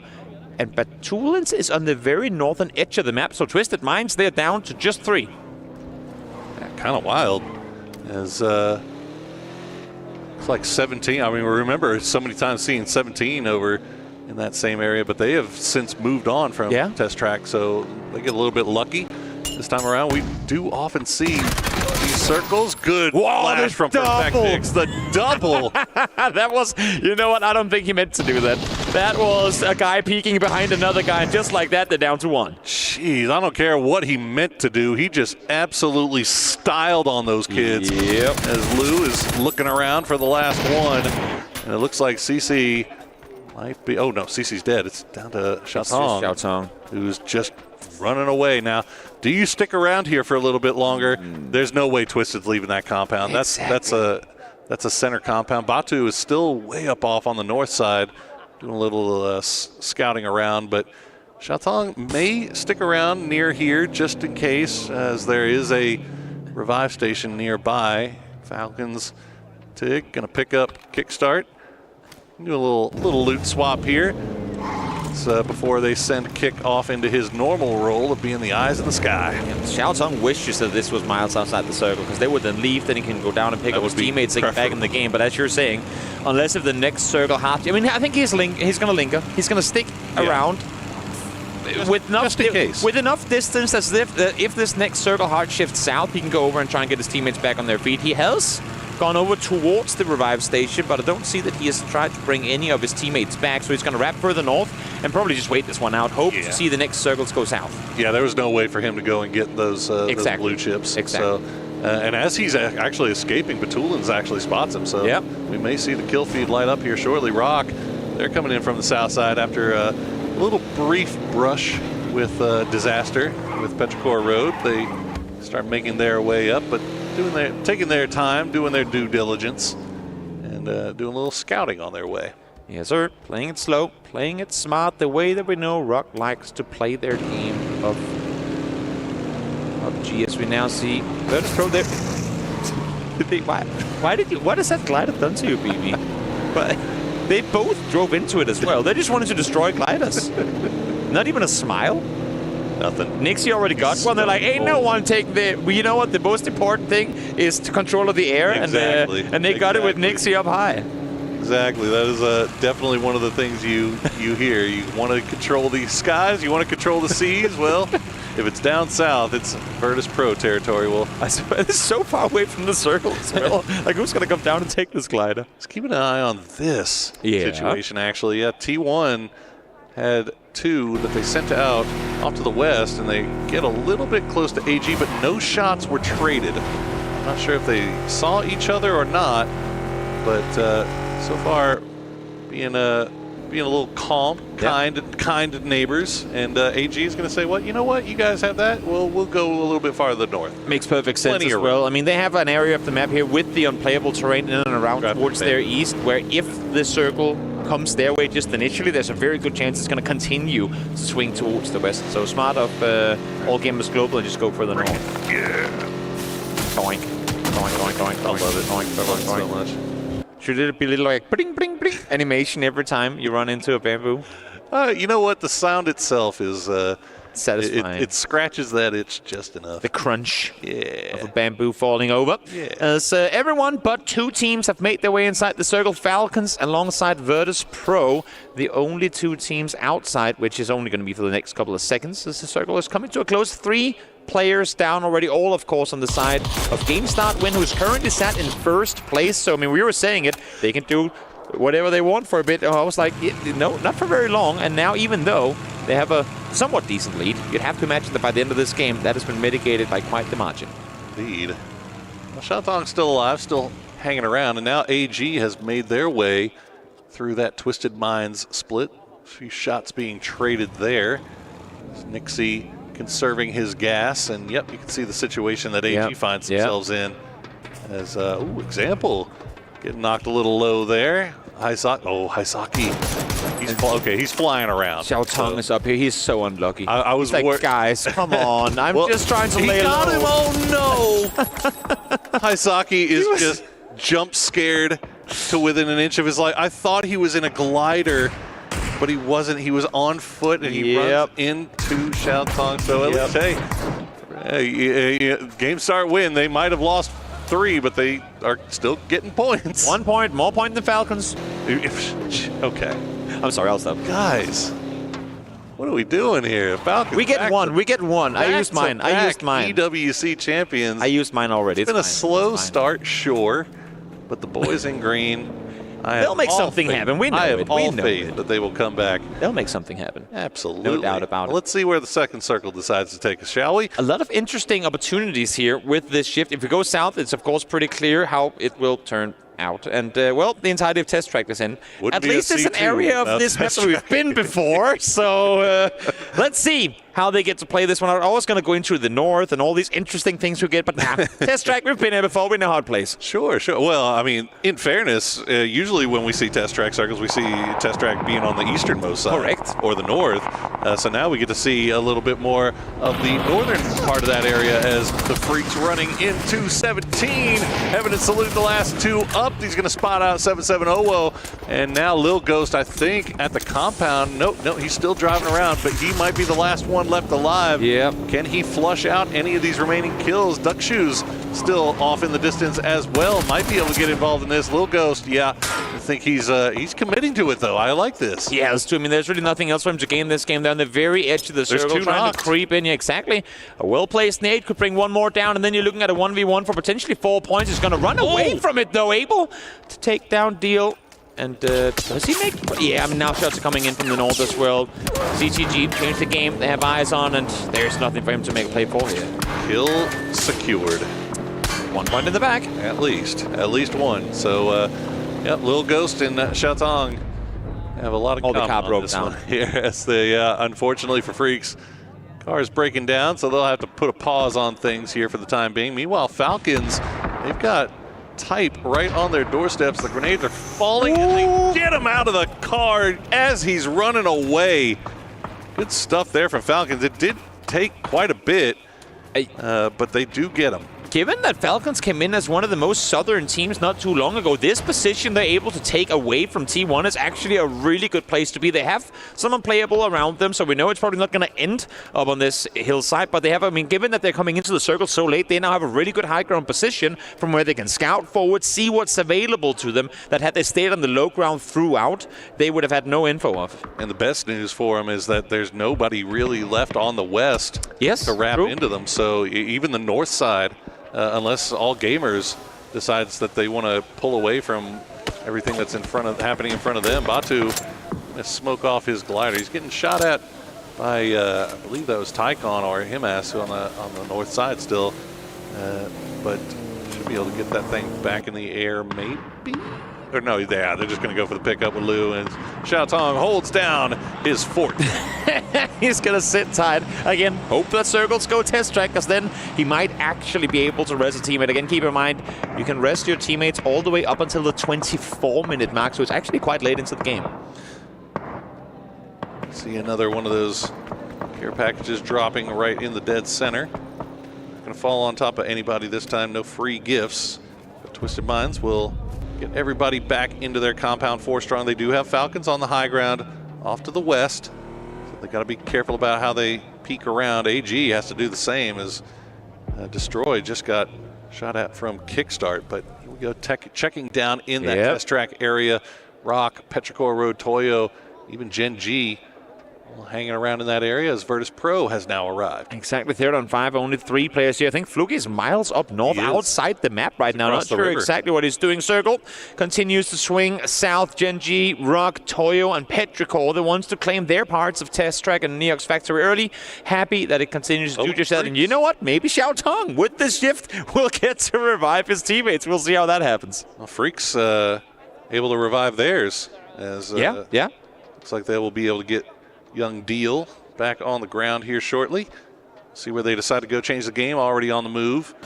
They're going to be pulling a little bit close to the expendables here. T1, one more team opting to go into Test Track and join the rest of the party here. So a lot of teams operating from this south side. And the interesting thing is right now we have a big portion of the map that literally no one is trying to utilize. It's the area in between Falcons and, well, Test Track.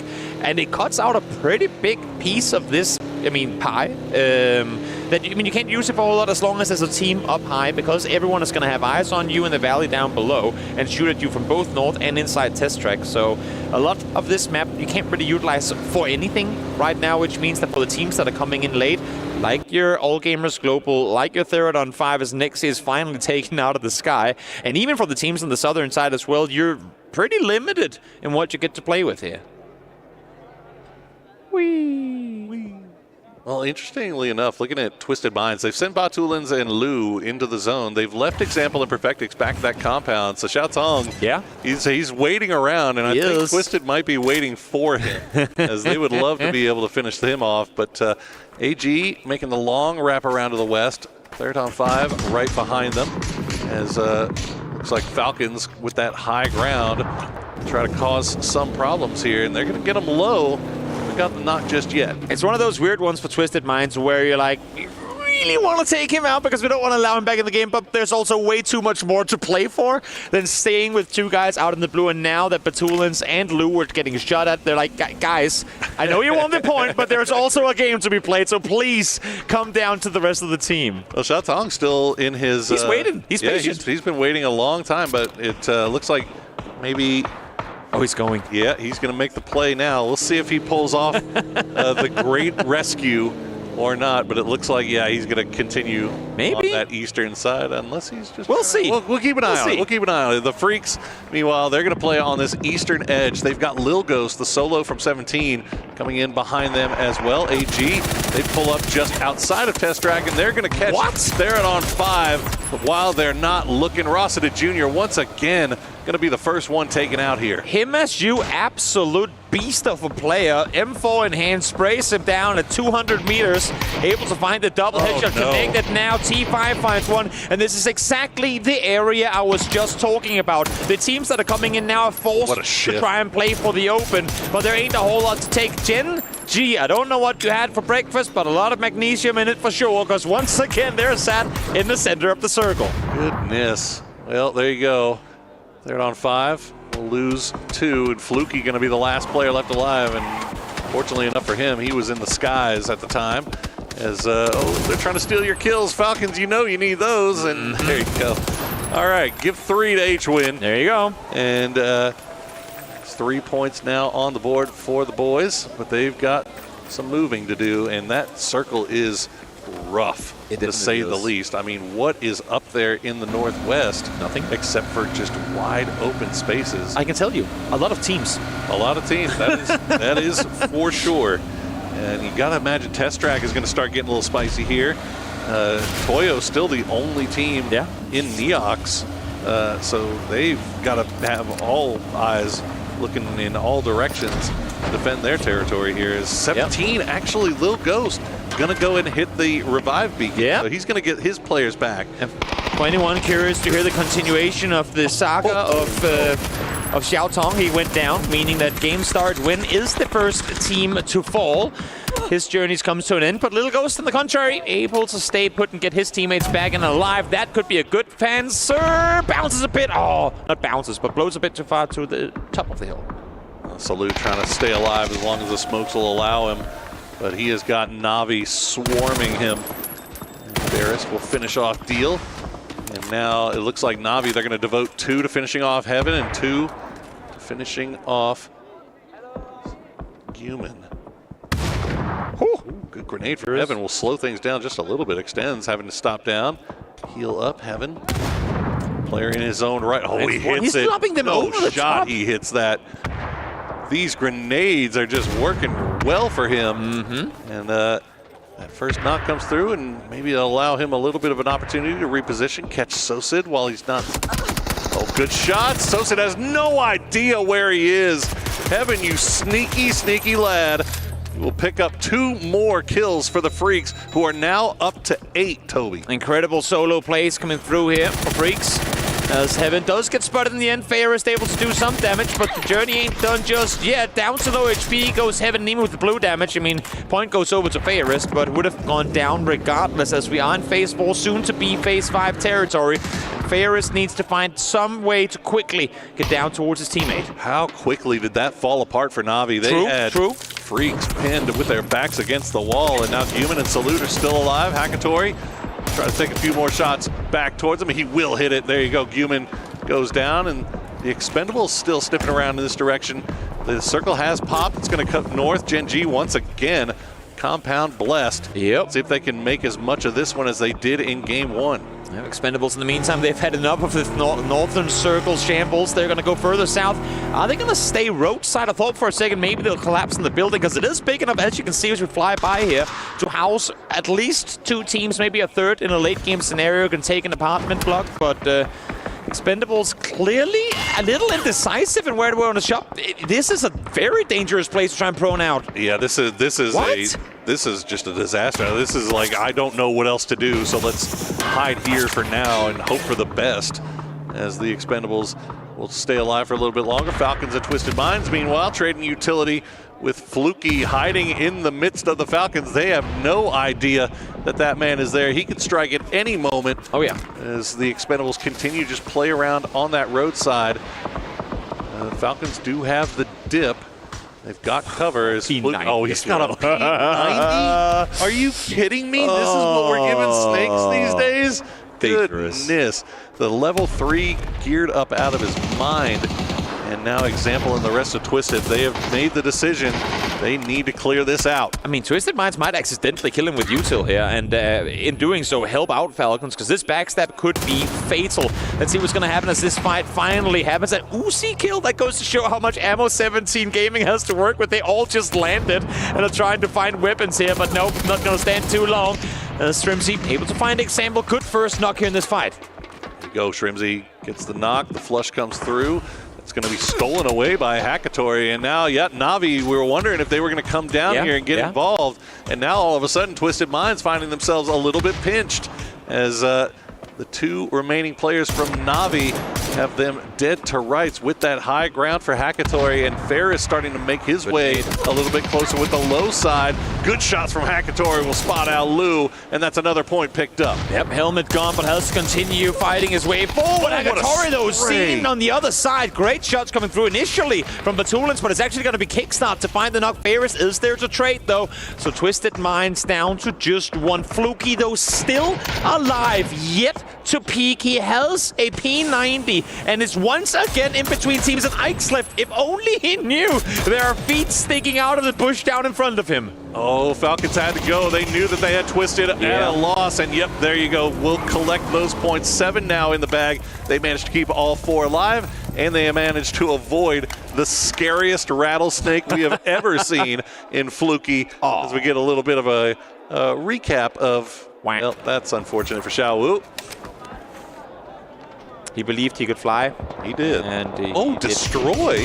And you know what? With that full north side wipe outside of our main man, Fluky, of course, chilling in the bush, Falcons have just set themselves up for a practical top 3 guaranteed with this shift. Incredible positioning for them as Toyo finally forced to take fights here.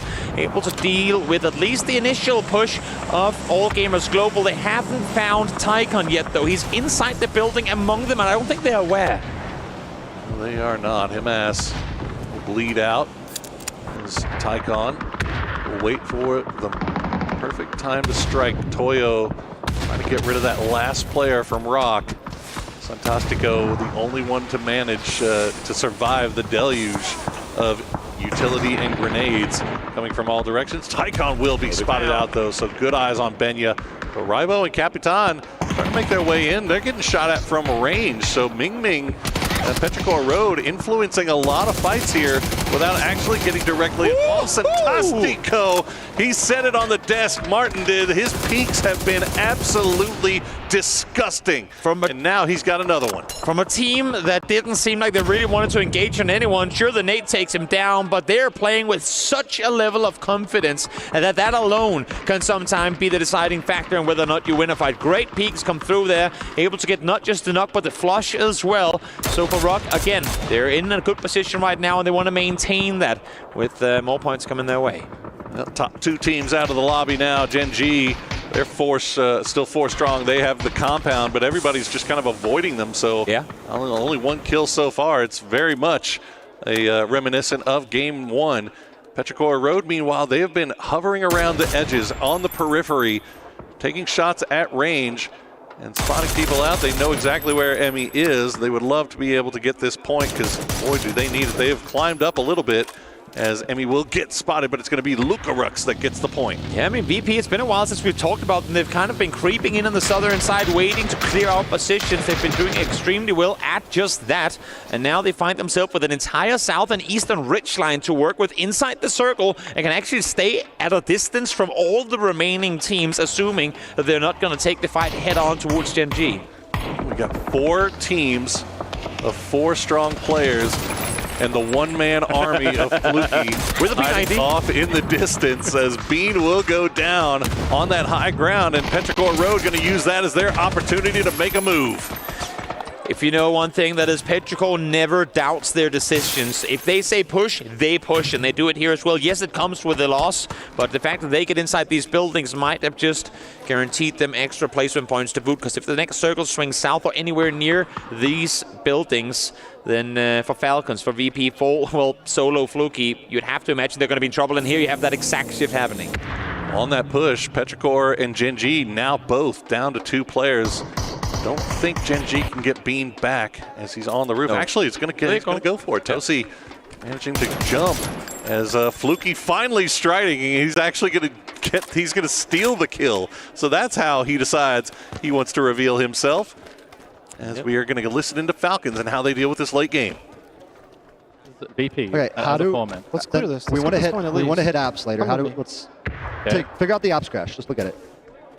He's on the tree right in front of me, the far one. Which one? Mark it. Hold on. Okay, so VP's 4, there's 9 players. Can we drive in on our side? There's both teams are green line. Are we going to get fucking fried? No, we can pull it on the wall in blue. The wall in blue is full safe. Can we get inside after? It's not full safe to the guys, but we can go to orange right now if we want. I want to get into hard cover if we can. I know Gen.G and Pero are green line. I saw a Gen.G guy on green. But I think blue mark is the only spot we can hit. Let's try blue then. You want to do it with an anchor, leave take for a second, or go for it? Listen, I have a smoke gun. We're going to smoke orange, okay? I'm going to smoke orange. I smoked it now. We're going to hit that spot solo, and we can get into the door there. Yeah, it's a shit shack, but we can work out of it. Can we get into anything else after? We can work out of it, orange line, yes. Let's do it. Use smoke screens towards VP after. I tried. Ready? Yeah. Let me enter it. Let me go first. Let me take the bird of it. Yeah.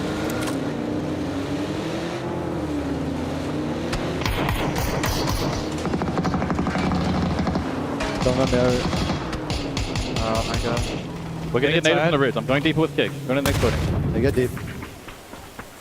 Shut that door if you can. I did. Other door. I'm in, boys. I'm in. Okay, we need to get to them now, H1. We should go now. It's a bad cross. It's a really bad cross. There's a fucking window on the door. They on us. Love the fact that we're getting these insights from the players. Even when the game seemed quiet for us viewers, everything is planning, everything is coordinating, figuring out what can we do with the plan ahead of us. And great pull up here for Falcons. Yes, they get one knocked, but kickstart should be resible. Good grenade, ambitious grenade from Ike's left. Finds kickstart, but as you said, Tickleton getting back on his feet. So 2-2 now for Falcons. Yeah. VP, meanwhile, they are just hanging out on the edge, waiting for their time to strike, waiting for this next circle to crash. Exactly.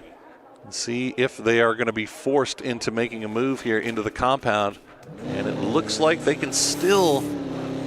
It's going to end right inside the fence. So VP will have to make a move as they're the only ones outside circle. Well, they have one car. They have a little bit of a ridgeline still, maybe in one circle, car but it's just not and good. 3 smokes. Yeah. 3 smokes between the 4 of them.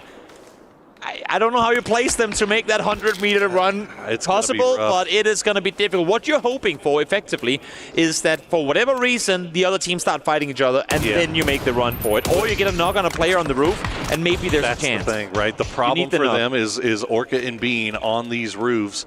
They just cannot afford to stay where they wanted to, but you can see Bean running out of ammunition now. Yeah. And actually, all of Gen.G on those roofs here as... What are they splitting right now? Already, yes, it's got to be smokes as you see Luca just busted vest. The smoke wall's going to get laid down. Yeah, that's 2 of them. They have one more. Falcons looking in that direction as well.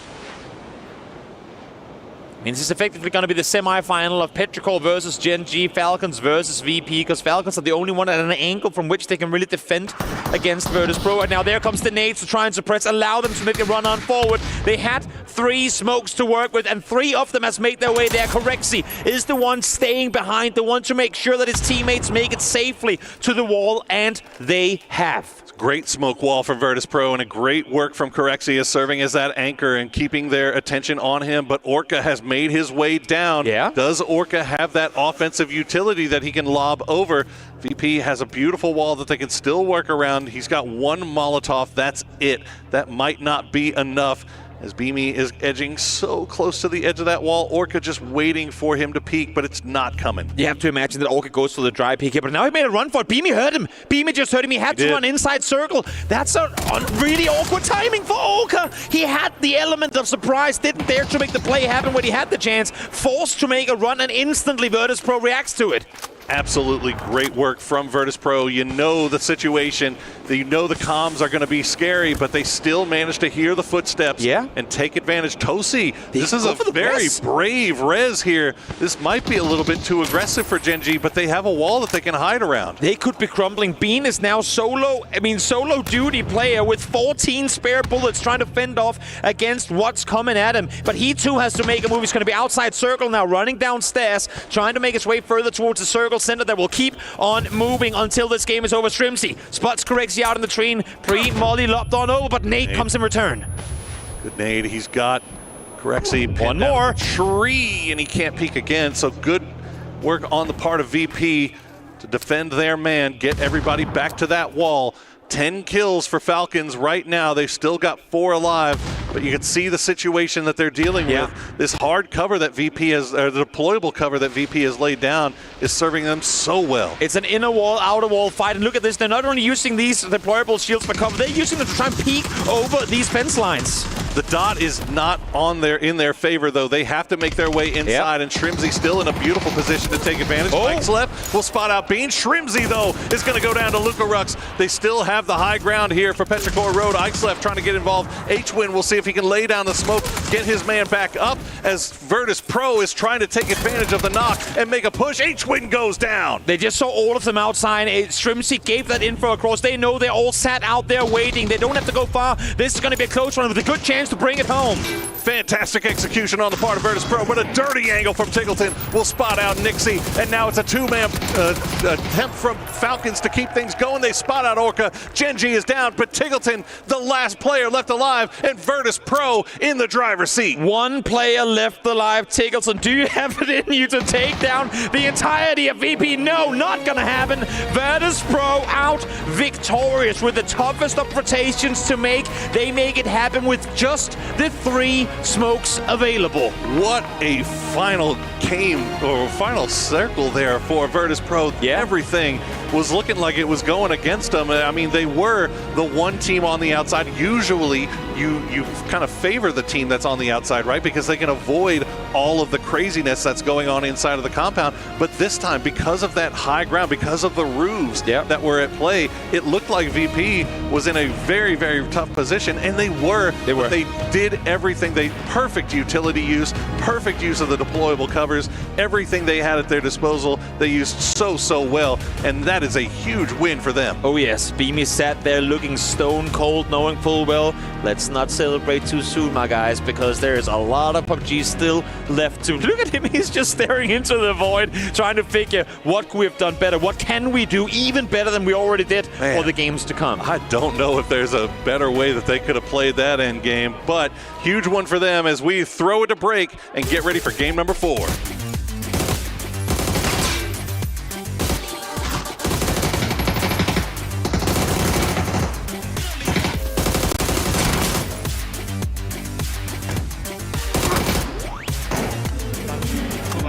Nice!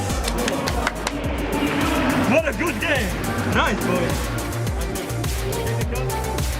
Nice!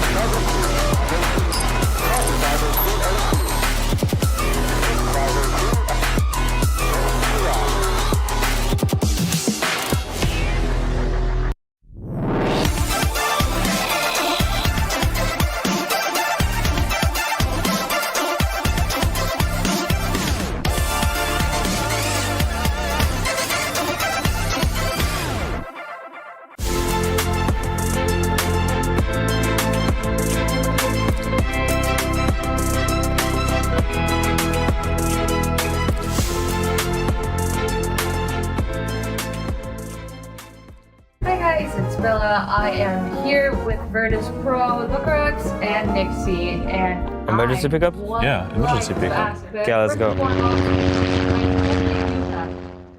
Hi guys, I'm standing here with Virtus Pro's Lucarux, and oh wow, you are popping off. You had an amazing day yesterday. You're in the finals, and there's a picture that I would like to discuss with you. We heard that there was a hidden gem, a secret fifth member, Lucarux's pillow. What is that? How has it traveled all the way here? Can you tell us more? I mean, at home I got used to playing with pillow on my back, so I had to do it here as well. And the pillow, I didn't travel it, I just got it from hotel. Do you think that's like your lucky charm? I guess it is, we will see. We shall see. All right, well, we have only 2 days to play out in the grand finals. What is VP doing to make sure that nothing stands in your way? I mean, we just need to keep playing how we practice and what we know, and I think it's gonna be good. Let's fingers crossed that Lucas Pillows works the magic. Good luck to you. Fucking get the flushes. I'm going Insta. Genji and Falcons. I'm holding the edge. No, I fucked up. Comes. Rest me. You can res. One active. One active. Inside the house. Guys, it's a 1-1. You can peek around the stairs on the door. They need to come out. Yeah. 1v1.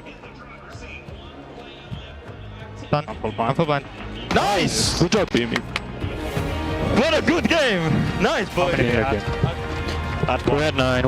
Nice. Well, Virtus Pro in a stare down that compound. Falcons was able to get in there. Plenty of teams battling it out, but Virtus Pro enters and they conquer. A good win for them here to be able to get things rolling in the grand finals. Joining me, Avenger, Godspeed, as well as Toffees to talk about this one. Avenger, our resident EMEA man, talk to me about Virtus Pro. Yeah, I mean, this team obviously built for victory, right? They are pulling in Correxa here, and love to hear from Scoom as well that, you know, they're bringing him in to make sure that there's enough firepower, but also he's doing all the small jobs that all other guys might miss. But I gotta say as well, Lucarux here, obviously a man with fantastic support now in his back, but also fantastic IGL experience and fantastic ways of executing. And he's just keeping so calm in these kind of late moments. And I just love to see how they kind of execute towards this big game here. And I would say calm and patient is their kind of pedigree right now, right? We see them coming in late from the blue every time, picking an edge that they feel is going to be most advantageous to them. They slow roll it, but they're so successful in doing that. They came in from the south here. They were able to dominate pretty much all the other teams. And when they came into that end game, that was a beautiful smoke wall, Steve, that they even allowed them to get onto that compound. Getting out of the wall in the first place obviously was their win condition. I mean, Corexi as the Taylor, I think, was fine. They get in there, they make a good play. But going back to that interview you guys had at the start of the day when Scoom was here and he said Corexi fills in the cracks. They've had a strong foundation. He seems to have made it more solid. And here we are as they continue to walk away with more points. But they seem firm and set up now. Shame we didn't get Scoom and Gunnar just before this game or even after it. 19 points and 18 points for those two teams. Huge for them. Petrichor Road, 10 points off the back end as well here. Godspeed. So the Chinese boys stepping on up alongside their brethren. Yeah, I mean, 17, as far as the Chinese teams, had a little bit of a hiccup. They ran into Freaks early. They lost all but Little Ghost. He tried to recover them, not so much. But Petrichor, again, much needed 10 points in this game. But also, you just brought up Freaks. The three teams that we were sort of, especially Falcons as well, that we were saying, man, where have they been? What are they doing? We came here and they said, okay, we're going to play our game and make some moves. Well, of course, we've got the AWS stats coming in as well to see who's going to be able to take that spot for this game. Who is it going to be? Oh, Mr. Lucarux. He's done well for himself. Yeah, that's good. Since PGC 2022 in Dubai with the Entropic boys obviously coming in here and showing young guys still. I believe he's still only 22, 23 years old. So it's good. Also, these guys and how VP is, everything is built around them. I think they have like 8 or 9 guys here. Mamich is in there. They have a media guy. Like the whole support staff is around them, including of course Scoom and Ibiza. Like it's a big crew to make sure these guys come here to succeed. So it's good to see. And a few times now we've gotten to hear sort of the late game comms when Luca's sort of leading the charge. It's not oversaturated. There's no counter calls going on. Right. Everyone seems to really buy into what he believes in. And sort of talking to the coaches last night, they said, we think this really has built, like this is a good roster with tons of potential. That buyout of Corexi really is showing that it was worth every single penny. Yeah, it's huge. It's huge. And I'm getting word actually that we do have a Falcons kill package. So let's go to that. Oh, it's actually real this time. This time they have kills. Yeah, they step up. That's a huge one for them. 12 kills in this game here. And they managed to kind of push themselves into that top 8. That's huge. And it started with Win. Win got 3 kills at the start of this game. You just saw it right there against T5. I mean, and they just went from the north. They let Twisted Minds pull in front of them as they were holding off the Northwest Ridge. And then they went on to Twisted Mind. Fluky was a big threat for all of us. I think we were looking at him like, please don't backstab the Falcons. But then they made that beautiful crash from the north side of the compound, and they were just lights out this game. But a big part of this win came off of all of these players did what they haven't done in the previous games. They had to win 1v2s. They had to do things. They had to just do Falcon things. This is a huge one. Jumping up to tying here, James. Yeah, the overall rankings coming in. Game start win, technically at number 1 still, but Virtus Pro, a massive jump up for them. Falcons, a very important jump up because before this game they had 0 points. So good for them to be able to move on up against all these other teams, really keeping themselves in the running.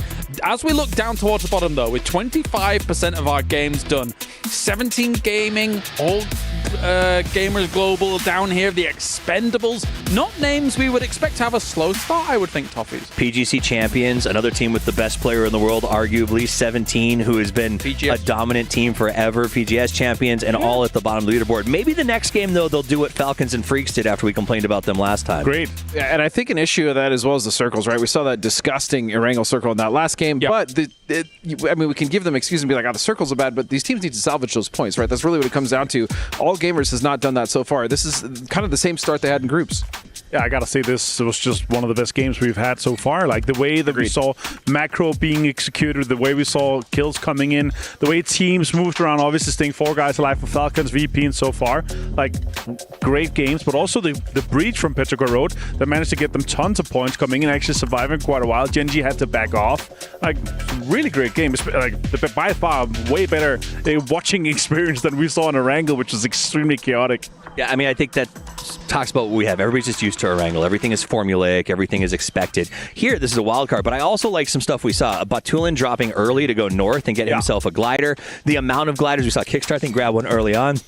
The need to get information on this map and air superiority has sort of proven to be the key to doing that, and I like the teams have really embraced that. But Martin, you brought up a good point. Gen G had that compound. They were center for a while. Yeah, Again, they did not get a lot of kills, so even with the position that they have, they're not flexing out. They're not being as proactive as we want, especially given such great positions. Yeah, I mean, they had a great 2-2 split, changed the game, saw that backfill, they kind of drove scouted a little bit around it, saw they didn't get shot at, but the bigger compound with all the houses, like, it's just so difficult to defend as well, right? You have to back off. If you don't get the first kind of opening knocks or utility push off, you have to back off. You have to get kind of the stronger side. It's just, it's too big to defend. And once a team is in, both of you no longer can defend that compound, right? So you have to just hold up, and then we see 3, 4, 5 teams get in there, and that's when it was sort of win scenario was Falcons or VP. There's no way that someone not on the dot is going to be able to make that cross. Great listening on the Falcons as well. Like, you can hear, all right, let's take the northern side. We cleared out Flocky as well. Like, we're going to be able to breach the northern side here and then kind of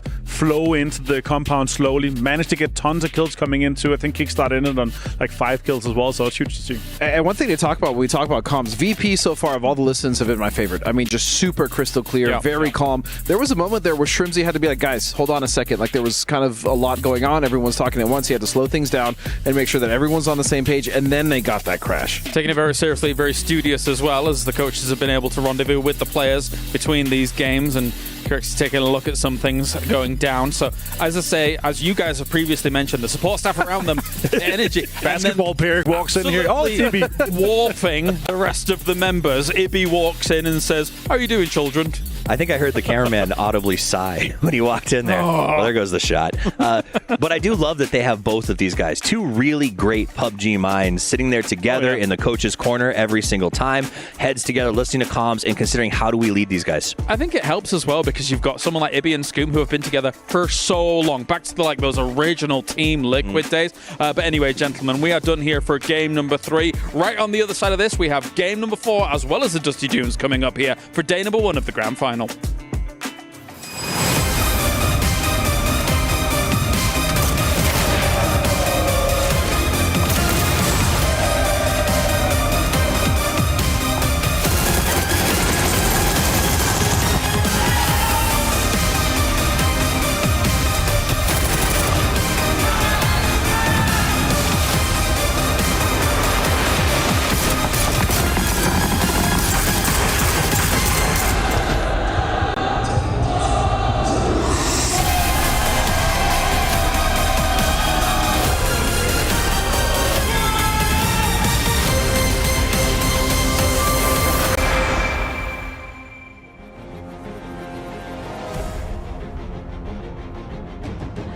first day of Grand Finals here at PUBG EWC 2025. We're 3 maps in, halfway through the day, and we are here with the highlights. I'm Bella, and this is Barney. Yes, it is. Map number 1. You know what? It was a test of nerves to see who was confident at the start of day 1 of the Grand Finals. And it ended up being Gen G securing that chicken dinner. And an honorable mention, of course, goes to Game Start Win with 8 kills and 4th place, Bella. And they carry that momentum onto our map 2. They come out with the chicken on top. They enjoyed their moment on the first spot on that leaderboard, but Navi was right behind them with the game with 9 kills and 15 points. And then tell me what happened. Map number 3, DN Freaks decided to show up and they managed to secure 8 kills, but our final showdown was between Falcons, Virtus.pro, Gen G and Petrichor Road, and it was a bloodbath with Virtus.pro coming out on top, but an honorable mention goes to Falcons, securing 12 kills and flying up that leaderboard. So that is it for us here. We've got 3 maps left to go for day 1 of the Grand Finals, and the clock is ticking for our teams to secure as many points as possible. So guess what? It's time to Tago. Tago. Oh dear.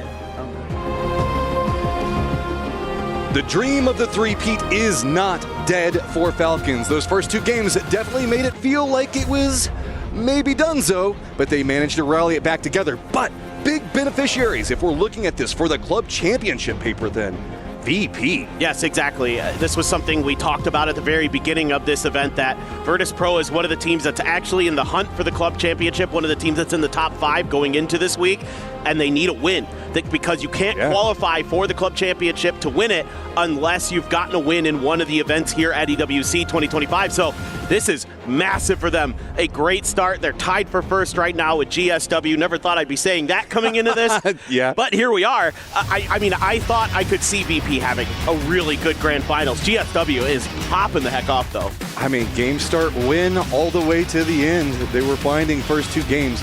I mean, the first 2 Aaron Gills were a bit kind of crazy, whenever we look at how the circles went through. So, I mean, they just found ways to benefit off of it. Rock also still in the competition as well, having good runs through our games, excluding the last one. But Rock proving the fact that maybe it wasn't just group stage hero play. Yeah. Definitely not. I mean, they're a really well-balanced team. I think if you look at, obviously, Santastico is going to be your standout right now throughout, not just here in the finals, but in the group stage, that he is individually so gifted, and he is playing at an unbelievable level right now. But it's more in their decision-making, their caution, their ability to read circles early and prioritize certain spots on the map and then get value out of that. That's been a big part of it. I'm also going to want to talk about some of the teams that have to start getting points like right now. Which one you want to start with? Because there's a few. AGAL. AGAL has to pop off here on Tago. Man, this is like, okay, we know AGAL and that squad and those players have some consistency issues at times. Sure. This isn't the time for it, though. It used to be that, you know, group stage could be a bit inconsistent and they'd have their big pop-off games, but then we get into the Grand Finals and they go. You can't do that, man. We're a quarter of the way through this Grand Finals right now, just 3 games in. You can't continue to let it slip through your fingers. Precisely, Matt. There just isn't those opportunities like in an 18-game Grand Finals where you can afford sometimes to have a 20-point day. Like, that does happen. We've seen it before where teams are able to win events with a bad day, but this is not going to be given the opportunity to do that, as there is a skirmish here. T5, CTG again, involved in some early damage, and man, oh man, Tian lucky to even get one there. He got lit up on the way around that corner. Pathapong is trying his hardest to get as many points for T5 as he can.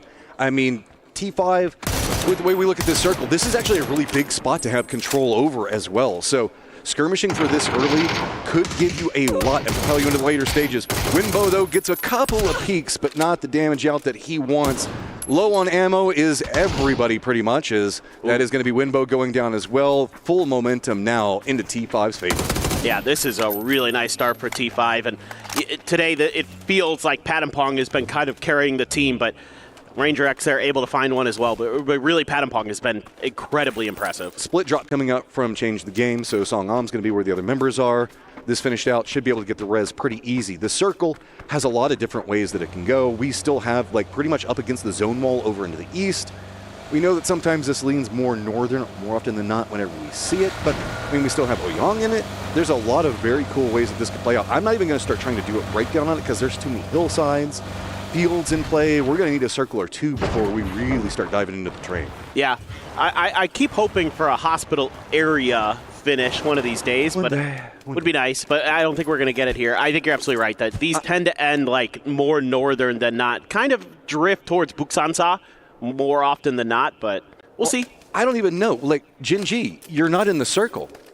How did this happen? It's a bit strange, isn't it? I know. They've also been another team that's reading their situations well in terms of prioritizing early positions that have paid off, but they're going to need to show me a little bit more. They're going to need to show me that they can fight in open space, and this is their map to potentially do that. If they're going to be a team that has really any hope of winning this, yes, you've got a nice start. You win the first match.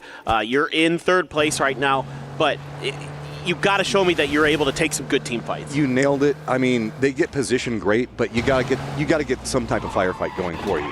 T1. We were kind of joking about Rock being, like group stage heroes. It's almost starting to feel like that with T1. Whenever the lobby's a bit weaker, they can really exploit it. But right now, sitting in 8th, they're still middle of the pack. They could have their big come up, but it's just been, they just can't seem to find the circle for themselves a lot. And most of these points have been coming off of solo plays from Type. Exactly. I mean, he's gotten a couple third places just on his own, right? Yeah. That's a fair amount of points, and that's pretty much the lion's share of what T1's going to be working with in some ways. I think my concern with T1 is that they don't start fights. They're the ones who have fights being started against them a lot that I see today. Yeah. So that's kind of like a bit concerning because you want to be the one often taking the impetus, finding those moments to get that knock, and then kind of build your momentum from there. I think they had one off-screen. That's Hold not on. a team you want to drive next to. The Expendables have no fear early. Dutch Juice is going to get knocked on the Beamy, but then it's a counter coming up from BP. Big exchanges between these two right now, dancing around. Delwyn back behind. Luke Rux wants to try to get him down, but that's going to be a problem. Luke Rux does get the flush onto one, but Glorious now starting to stack all of these together. See how BP up on the top of that hillside with Nixie. Oh, new friends approaching, though. Navi's going to be running right through the thick of this. There was the red zone right along the side of it. Is Navi? Yep, they're going to stop up. They're going to have high ground shooting in the backside, and Nixie, he's in a ton of trouble. BP, can you even get out of this? He's just trying to run out of this hillside. He's not going to make it. BP out. Now, the Expendables have a bit of a problem because Delwyn's the only player left alive right now, as some of the players that are exposed to Navi's angles have taken some damage in their knock state, so they're close to falling. Clories, maybe Delwyn's just done. He's seen enough. He's going to leave for now. I mean, there still are opportunities here for Delwyn to come back, pick up the chips, and then get the reses. That is absolutely something to be thought about for Navi, how they want to kind of handle their situation, but that's great timing for them. Just skirting right around the edge of that red zone, striking right when both teams had suffered pretty decent damage, a couple knocked on both sides, so great opportunity there for Navi, and they capitalize brilliantly. Yeah, VP touches first for just 1 second by 1 point, but we were talking about club championships and stuff like that. Momentum being a big part of what we talked about inside of PUBG a lot. Coming in, VP just bumping into the Expendables. As we know that early game firefights from the Expendables, they'll come in hot and heavy, even if it costs them something. Well, it definitely cost them something this time. They pick up 4 points off of it, but now just down to a solo. This was another team I was going to kind of mention in my needs to get it going here on Tago, and it may still happen. There's still a world, again, with the blue chip system involved. They can get it done. Let's just hit it all real fast. I mean, teams that need to get something going. The Expendables, Twisted Minds, Freaks, 17, and AGAL. No disrespect to you, Toyo. You're in a weird group right now. We're not expecting you to be pushing the top of the leaderboard like we were these other teams. Yeah, exactly. I mean, certainly those are like the favorites coming in, or contenders coming in, is kind of how we were thinking about it based on PUBG esports history, based on things how things have gone. I mean, I love the Toyo boys. Yeah, me too. They're in good company right now. I am the biggest Capitan fan on the planet. He is just the nicest dude. Got to talk to him a bunch at PNC this year. Absolutely a pleasure to get to hang out with him. He's just always excited to kind of come to these events and try to do what he can. And look, no one would be more excited to see Toyo pop off than me, but historically, it has been tough for them in grand finals. Tosi, you're fine. Yeah. Fine. Yeah, do that all the time. Yeah, easy. I love our car visits. I do too. But Genji has a pretty open path for a while. Rock still hasn't made their way into the circle either, but they're kind of a step ahead coming out of the airport vicinity. T1 is kind of angling outside of Kongnum. Twisted Minds has set up a bit of a 2-1-1 spread to kind of keep T1 in check here, or whatever team had showed up, but in this case it's T1. And T1 is just trying to feel this out a little bit, maybe looking for an opportunity to get a better position, maybe a little bit of a more southern area. There's some of the compounds that are on the edge of the road that are open over there on the east side, but you don't really want to go there. This is like the quietest early game takeout we've had in a very long time. Shush. There's nothing happening right now. But there was. There was. But it went kind of fast. But we've been having some pretty hot and heavy, like, early rotations in phase 1. We did have that, yes, big fight just a moment ago, but that does open up more space, 55 down going into the circle. Also, the circle is going to have a lot of hillside specifically in the middle of it. That's going to create its own kind of contained firefight locations. Also does mean that rotations are going to be a bit blinder, so people are making sure to stop, scout top of hillsides before they come in. That is slowing down a lot. We still have the sitter meta coming in very, very strong on this right now. Tail end team is going to be Rock, that's just now getting in the circle. Freaks are going to be a bit further out in the west, very widespread coming out from AGAL. They're kind of surrounding Port Delwyn right now. Everybody else is pretty much around Oyang and to the north of it. Yeah, kind of interesting. You know, a lot of people kind of guessing that what we thought initially is what the circle is likely to do. End up somewhere in between Buksansa and Oyang. That's pretty much the general idea of these circles, you know, but, you know, hard shifts are available. DN Freaks coming into the circle late as well, joining their Korean brethren, Gen G, up on the north. But this team is on the south, have tons of open space here, in part because of that fight that kicked off early. You know, a couple teams just beating each other up. VP, TE, they're gone, so that opens up a lot of territory on this map, especially with TE being weak, because TE early likes to take those wide splits. They like to try to contain the edge of the zone and look for those trap setups. In this case, it was a rotation kerfuffle as they bumped into each other. But this is going to, look at this. This opens up so much of the map here for the Freaks to try to get their way through. Second circle, where, oh where, will you be taking us? Yeah, I mean, we're waiting for everything to collapse in. Going to go just a bit down to the south. Means that hillside just south of Buksansa is going to be a core component that a lot of the teams are going to have to work around. AGAL is going to have an inside track to play around that. Petrichor Road already inside Buksansa itself. So now we've got emergency pickup also coming out from 17. Looks like we did see Twisted pull one, but they're going to go ahead and go for a pull-up, driving right next to GSW. T1's going to run right in the middle of those. That's going to get a bit hot and heavy for just a second, but T1 in that field should be okay. Only problem with it is if you start trying to cross that area, you're going to get a lot of verticality. It's going to slow you down. There are essentially giant speed bumps in the middle of it, and that can lead for you to get caught out. Luckily, though, Twisted is not the Expendables. They are not going to just go directly after you if you drive next to them. Yeah, for sure. Twisted's a little more judicious. And then you pass next to Toyo after that. That's probably the best cluster that you could drive next to. The funny thing is I think they're considering the same spot that the Freaks just took potentially, although they might come up just a little bit short of that.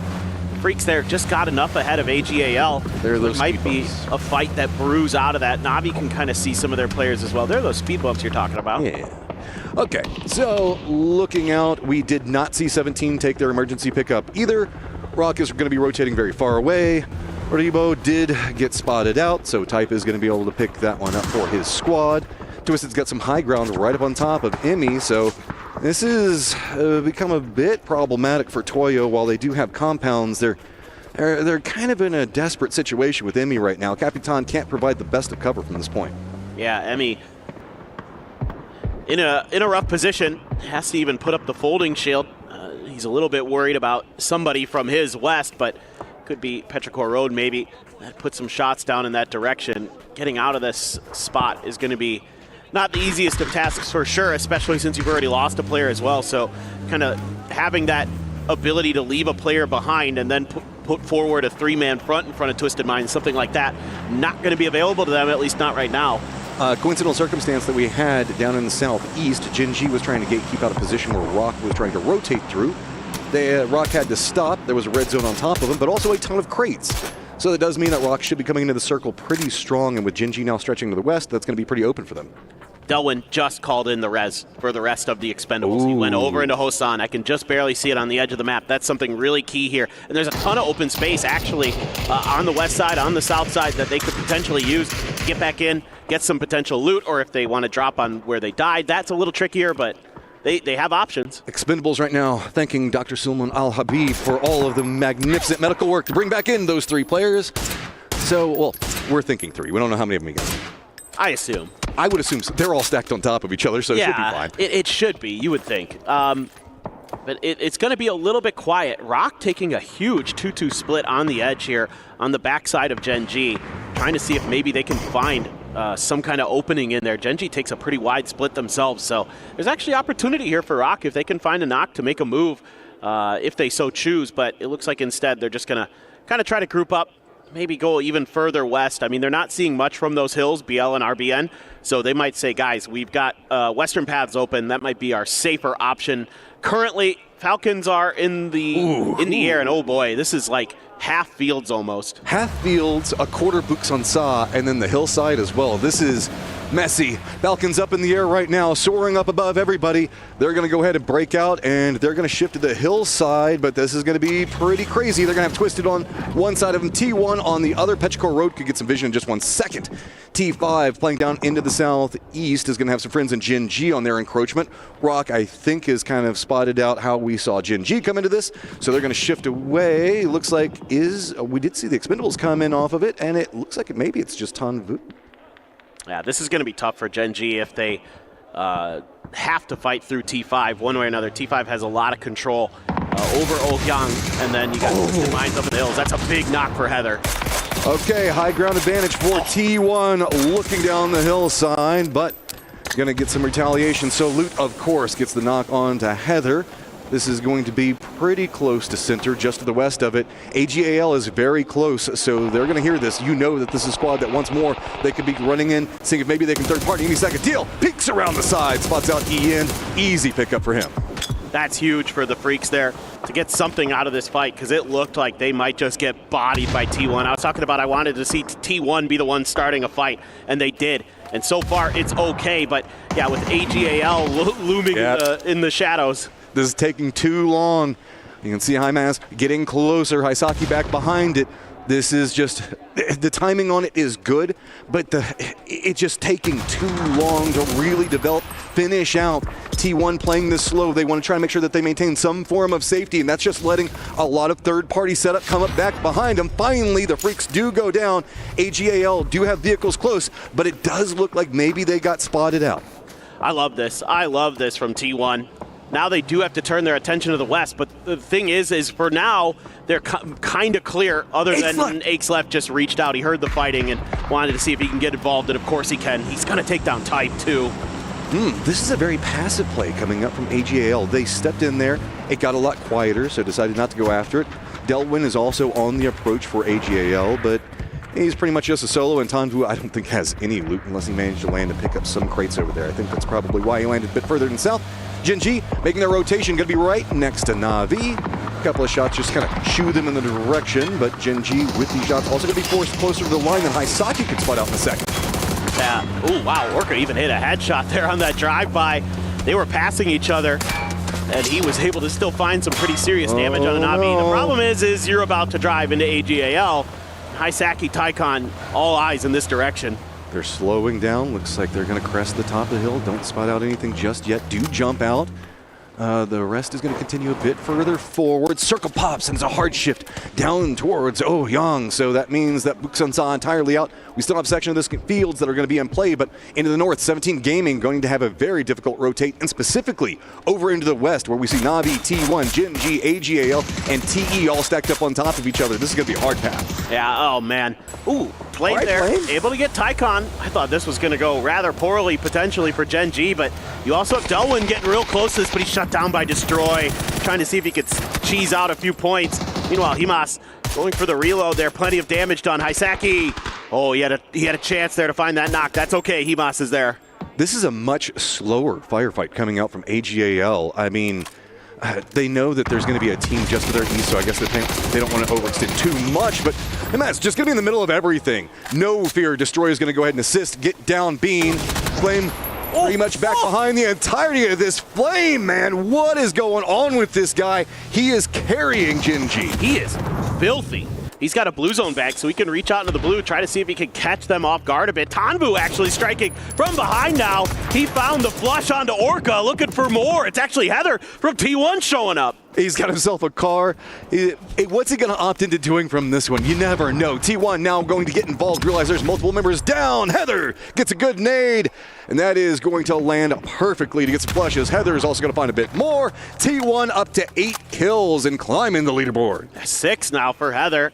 Having a great map right now. Love the proactivity here from T1. Even losing your IGL and Type, you've got Heather and Raining, who are still tremendous players. Of course, Raining given the nod for the Korean team for PNC, and Heather has been always just a tremendous individual talent.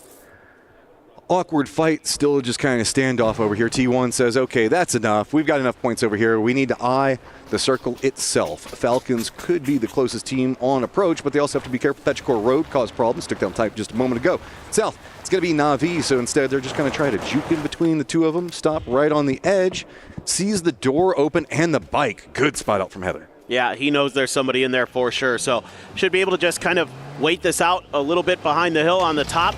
Might move the vehicle forward a little bit. I think he's looking for maybe some angle onto this player in the shack. You might assume there's only one in there otherwise. They're just trying to cut off for another rotation. Oh, gotta go fast on top of it. T1 roams right next to Petrichor Road while they were trying to regroup.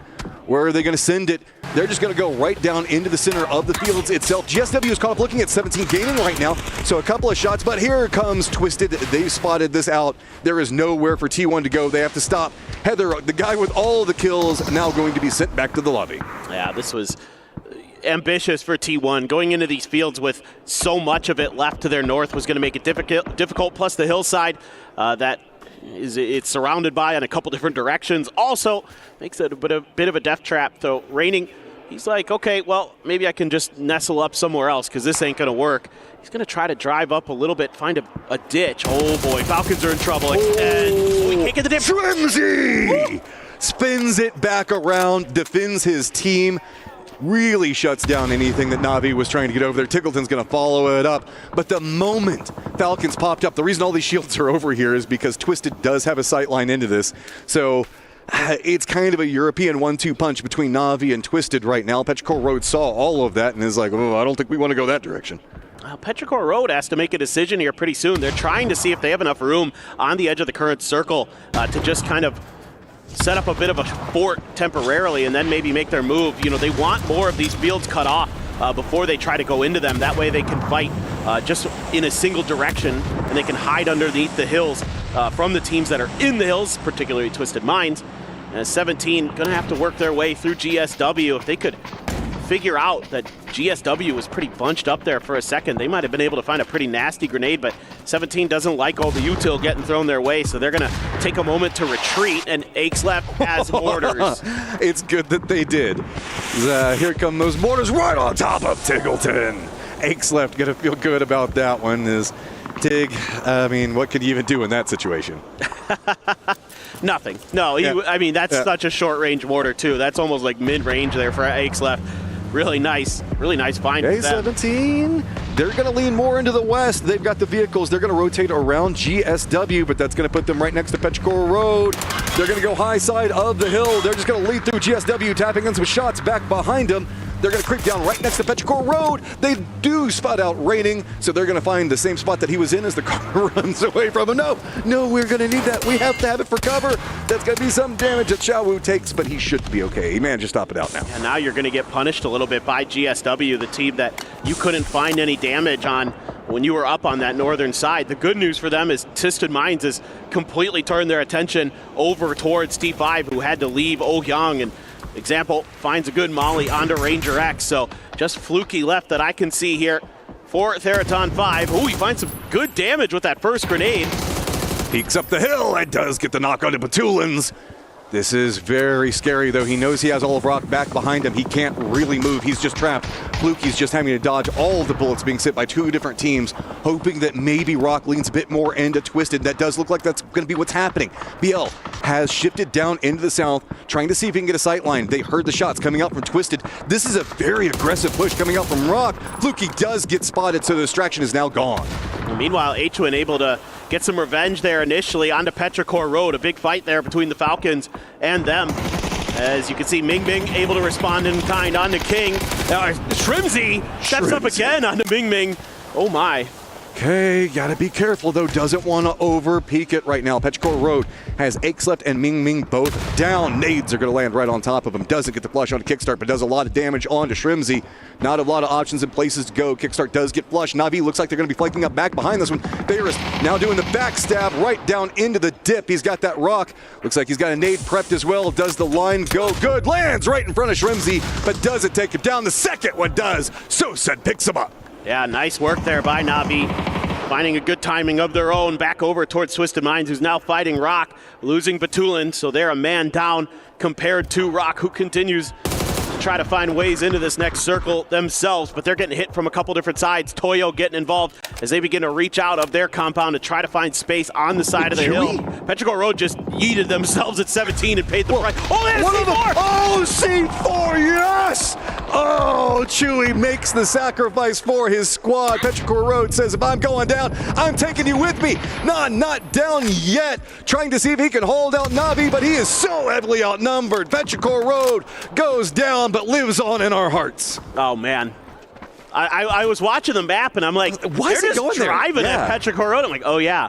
That's right, C4. Oh, boy. I wish we could have gotten a 17 reaction to that one. Oh, yeah. That just feels bad, but feels good if you're a Petrichor Road fan. His little ghost just staring into space. It's like, what has happened to my life? Meanwhile, there's some crates over here as well for Na'Vi, so might be able to scoop up a little bit of nicer gear potentially that's maybe left over from some of the bodies on the ground. But this is now a fight for the hillside on the southeast, and Rock is trying to play a little bit of contain. Toyo's going to send Captain out to try to set up a counter angle onto Rock. Santastico, if he can win this fight, could actually just break things open here for Rock to make a sweep around their northern edge. Wipe out Emmy and Benji, but oh, goodness gracious. Oh, them Doritos are scary. They do a lot of damage. GSW in the late game yet again. 15 alive, 5 teams up. So up at the top of the leaderboard right now. GSW, though, very also top of this circle. Out in the middle of a no man's land. Crossfire could be set up. They've got their sights set on Rock. Rock wanted to move after Toyo, and they get picked apart. Biel's very far to the south. So this is going to be him and Santastico with 2 teams between them. Oh, this is great timing from Twisted Minds. Biel trying to set up a backstab, but it's taking way too long. Rock is hemorrhaging players at a very high rate. Santastico throws out a few smokes, but he's on the bad side of the blue, so he's going to have to make a move, and Example knows it, but Biel comes from behind. Example turns his attention the other way. Instant headshot, gets a little bit more damage. Biel in a ton of trouble. That grenade not going to get anywhere close to Twisted. But great sacrifice, trying to keep his teammate alive, moving with synergy. I love it. See if maybe you could squeeze out a couple more points, get some survival out of it. Na'Vi did hear this firefight. They have to shift over from the west. Twisted can't be focused back on what's going on with Rock right now. They have to set their eyes over the west in this expectation of Na'Vi now starting to crest up their hillside, using the same opportunity. GSW going to just try to skate on by this, but it's going to be actually Soset really far back, trying to hold it out as the other members pushing the top of hill. I think that Example might have had an idea something was coming, but now it's just a firm regroup together. New circle's going to pop, leans more into the north. GSW loving that. Hakatori here might be able to spring a trap onto Twisted Minds. They're busy trying to deal with Toyo, but if he takes a little too long, Toyo might just get wiped out. That grenade did a lot of damage there to Toyo, but they should be A-OK at least momentarily. Now, Na'Vi has revealed their presence to the Twisted Minds players. Some grenades are coming out. Oh, boy. Good throw. Connecting, both of them. Yeah, that stalled them out. Twisted in high ground can do a lot of damage, but when those nades land right in your face, not too much you can do. They had to surrender the control that they had. Toyo's just hiding in the shade of the bullets that Twisted has been throwing at GSW. Now Twisted realizes they have to commit into this Na'Vi defensive line. Soset going to be creeping up back behind it. Toyo looks like they're going to hop in vehicles. They're going to lean into the north. They want to get away from all of this. Looks like they're going to be trying to go after this position. GSW can't really get too much more out of it. It's just going to be CC over here all by his lonesome. And Soset taking the shots into Toyo to force their heads down. No, Soset there claimed some of that level 3 gear I was talking about earlier. Got a Lynx, put it to great use early to open just a little bit of extra space. It helped out Toyo, maybe even more than it helped out Na'Vi as they were trying to drive in and find some level of safety, maybe even claim that knock. Instead, They're stuck on the other side of the hill here as some util being thrown both different ways. That's a blue zone there, right on top of Benja. The grenade right in the middle of it. Benja, though, has the blue zone bag, so he is going to be A-OK for a moment. Meanwhile, Na'Vi continuing to try to harass the flank of Twisted Minds. That's a hard hillside to push, and Twisted realizes they don't like how close this has gotten, and it's right on the edge of zone. Instead, give themselves a bit more breathing room. They hear the firefight up in the north. They know how many people are alive. So instead, start setting up for the later stages of it. They're going to leave Lou behind to see if Na'Vi does do a push up. But Hakatori now has set his sights more into the field, and what was going on between CC as well as Toyo's, the new circle has popped up, and it is going to be favoring the shift coming up from Twisted. So now Na'Vi, the odd team out. Twisted got 7 frag grenades, so they have a great opportunity to just knock Toyo, maybe even GSW, both of them out. But and then have to down this field. This is going to be the weird part. It depends on how clean this can be. Now you can see the hillside actually does obscure them from Navi's vision there. So there's a pretty significant gradient just to Twisted Minds west that they're able to hide behind. As soon as they get some kind of inkling, I think that Toyo's in that corner of the field, they might be able to find their moment to let loose with some grenades. But for now, I think they're going to let the other teams kind of make some noise, make some attention, and then find their moment to spring into action. Amy being on low life there says a lot about the economy going on with Toyo. They are just dropped down to their bellies just directly across from CC, and nothing really anybody can do in that lower section. Na'Vi is going to exploit that. It's so passive in the north. They can pretty much just walk down the hillside, no fear right now, using that a bit of a hillside break that we've got in between them and Twisted like you were talking about. So now Lou, really high up, gets a lot of vision. We can see that just a moment ago, looking at what's going on between Toyo and GSW, as they know exactly where CC is. It's just a matter of how much utility do they want to drop on him. Yeah, so the blue zone goes out first. I don't think it's quite close enough there. Yeah, CC, no problem. Still has a blue zone bag anyway, so he was A-OK no matter how you cut it. But Hakatori starting to drift towards his direction. He hasn't moved, now he does, and now he's taken down. As soon as he moved the muscle, Ferris was right there. This aggression could be good for getting kills, but the problem with it is they cannot really go after Toyo. There is a trap waiting to be sprung. Twisted has set up for anything that Na'Vi tries to go after with Toyo, but it doesn't look like Na'Vi is going to take the bait. Slower pacing in this game because we have Twisted one side, Na'Vi on the other side of it, and Toyo in the middle, and Toyo can't do anything at all. Instead, it's all going to be about trying to get information. Na'Vi knows that there was a team up on the high side. They know it was Twisted. They just don't know where Twisted is gone. I don't think Toyo has any heals. No, they don't have anything. They're just sitting there, not bandaging or first aiding or putting any poppers in their bodies. So Na'Vi throwing down a little bit of extra cover, and might end up being a similar situation to what we saw in the final game of the group stage where it's Twisted versus Na'Vi. Now the grenades, now the util comes through. That's a molly, and that's trouble for Toyo, who has no ability to heal for that. Great timing from Perfectix, finds both of them. Perfect nades from Perfectix just to send Toyo back out of this one. Now it is a 3v3. We've got Doritos on one side for cover, a hill for Twisted Minds, both jockeying right next to the center point. Close between the two of them. I think that Ferris is just a bit closer right now, but high ground advantage still favoring Twisted Minds. They've got two members up there, and Lou an example. Smoke's coming down everywhere as there is near on no vision to be had. Twisted starting to step away from it, realizing this could be some problems. Watching where the smokes are being thrown from, so trying to see if they can get some retaliation nades back in that spot. Yeah, and they landed a bit of damage here onto Ferris, so he has to take a moment to try to go for some heals. These are great smokes from Na'Vi, though. They're keeping Twisted from being able to utilize that high ground advantage, at least initially, seeing if they can buy enough time to get underneath their noses, but Perfectix gets Ferris. That is a problem. He was their guy up on the edge of the zone wall to the north. Crossfire position now gone. Two members up. Soset and Hakatori having to brave the smokes. Bounce between them. They've got a tree for cover. Soset starting to peek the outside of the smokes. Molotov right in front of Hakatori. Soset's going to go down. Twisted Minds rolls through and makes it look easy. Huge. So well played there at the end of that game. And just the initial position that they take on top of that hill is so powerful outside of Ouyang. You have so much cover up there. The people in Ouyang can't see you. You get to provide gatekeep from the teams that leave there. You're able to then kind of cut off the angles because of the way the circle was shifting in their direction. Man, oh man, they played that so darn well. Twisted staying in the bottom 8, not in my PUBG as they find their game. Feeling way better about it again. Smiles from Twisted is always a scary, scary thing to see. Yeah, man, this is not a team that anybody wanted to see having success right now, but other than Twisted fans and Twisted themselves, who have a lot of fans in attendance who are going to be loving that they just got to see the Twisted Minds boys take home a chicken dinner. Also important for club championships, so much relies on what's going on in PUBG right now and who's going to perform, who's going to be at the top. We know that Twisted could do it. This is a squad that just decimated last year all the way up into the very end of it. They want to reinvigorate themselves. They want to have a big run. Opposite side of that, you can see it's going to be Na'Vi feeling good off that last game. VP going out early, though, does buy a lot of space on the leaderboard that GSW was trying to exploit, but just couldn't really find kills. They got late stage, but kills just nowhere to be had. Yeah, no, it was just a little bit tough for them trying to find opportunities, and the disaster with the Doritos as well for Toyo. That really hampered them, actually. That slowed everything down. It made it harder for them to defend Rock's push. Those, how many times are we going to see Doritos pop people in the head before they just do?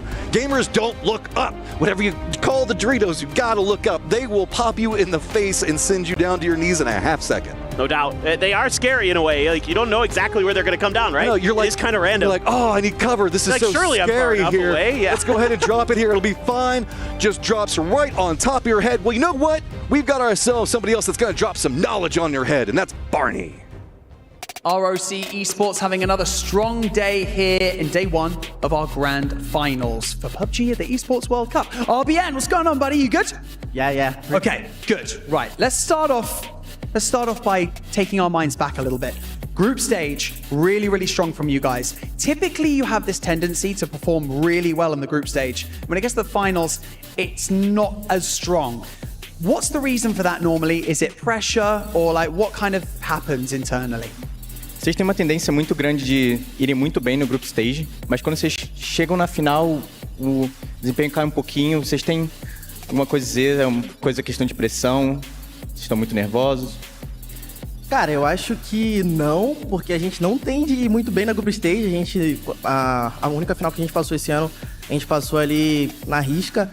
Então, não, sem pressão. É a primeira group stage que a gente joga bem, primeira vez que a gente joga de fato bem aqui no stage global. Então, zero pressão. A gente tá só tentando ir pro nosso jogo e se divertindo.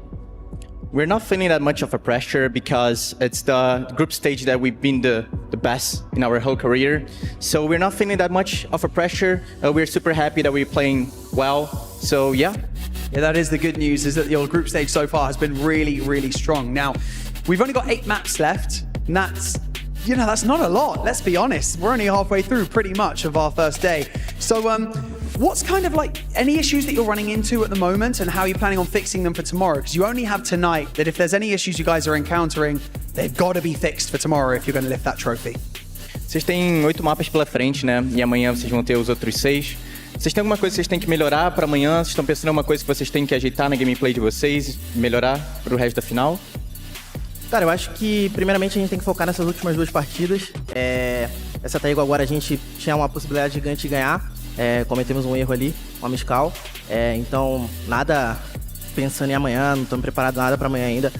Minha mente está completamente focada agora nesses últimos 2 jogos, para que a gente faça 2 últimos bons jogos e consiga dormir bem ali, e aí sim começar a pensar no dia de amanhã. I'm 100% focused on the last 2 maps. I'm not thinking about that much from the games from tomorrow. So the last game we played really well. We did like a missed call and we couldn't get a win, but we are 100% focused on the last 2 games. Well, it's been really exciting watching you guys so far, and best of luck in the rest of today. And of course, going into tomorrow, which will be our final day. For now, we're going to head to a very quick break. Don't go anywhere, because we've only got 2 maps left. See you soon.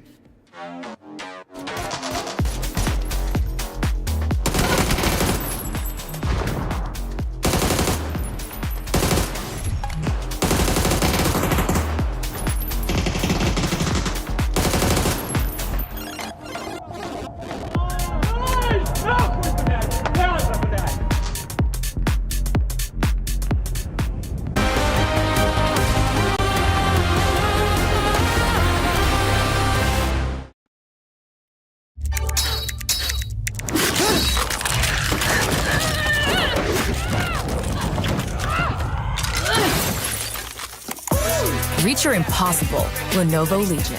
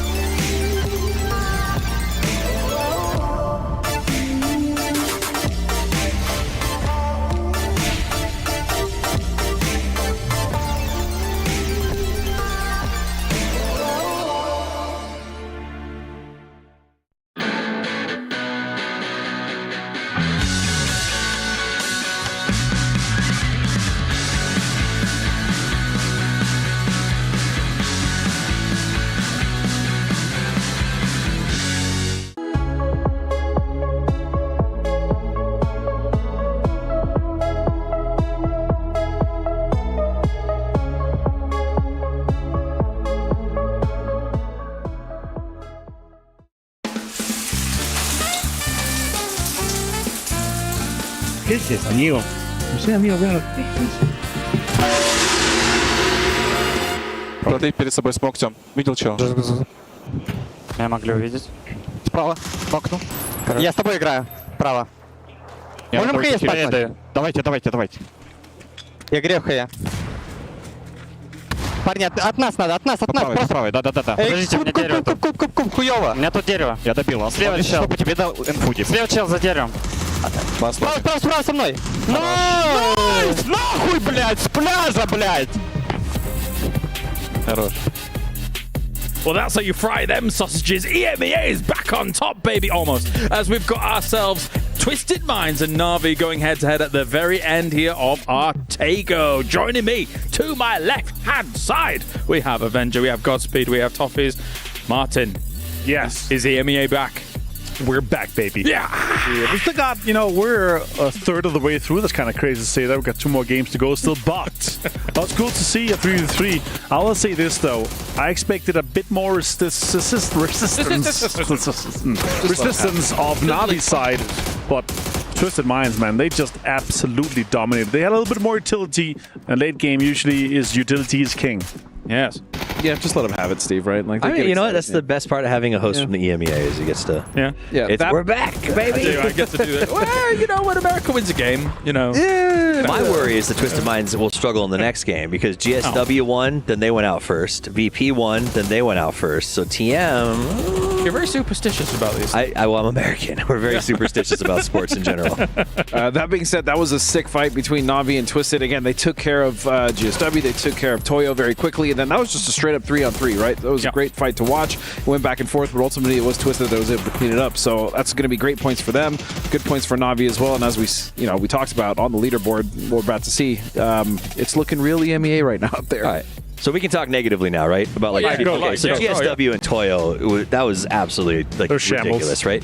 So GSW just comes in and hides out. I think they were mad at Toyo for rotating down there because it gave up the game where their little hidey hole was.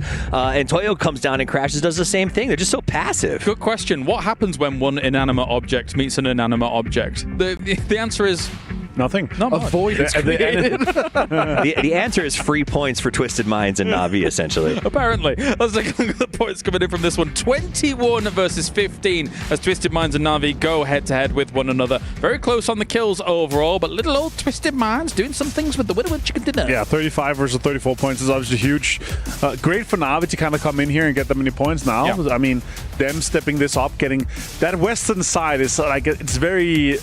difficult to push and then maintain that control, but they maintained 3 guys strong throughout the end there. They cleaned. They didn't overextend at any times, and then obviously going up as against a Twisted Minds that had the upper hand both with utility and also Perfectix. He had a crazy game. The nades onto Toyo, everything was just perfectly executed from the kind of late to end game stage for Twisted. Yeah, I mean, even talking about, you said it yourself, holding that west side is very difficult, and Na'Vi actually ended up holding that 2-2 split, by the way. They controlled that entire west side as a 2-2. They staved off multiple teams, and they were able to, then take the fight. They helped wipe the team, but look at that. 37 points for a Game Star win. Not a great game, but Twisted Minds, Na'Vi, and Virtus Pro, second, third, You are fourth. back.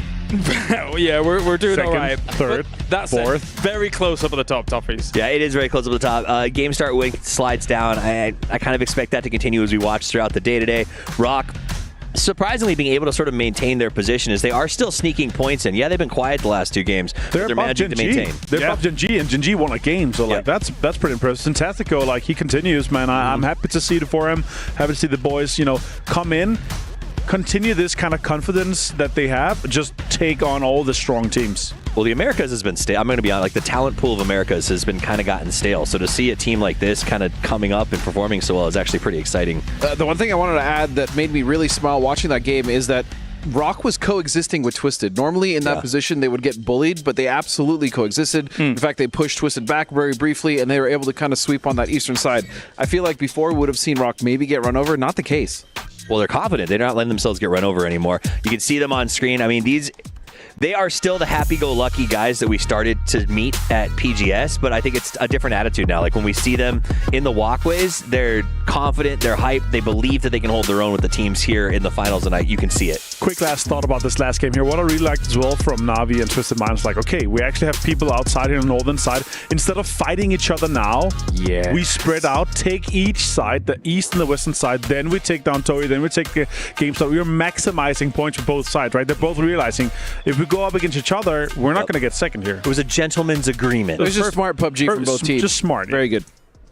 Coming into Miramar, we got 2 more games coming up here for the Dusty Dunes. Any expectations as we see all of our players now getting ready and good to go? Are we in the final 2 games of the day already? Yeah, weird. That's wild. And that last one was so... I mean, so go ahead with predictions. I was just shocked when you said we only had 2 left. Tycon turn on? Yes. I mean, they need it. They really desperately need it. 14 points. Like, you can't have a bad day in the finals. Like, it just doesn't happen. Then you don't win. I mean, even if they get, like, let's say, they have another 60-point day tomorrow, if they're ending on 14, or less than 20 points today, that's going to be, a monumental task for them to actually go for it. And we thought, coming into this, that they were going to have a very strong start to the finals, and they're not even close. Yeah, I think because it's Miramar, I think we saw a weird circle or 2 on Erangel when we started out here. I think Miramar is very forgiving no matter what circle pops up. So I think what my prediction here as we go to Miramar is these next 2 games are going to determine what our race really looks like for tomorrow, in the sense of I think even the guys on the bottom who maybe have struggled are going to put the points up, and we're going to see who the big dogs are that deserve to be here. Martin, your thoughts? I mean, both 17 Gaming, DN Freaks, AGAL, like we need to see them step up. And Miramar is definitely the map to do it. Yep. It feels like currently the most stable kind of in terms of performance from teams that are the most experienced. We have the highest expectations too, but still, it's only a third of our games, right? Like you need to also perform on our other maps. Sure, Erangel right now, very chaotic. We have a wildcard map that's fairly unpredictable, and also the least played maps as well. Yeah, and something I found interesting on the day, especially for both Korea and China, is they've been running into each other a lot in these games. In that last game, it was T1, Genji, and the Expendables, and also, all gamers running in on the west side, but China, it was 17 GameStar win and CTG. They were all on the north together. Yeah. I mean, DM Freaks was a victim of it as well. Yeah. I mean, they're running into T1 and all of these teams. It feels like they're all just, because you're playing good PUBG, generally rotation paths do overlap with one another. And there's even swaths of area that are kind of open, but they all think, well, this is the best way, and they run into each other in the mid-game. And I mean, I think that end game that we saw, that's a symptom that's going to come of zero cover, right? You had the top of that hill, or you had GSWs, let's go lay in a ditch and hope for the best. And so we saw some teams desperately trying to make some moves. The big thought here, guys, though, which game is the first time we're going to see repeat win in the finals? Maybe now. Maybe now. All right, well, let's get to it here. The Dusty Dunes, the penultimate game of the day here for Grand Finals, day number 1 from PUBG Esports World Cup. Miramar time, baby. Has 2 games left. It's going to get a bit crazier. Group stages, be a bit messy. Grand Finals day can sometimes start off, okay, we got to set the pace. We've got to be a bit safe. Not anymore. It is time to go. Get what you can, because 2 left. You want the momentum. You want to be on the top of that leaderboard moving into the last day. Yeah, precisely. Now is the time to really start ramping up the pace a little bit if you're one of those teams that needs to make a move, because, well, a lot of teams need to make a move. I mean, the leaderboard's extremely tight all around, so you've got to find their points where you can. You got to be a little bit, calculated with your risks, let's say. Or if you're somebody like, I don't know, AGAL, maybe be less calculated and just kind of go. That was the most passive I think that I've ever seen AGAL play. Yeah, I was a little bit concerned, actually, when they interviewed Hisaki at the beginning of the day, and he just kind of said, we just need to, play our game, take what's given to us. I'm like, I think your guys' sort of specialty is dropping down on teams and just bringing the hammer. Take what's given to us? AGAL? No, AGAL is the team that takes whatever they want. Exactly. That's the way they should think. I mean, Expendables, though, are starting to get back into that vibe. Yeah, they did go out early, but they still got a lot of kills, and that feels good for them. I mean, I think that they had 8 or something like that going out of it. 8 points in that game is not going to feel too bad. Yeah, and look, if there's any team that can come out of today with a midday, we'll say, that has, they're kind of in the middle of the leaderboard and can then rocket to the top tomorrow, it's the Expendables, because we saw them do it at PGC last year. So I'm not super concerned about the Expendables just yet. We'll have to see how they do in these Miramar games, as we have 2 of these coming up. And the play path a little bit northernly shifted, heading just south of El Pozo over El Azahar. and seeing just if anybody's going to be contesting anything here.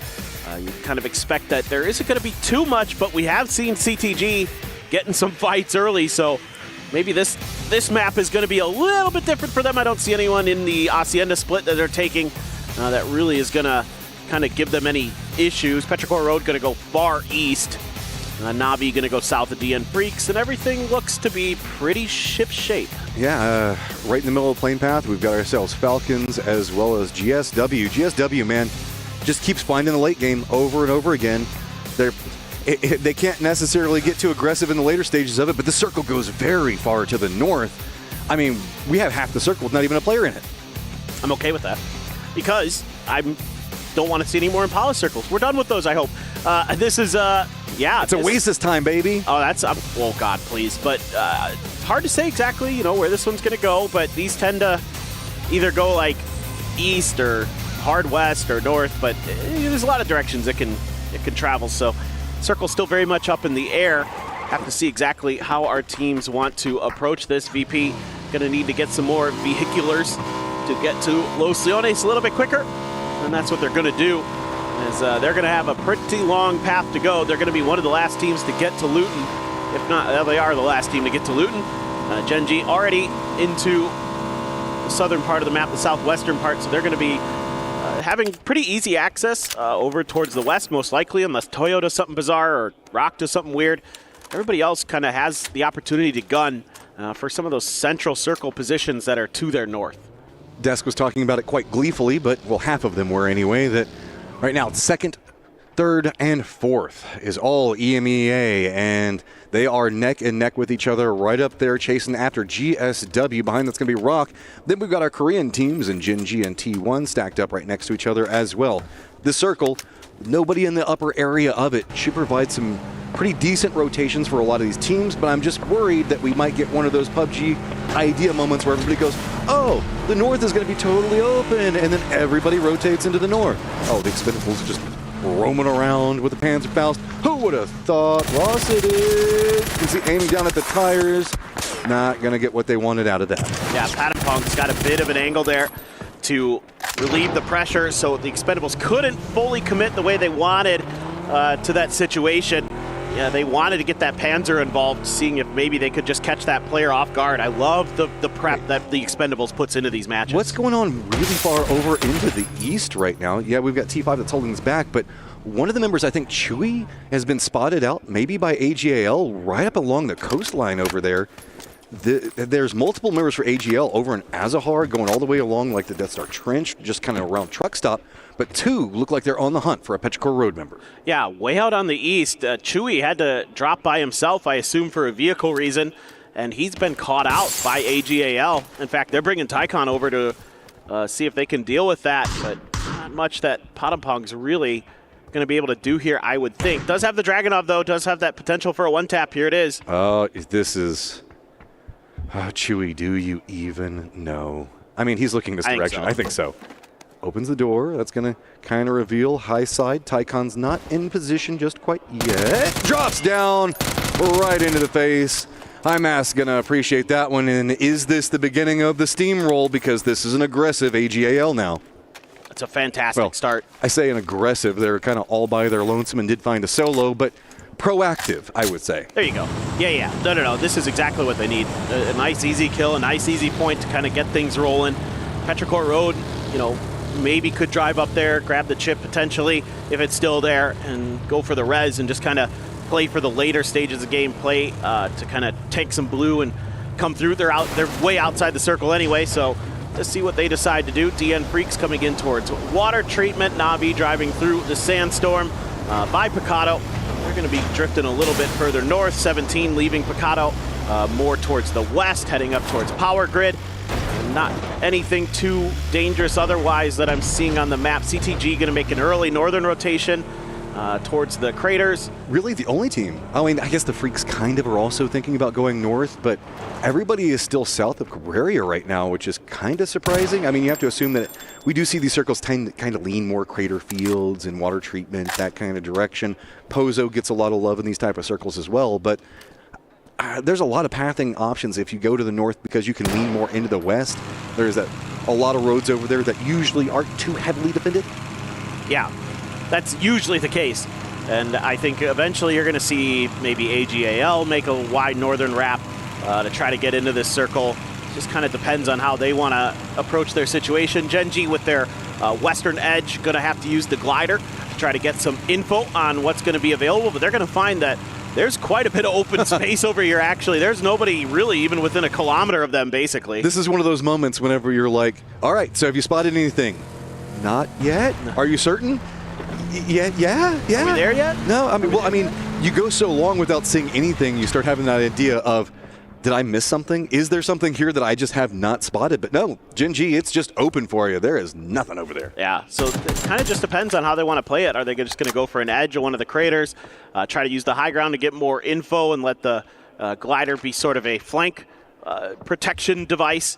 It's a 2-2 huge split for the Falcons here in the middle of the circle. So everybody's going to be kind of bunching up just to the northwest of San Martin for the most part because, again, that's where people are going to read that that's where the percentages are that the circle's going to go. And Falcons want to hedge their bets. They have a huge split across that plateau mountain that's just to the northwest of San Martin.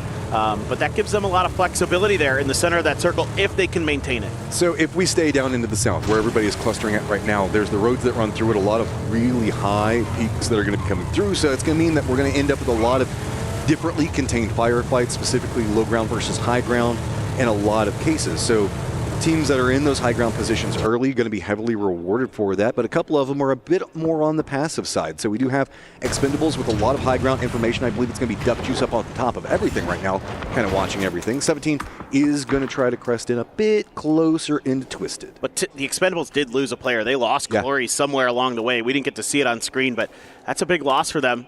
Losing a really talented fragger is going to hamstring them a little bit coming into the later stages of the game, potentially. 17 just gets a little bit of a spot and then says, oop, we're getting shot at by Toyo. Capitan there just grazing 17, and they're going to just have to fall back a bit. Oh, no. Oh, no. I mean, it should be okay. I think he got knocked kind of in the dip between the two hillsides. A bit scary, but he should be okay and should be resable. Yeah. Just some PUBG stuff.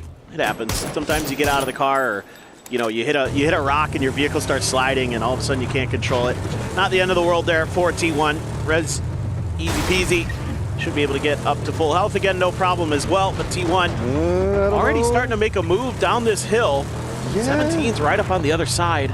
So they don't have vision yet in 17, but if they continue to push up, they will in just a moment, because yes, this is a good approach coming up from T1 because, see, they use that giant rock facing to give space to anybody that's going to be on the other side of that.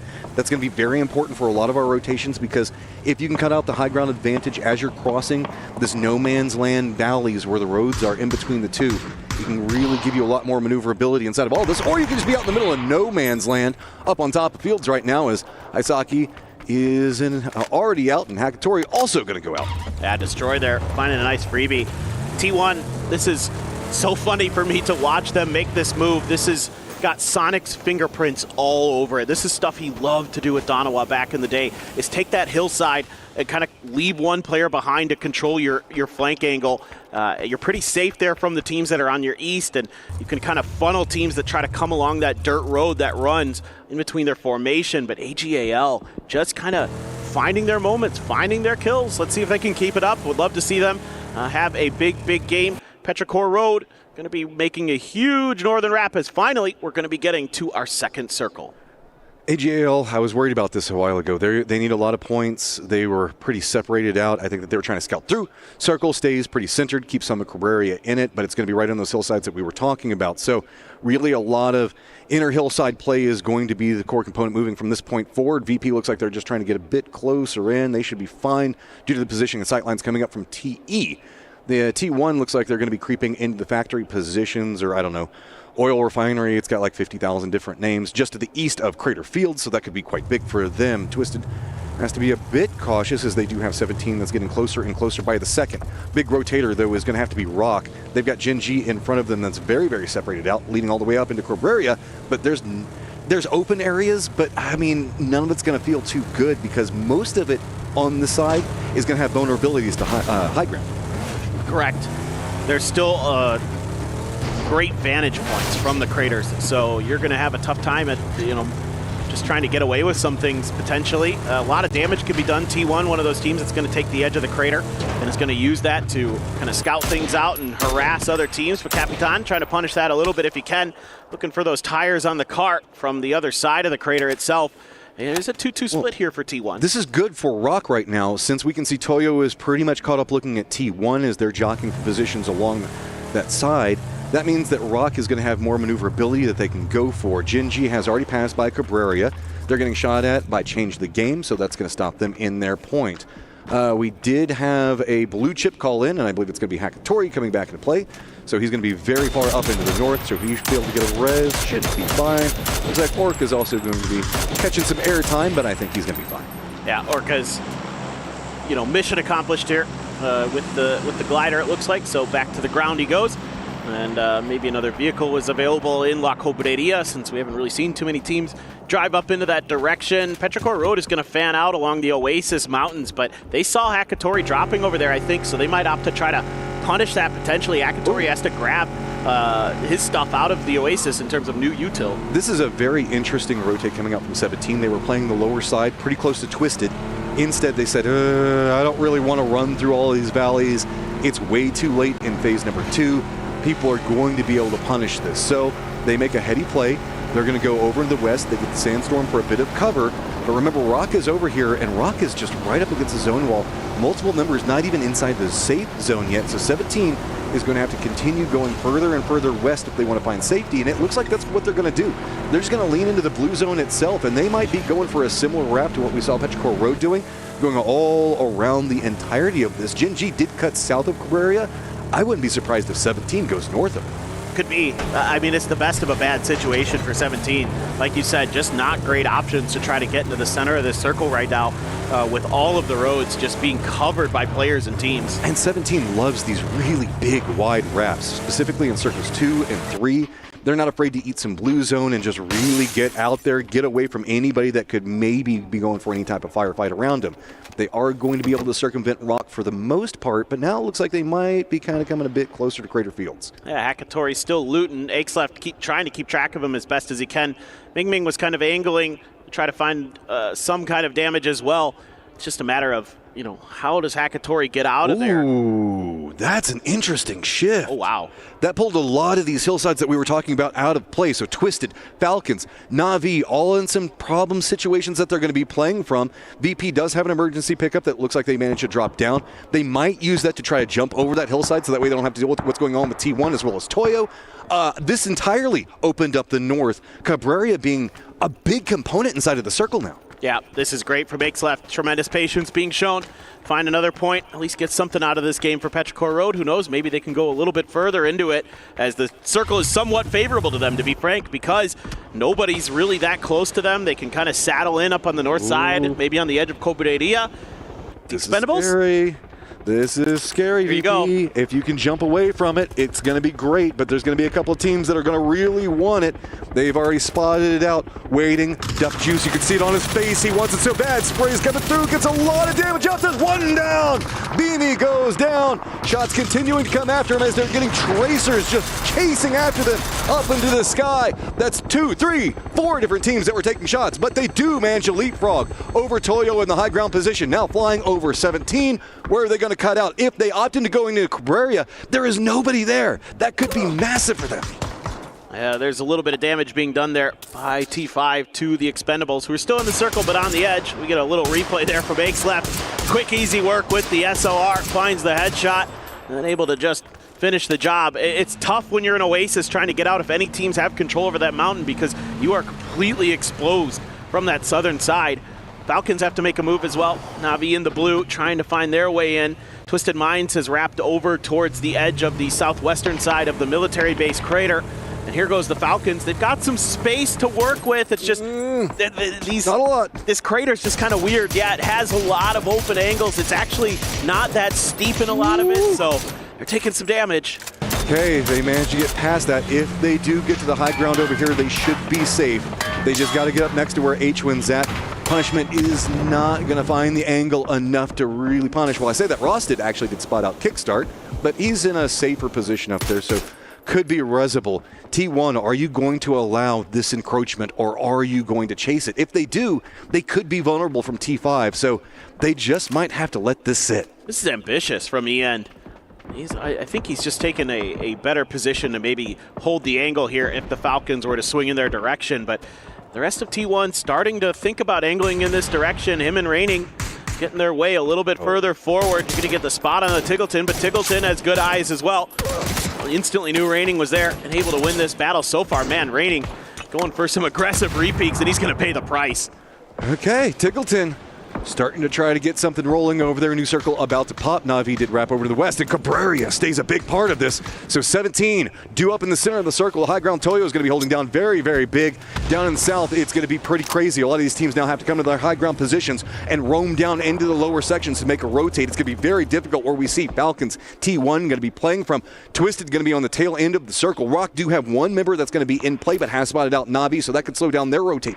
Over into the east, we still have the Expendables, T5, GSW, change the game, as well as the Freaks, all needing to find some type of pathing into the circle. The east is a bit more open, but it's not going to be for long. Gen G tried to make a move more towards La Cobreria, but they're way too late to the punch here. With VP, AGAL already in there, Gen G is only going to be able to get Tosi into the city. They lose Flame, Orca's already down, Bean gone, and Grenades already ringing out in his face. VP knows that this is probably an isolated player, and they have an opportunity to knock him out of the game. Tosi just going to be trying to take his time, but some decent grenades connecting just a little bit. Still, though, he okay for now, and let's see if he can hold on and buy himself a little bit of time. Some of the other teams from up on the hill starting to see and hear what's going on below them and putting some shots towards VP, keeping them a little bit honest. The Freaks are wrapping into the rail yard of La Cobreria. So we've had a couple of teams manage to get some separation away from each other. Twisted does look like they've managed to spot out T1. T1 opted going through Factory. Falcons are going to be wrapping in back behind that while we see these reses come out. Another wrap. Most of the teams in the east have opted into going for a very southern wrap round, seeing if they can come in maybe a bit more on that western side. So that's getting a lot heavier than we saw it a while ago. Now we have Na'Vi, Rock, Twisted, Falcons, T1, maybe even the Expendables all over here with Toyo having that high ground. Rock, though, knows exactly where Na'Vi is. Can they line this one up? Finish out, get some kills off of it. Looks like the beat-in is a bit more to the left. Yeah, not going to connect the way they want, but other members from Na'Vi, pretty safe for the time being. Well, they're trying to get something done, but you're in phase 4 blue, so things getting very, very dire for Na'Vi, being pinned by Rock on the edge of the Crater Fields. Not going to be easy. Twisted Minds in a big fight here with the Falcons, as well as T5 fighting GSW. This is on the outside of the zone. Toyo still having high ground on it. Blue zone nades coming out. Ranger X has to stay away from it. Game start win, wanting to hold on to that first place position. Coming in, having a ton of good games. Going to be change the game off in the distance, trying to wrap back around. Looks like they're trying to get some high ground in. GSW going for the foot push. Not a lot of vision to be had. Ranger X in some trouble, getting under massive duress right now, but somehow surviving it for the time being. And that is going to be game start win, running right into it. But it is getting messy in between all of these shacks. That Toyo's getting an angle into these fights now as well. They do some damage. CC is going to claim Fluky's life, but GSW in the blue and suffering. CTG as well. Just going to pull up on the edge here with 3 of their players. Aries going to play anchor, and they're just going to try to box some teams out. Rock has tried to lock in T1, the Expendables, and Twisted in the military base crater proper. Heather, though, doing some damage to the Expendables, who are trying to fight forward. Rebo trying to do what he can to see if he can find something in that fight as well. Factory to the south is where it's going down right now. The Expendables can't find a pathing in, and it is a problem with that defense that you're talking about with T1 Twisted up on top of them as well. This is a very hard place to navigate. There's a lot of verticality that comes into play whenever we're looking where the hillsides are going to be at and everything else. TE, no clean pathings. That's going to be Rebo up on top of everything, making sure that nobody for T1 can really move. Now Twisted on the other side. Everybody from T1 just keeps having to drop down to their bellies, and it is a feast or famine situation over here. Yeah, T1 just too exposed to too many different angles. The real concern for me is Rock getting involved in this fight. I love the idea here from Rock. I'm just not sure they've committed enough resources to maybe keep Twisted Minds completely at bay. They put 2 players here. They had to watch Na'Vi to make sure that they were done and dealt with on their backside. I get that. and they're trying to drive in, trying to get involved, and seeing if they can clear out this southern edge for themselves. You mentioned it. Rock has the control point on this. It's right along the edge of the zone, so they're just waiting to see what they can get out of it. The Expendables finally do go down. Heather, the last one up for T1's, not feeling too good. Rock, with all the reinforcements coming in, it's going to be Santastico joining the other two, lined up against Twisted Minds, and they know it. Kill Feed's going to be giving them the information that they need to work with. So Perfectix, Lou, Batulin's going to have a very difficult push that's going to be up in front of them. Got to be cautious. BL looks like he's going to shift a bit further into the east, and now going to be looking down to see if he can get anything out of it. Other shift's going to be happening right now is going to be Change the Games, hopped inside their vehicles. They're going to be rotating in pretty close to 17, who is going to have high ground, but doesn't have good vision points to be playing from. Just to give you guys an update while this is going to be happening, inside of Cabrera, we've got the Freaks that still need to make their way inside the safe zone that are getting gate kept out by AGAL, while Petrichor Road over into the east of it are going to have to deal with VP. So VP now has to make sure that they keep an eye up into the northeast, as that is going to be the new threat approaching. But there are so many threats around them. While the Freaks make their push across, it's going to be AGAL's Destroy that holds all of them back. Yeah, the Freaks here trying to make a grab for something on the edge of La Cobreria, but everything was already occupied. They try to fight through Petrichor Road. Now they are fighting through AGAL. Salute able to outduel Himas there with the Groza. Petrichor Road also going to claim this warehouse. This is really nice for them. Gumin, oh no. That is not the way you wanted that one to go. Now Salute's all back by himself. He's going to get spotted by RBN. Rock still wanting to continue their dominance from group stage, finding more and more. So on this one, AGAL still has to make the cross. Tosi still alive for Genji over there. Virtus Pro, you can see, just hunkered down. Not a lot of options to work with over here as Petrichor Road did bully their way in, and this circle moves into a no man's land that is firmly controlled by Toyo in 17. Yeah, Petrichor Road trying to make their way through the warehouse. Very slow and steady, as they have done a good job defending their angle, but they've got a lot of work to do, and you've got some room to go before you're able to get to some cover out on the western side. Some Doritos are there for CTG. Try to keep themselves hunkered in, but 17 with that, remember that rotation they made so long ago, paying huge dividends for them right now, as they've got the center of the circle. They've got a pretty safe spot. Here's the thing, everybody in Cabreria's got to go, man. We've got AGAL over here, Tosi still up for Gen G, VP duo. We've got Petrichor Road, not a lot of options to really work with. Perfectix has managed to get himself into the safe zone. They're looking up. Heather's trying to creep his way in as well, but Toyo's using the opportunity to play the opposing side of the hill, sneak in. Maybe they can get into a gatekeeping position, but it's not too comfortable for them because Petrichor Road is kind of looking up the hillside as well. So this has all become kind of a dance where we see the Cabreria teams needing to get in, trying to get some control over what's happening inside the circle, but there's just so many dips along this hillside. Everybody's finding some way to kind of sneak their way in. The Cabreria side, though, it's just got the road and an open entrance for everybody on the high ground to peek down from. Yeah, exactly. Getting out of Cobreria can be a little bit challenging, to say the least, but still fighting is Tosi from Gen G, trying to do what he can to get something done here for their team in this game. He gets Tycon out of the equation. Capitan making it raid on top of Petrichor Road, who tries to make that escape out of the city proper and is going to pay the price because it is just so difficult to get there. Oh, it's going to get messy in a lot of different spots right now. Toyo has managed to get this dip. That's going to be pretty big for them. We have seen them trying to be a bit more active. Sometimes we can see Toyo do. They realize that they've got a terrain that they can really exploit over here. Twisted just doesn't have the pathing options that they want out of position right now. So Toyo with the high ground, just to the west of them is going to be Rock. Everybody else, you can see Rock using that high ground, just looking down into everything that's going on. Everybody that's coming out of Cabreria, that's the kill feed that's popping off over there. Is Heather also going to get spotted out and eliminated. Those are beautiful grenades there from Twisted Minds, able to take T1 out. T1 going to get some kind of points, but not much out of this game. They will get that one placement point, some kills along the way for sure. But Twisted Minds hanging on by a thread here. They've got the edge of the circle still in their favor, but they've got Toyo completely cutting them off from entrance into any other future rotations, most likely, unless you get the craziest shifts you've ever seen here for Twisted Minds. And it's going to be tough going uphill, but no, those are some nice shots to open things up a little bit. Toyo's got control of pretty much everything except for where Rock is playing for right now. So Twisted trying to creep forward right now as Twisted tries to creep forward. There's nowhere to go. Luke tries to go for a couple of peeks, but it is getting punished. Emmy's high ground just so strong, but he takes some damage off of it.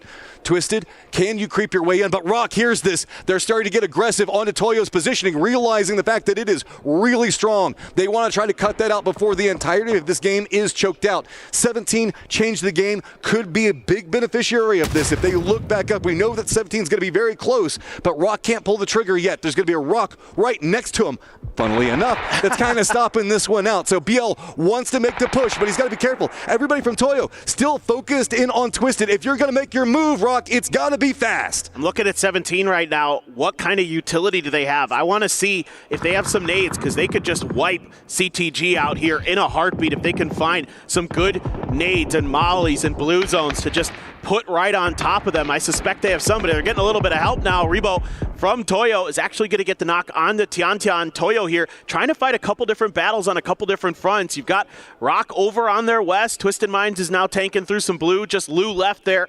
And they are just holding the line. It could be a big battle here up on the southern side. Could be a potential factor that dictates the end game. If one of them could come through with 4, they might be able to challenge 17. 17 is a similar situation where if they could just wipe CTG out, come out with 4 of their own, they should be looking very pretty going into this late game. Just going to chain med over here as we are starting to get a couple of exchanges going on between CTG as well as 17, but nothing big firefight happening. They're just kind of spotting each other out.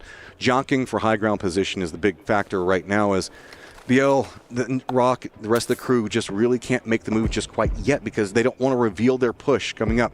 Can Lou actually kind of sneak his way into the circle? With the threat of Rock, Toyo has leaned more into the north. Nobody really looking down over here as Lou is finally going to go down and roll down the hillside. Okay, Rock has now realized they have an opportunity. Of course, it is going to be Santastico that opens up the door for the high ground fight. The other members for Rock now starting to move up the hillside, spot this one out. They know that they've got the opportunity, but it's going to be Emmy on the other side. Here we go, Wenbo trying to do some damage. Xiaobei re-knocked Tiantian immediately. Hung Tuai gonna go for the stick here. Emmy gonna get the knock. BL Santastico Souls just destroy Toyo. Snap your fingers and they are gone from the lobby. So that comes at a cost. Multiple members now down for Rock. They have to commit control in the high ground. The circle has now left them.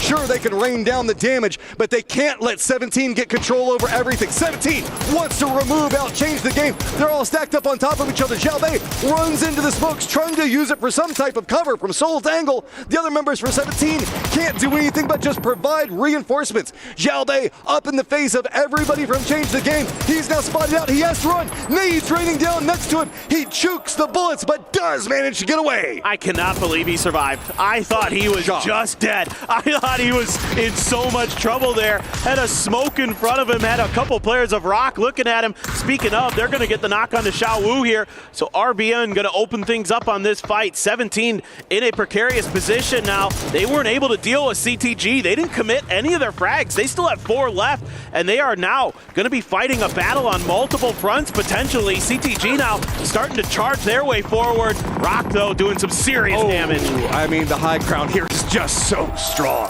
Change the game. Now out. Rock getting more position. They got the reses back up, so they're sitting strong. They have the high ground. They have vision. But yes, we are in phase number 8. 17 is closer to the center dot. That could be a problem. Rock needs to get some retaliation, get some knocks back into this. 13 kills. Rock presently in first place at the top of the leaderboard. Look how many stuns Rock has. That actually could be a deciding factor in this game to kind of break down. Yes, 7-7 trying to hold a flank angle, but they need to get down this hill. That's going to be the real problem here for Rock, is eventually they're going to have to try to make a move. So they know about 7-7. He was not stealthy about this at all.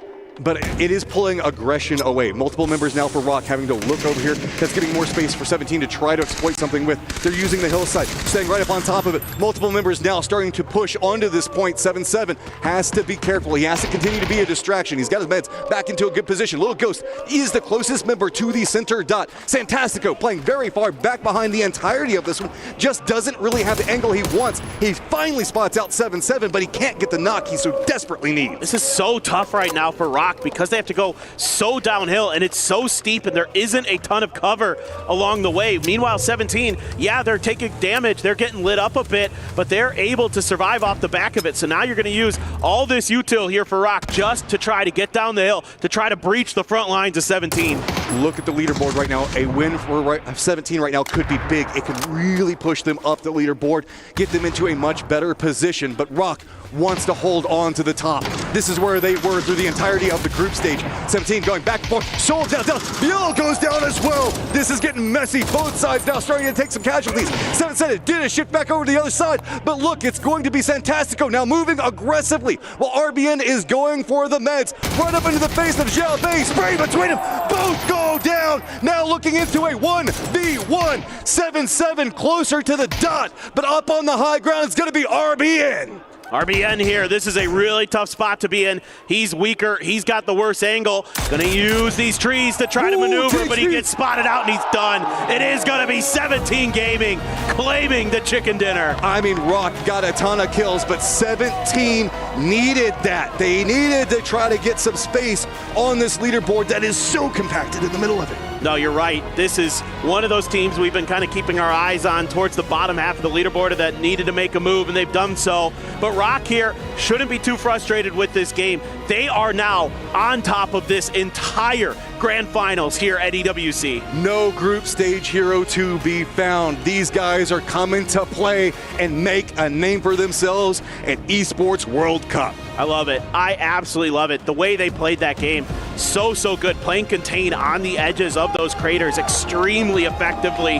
Kept a bunch of teams either gate kept or just destroyed underneath their gunfire. That was so well handled in the macro game. Yeah, again, even from holding back, I think it was Navi in the later stages of the game. They were very aware of what was happening inside a factory. They were bouncing between so many different points. They knew the areas that would win the game, and they fought for control on it. Because remember, Toyo originally had the dominant position, and instead, we saw Rock play a bit more passive, wait for their moment to pounce. Once they got that knock, boy, they went for it. Oh, and when they won that fight against Toyo very cleanly, was very impressive. But guys, we're going to take a short break here at EWC for PUBG. We will be back very shortly.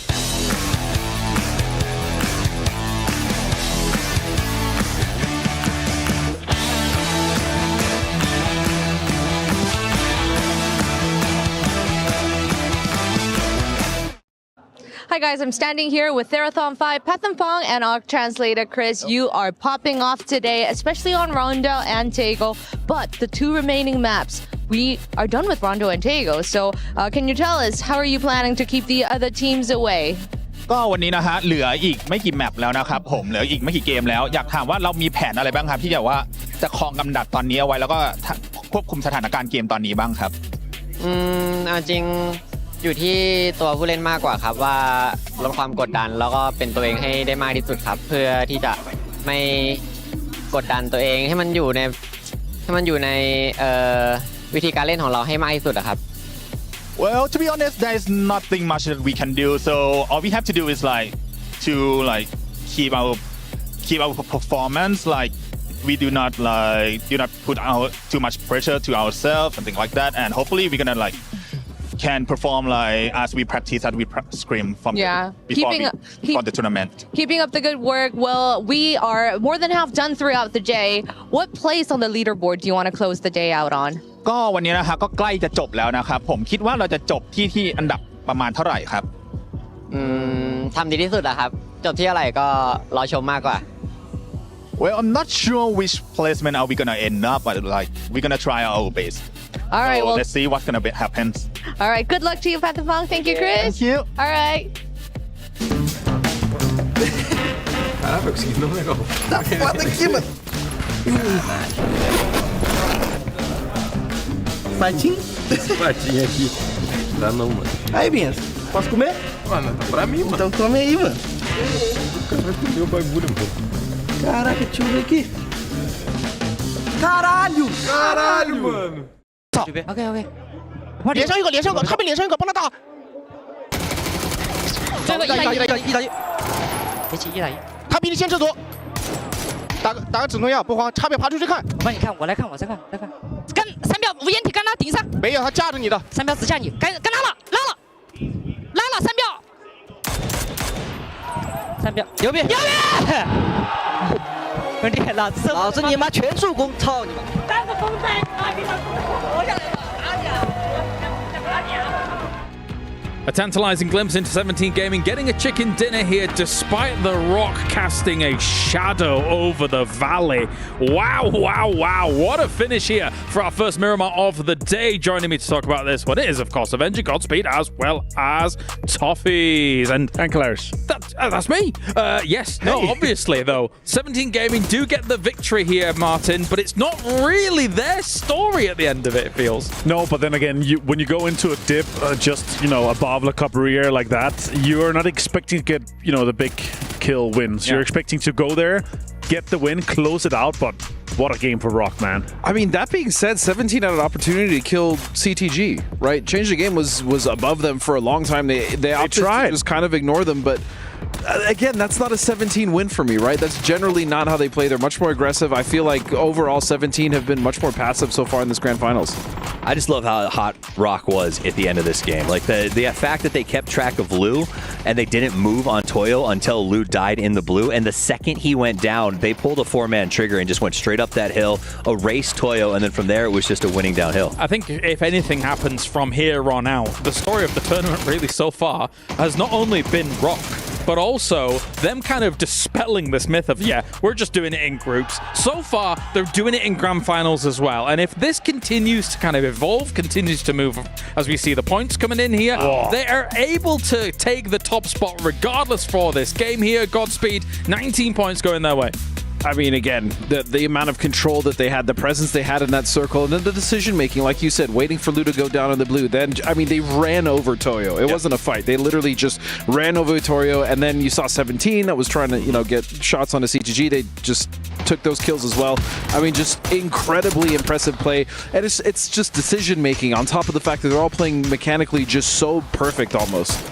Yeah, I mean, get to the end game there, and there's already 6 kills and that hopper. And then once they eliminate Toyo, they're able to just sort of take all of the work from the high ground. They knew that's why this was a valuable position, that even if they didn't get first place in terms of chicken, they were going to rack up a bunch of kills. Take a look at those numbers coming in from the top 5 MVP so far. Sentastico is currently at number 1. And do bear in mind, this is him running for the MVP overall when it comes to tournament MVP at the end of tomorrow. Now, also, whilst we take a look at those 5 names here, Martin, I think what's been really impressive about Rock is that it's not just been Sentastico and BL. It's like the other 2 as well have really kind of bounced off the back of their great performances and are also performing up to the level as well. Yeah, I mean, 2,800 damage in just 5 games. That's just simply incredible.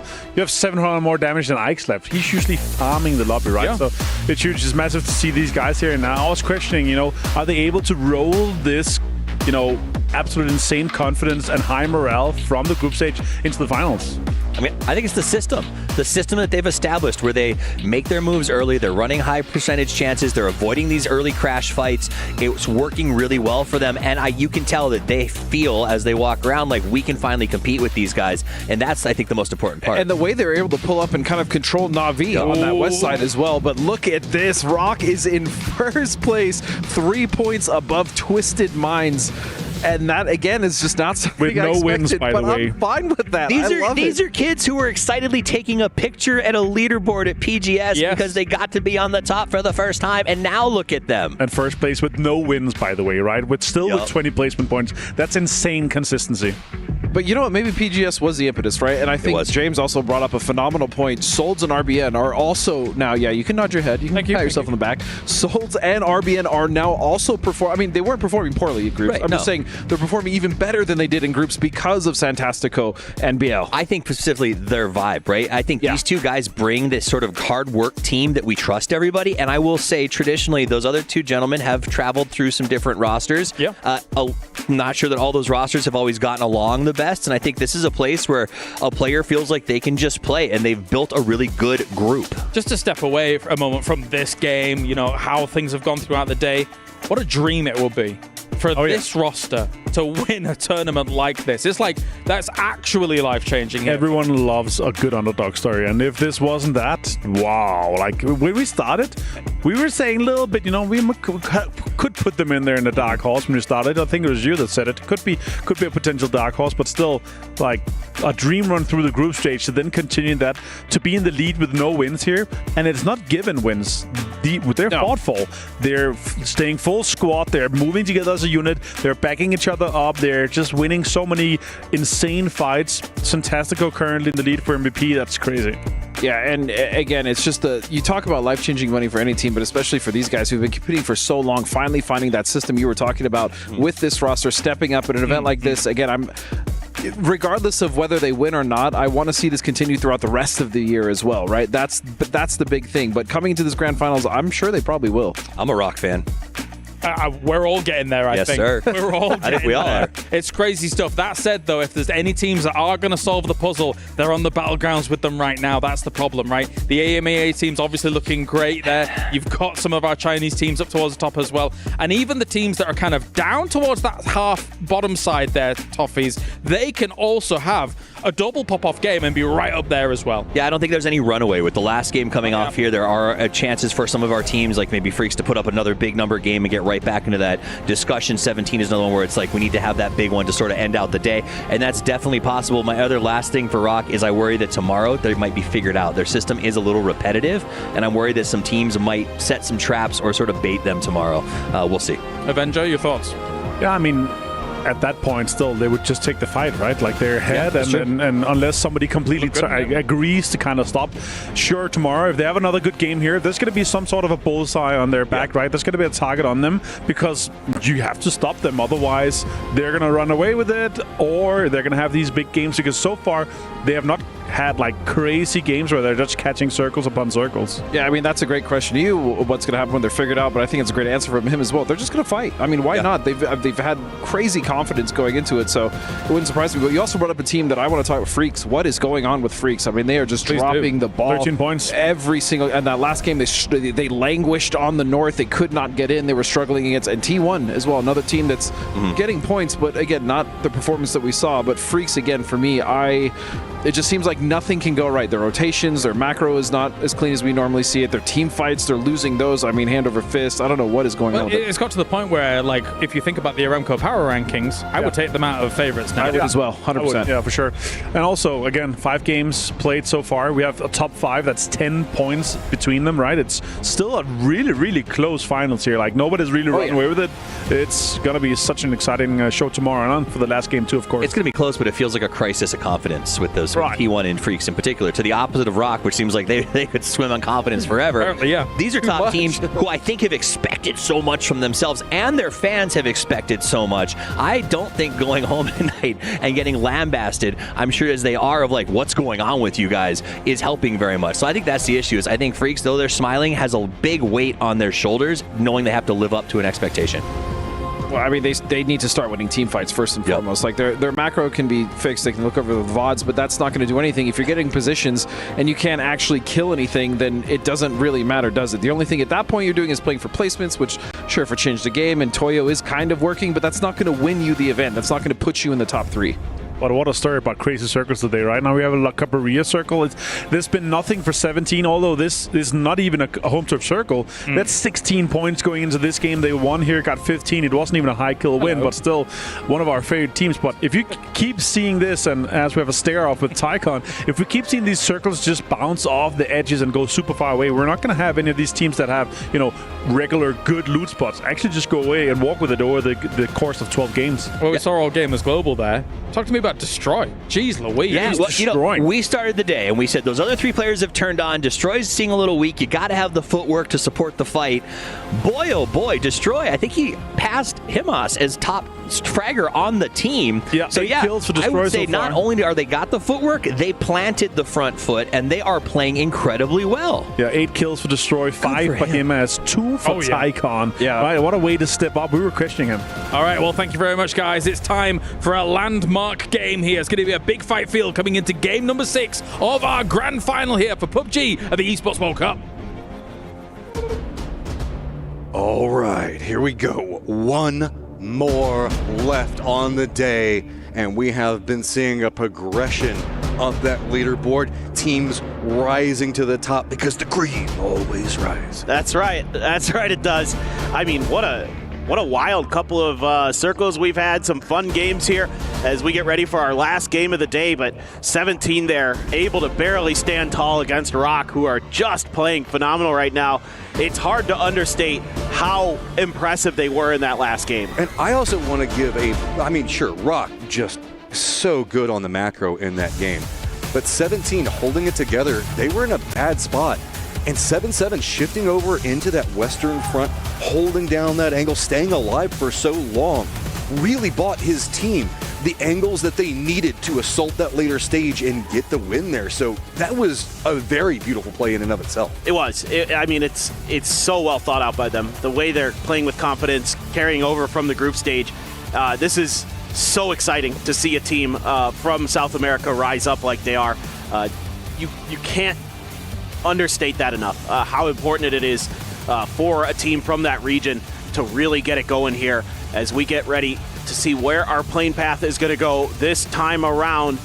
Miramar on the cards for the last game of the day, and it is going to start over El Pozo, head down towards Impala, so kind of a different plane path in a way. The beginning of it starts kind of just a little bit further north and ends a little bit further south, so similar scenes for some of these teams, hoping that maybe Petrichor Road can avoid losing a player early this time. But, you know, some of these other teams like 17 who make a big jump are going to be looking to try to continue that. Meanwhile, the teams like the Freaks need to get it going a bit. They are struggling today. Mid-pack teams, lower section teams, this is your momentum game. You've got to start setting some paces for yourselves. You could be a bit riskier to see what you can get away with. If you keep trying to rest into safety time and time again, you're just going to see that leaderboard slowly start slipping away from you. And can you be the core component to fight your way into being at the top of the leaderboard at the end of day number 1? So Circle going to go very far to the east. Maybe a truck stop finish on the cards here. I like it. I know, me too. I love to drop truck stop and fight it out there. No Impala. Yeah, we just don't want to see Southwestern. All right, chat. I need your energy right now. We're going to let Goku Spirit Bomb this.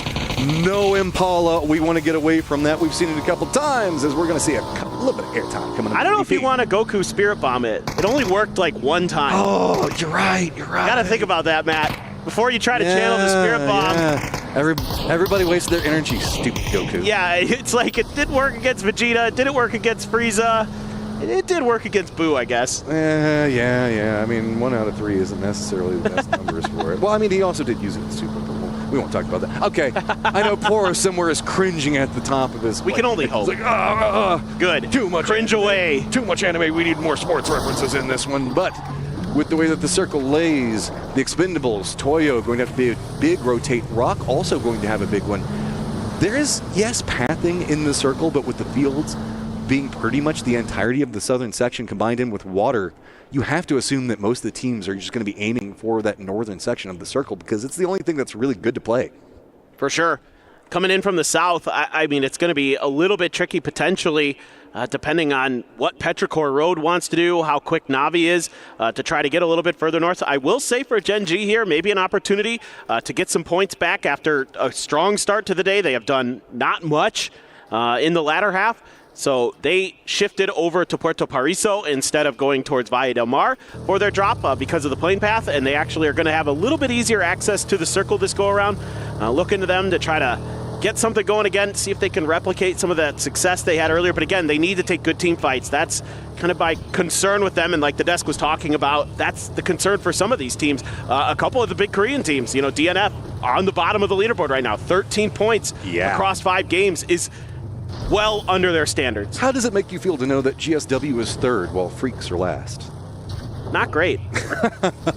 I don't think. Well, only because I have bias for my region, but I'm actually happy for GSW. CC and AZ have been really playing. They're really playing. It's only whenever we see them go down that it's going to be GSW that plays a bit more passive. And I don't blame them. Those guys have been fragging out, but that's been coming at a cost of losing them a bit earlier, like in the later stages of the mid-game. So that's made them have to kind of rest back and do damage control. But whenever we see them up and active in the early sections of the game, or if they can make it in the later stages, that's where we really see game start win just excel. Well, I mean, it's cool to see in a way for like AZ and CC, who have been players who have been journeymen in their region. Right? Like they've gone through a bunch of different teams. I mean, just looking at AZ, he's been on New Happy, he's been on Tai Lu, he's been on Petrichor Road. So he's been on CCG, a bunch of teams that are. He's the Purdy Curdy. Kind of, yeah. He's been bouncing around, but he gets on teams and they tend to generally be somewhat successful. Yeah. So that's something in and of itself.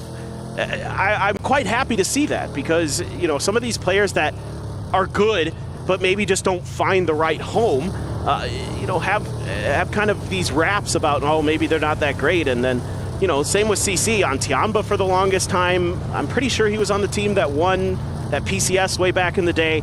And then he was on New Happy for a bit after they made some shuffles.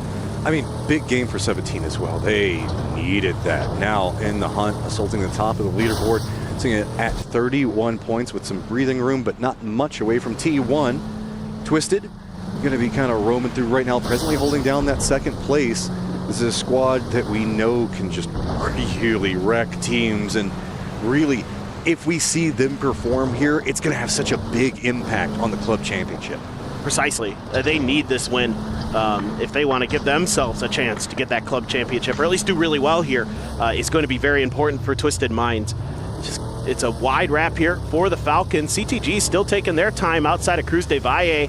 I don't suspect that anything's going to come from that unless Falcons don't get the read that CTG is where they are. CTG sometimes takes a long time to make maneuvers into the circle. We've seen this before where Falcons have run into them. Yeah, this is kind of peculiar. Falcons, these rotations early just keep causing them some trouble. Oh, they see it. Also wanted to call out, we do have AGAL that's playing around truck stuff right now. They're kind of believing it'll go that direction.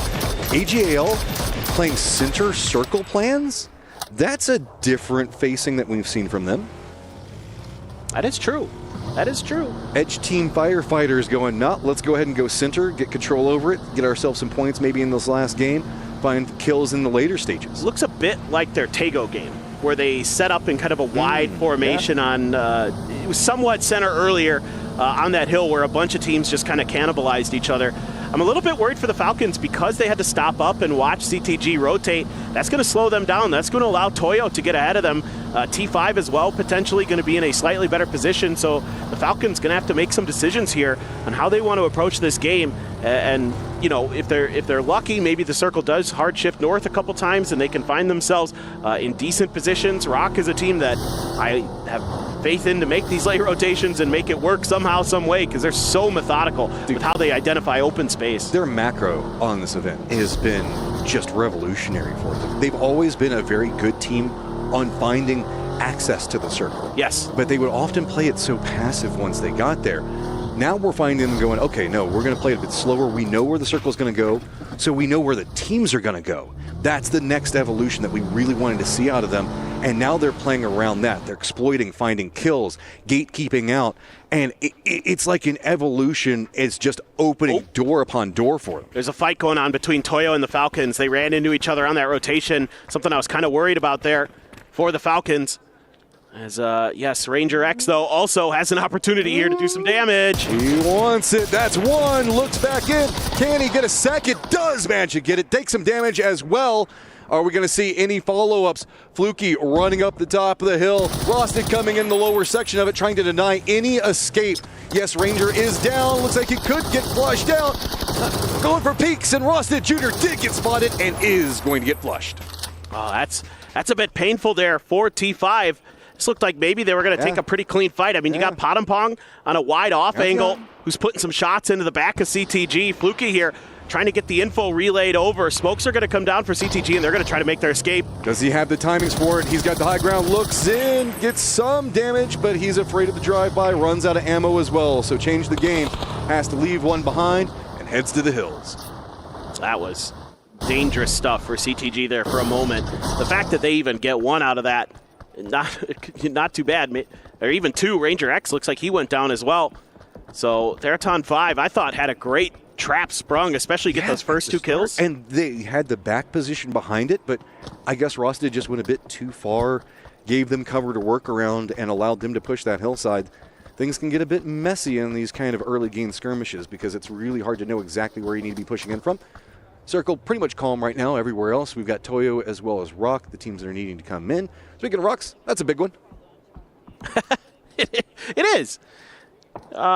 Petrichor Road opted to go for the northern side of Impala, looking to give themselves some pivot points and maybe play a little gatekeep on the teams that are going to be coming out of the south. I know James is back there losing his mind. I hope so. It's a mythical bird. I know, James, but there's so many rock puns, man. I know. How can we not? Yeah. No. Anything you can do to tilt James is okay in my book. If you didn't know, that's why there is a bird in their logo, guys, is because it's based after. That's why there's no K at the end of it. Rock is the mythical bird of giant proportions. So, Circle quiet. Where are we going to go? Oh, my God. Ooh, hard shift up to the northeast. Okay, we were wanting a bit more into truck stop, but it says, nah, let's go more for... Wow. So over to the east here, this is kind of weird because there's a big mountain on the western side of the circle. There's obviously El Azahar and the mountain around it. Oh, correct. See, oh my God. Chewy. Never mind. Does stop that one in the trash. No, this is my house. You can't have it. He's got to be careful, though. There are more players from VP there, so he couldn't confirm that flush in time. As Petrichor Road started to fall apart, Hype shows up, gets two. Everything is coming apart over here. There is just a ton of teams right in the thick of this. Virtus Pro trying to see if they can get some kills of their own. T1 all up on top of it. Everybody get involved in the dust-up. There is nowhere to go inside the circle, so it's time to get bloodthirsty. Down in the death funnel, everybody's caught up, going for the stop-off. Petrichor Road stopped in their tracks. There are just bodies littering the hillside. Everybody losing players there. Navi as well running into Gen G, and they're going to trade kills each, but Virtus Pro looking for whatever's going on, if there's any players still there, and Heather had tucked in, gets a little bit of damage, and Lucarux suffering down to low health. Raining as well, still in the fight. I mean, kudos. We can see that VP navigated that very, very cleanly. AGL had themselves a good spot in the circle, and now they don't? Away from them, and now I thought that they had inside tracked position. I don't know what happened there. I was busy watching the fire. Yeah, we missed that one. Gen G, here's that battle with Na'Vi. They're pulling back a little bit. Both teams losing a player in the fray so far. Bean going to be driving away there with Tosi is going to be the one who died for Gen G as some shots bringing out from Na'Vi. As Gen G does make their escape, they have a little bit of stability now, kind of set up on the side of the road. A little bit of a compound for themselves. Well, they also have the gatekeep position on what's going on with this T1 VP weirdness that's happening over here. Rock is also going to be rotating along that pathing, so Gen G trying to now make sure that Na'Vi doesn't have too much space to play with. We've got just kind of a scattering of teams around. It does look like Fluky did manage to at least get one of the blue chips, maybe more, and has now headed up to Tierra Bronca, so should be bringing some more friends back in. 17 is going to be a tail end of this. Rock, I don't know if this is the neighborhood you want to go into because it has been nasty over here. Well, and VP got the res on the Nixie. He was knocked over in the industrial park of Impala, and now that's offered them stability here to set up this trap. Oh, Rock, you're in trouble. Runs right through, doesn't get the knock just quite yet, but it's going to be a follow-up. Lucarux, Nixie also do find that one very, very easy. Santastico still alive, running for the hillside, but that is a big cost to Rock. This is all just a consequence of all that fighting around here. The fact that VP comes out with 4 alive still and 5 kills, absolutely massive for them. They're 2 points away from Rock, and they just did them dirty. They got 2 players off of them. Oh, this could be VP ending the day on top. Who knows? This is going to get dirty. quick. Twisted's also in a strong spot.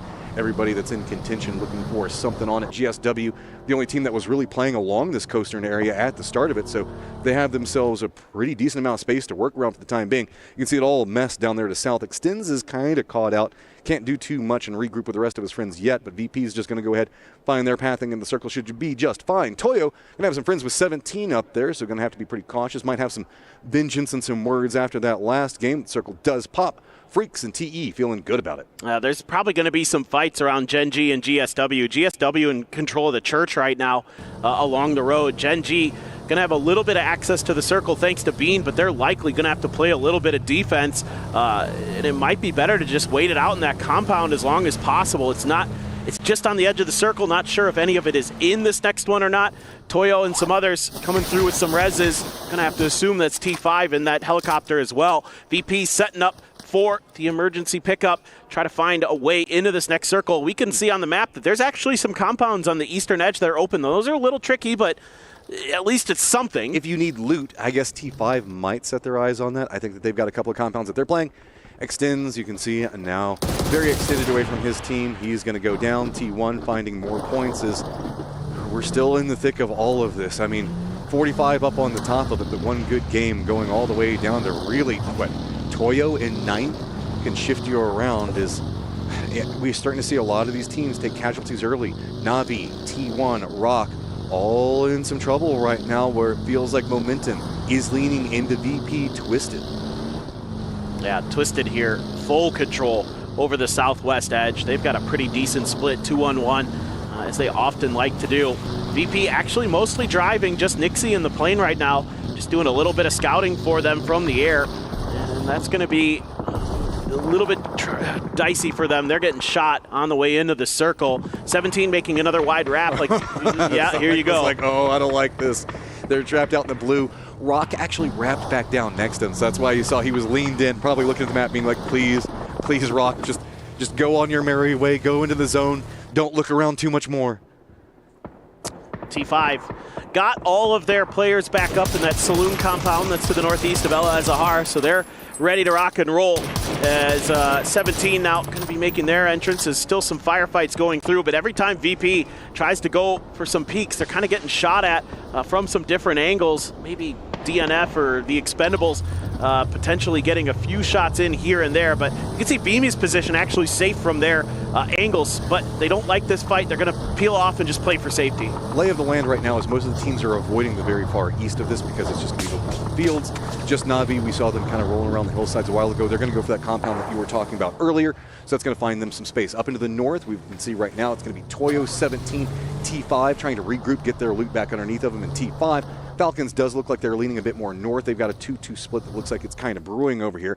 South is going to be its own hillside. So really just look what's going to be happening. The roads are going to be the different bisecting parts of this. So we've got the center of it that's going to be TE, Freaks, as well as VP. Up into the north, the potential firefights of that. And oh, the circle shifts right into Freaks and TE's favor. Well, this may be the game for the Freaks. VP's going to be next to him. Yeah, that's true. That's not comfortable, but they need a big one. As Genji starting to win a few fights here and there. That's another kill for them. The circle. No. Raining's still out over by truck stop. I mean, that's just cooked. They were trying to fight Rock. That's the funny thing is they saw Rock coming in while they were still stuck in the blue, and they were like, well, I guess we have to fight this. And then Santastico's like, nah, I'm going to go try to salvage something, but he's going to be driving towards El Azahar, towards the Falcons direction. Going to be tough for him. Raining, yes, alive, A-OK. Toyo making a move up on the north as they're trying to cut underneath T5 sightlines. T5 did get a player here knocked. It's Padampong. Xiao Wu going to be the one to connect. Toyo, I don't know if there's going to be any easy pathing into this. Whenever we look over to the east, it's pretty open over there. They've opted into going right into Navi's position. They're just coming in full-on gusto. Oh, it's so sad. Stops it. Look at Navi. Says, nah, man, that's not going to work here. Woo. 2 players. No problem. Oh, that was dirty. Navi. Gotta love it when you have the Panzer there for the crash. You can just take the car out of the equation before it even unloads the players. Crazy stuff for them. What is going on? This is madness. This has been so back and forth for so long. All right, RBN. They know that they're in a salvage position. RBN stayed back over here. Santastico is like forever away from him, up closer to the Falcons right now, and he's going to be sneaking in. Falcons do spot out, change the game, take them out. That's going to give them some high ground and a good position to play for the time being. Freaks have spotted out a rotating 17, so that's why 17 is going to be hunkered down in the spot. Can't make too big of a move. Guess what? There's going to be a new approach on that angle, Falcons, so keep looking that direction because T5 is going to be right back behind them. I think the only thing for the Falcons now that they probably don't realize is that Santastico has crept up behind them, but that was huge to win that fight against CTG. Now they have the hillside actually available above them to go up to. Usually it's pretty hard to get out of this position on the map because you're really pinned in by the mountainsides themselves. It's tough to climb them. Santastico looking for an opportunity, checking behind him.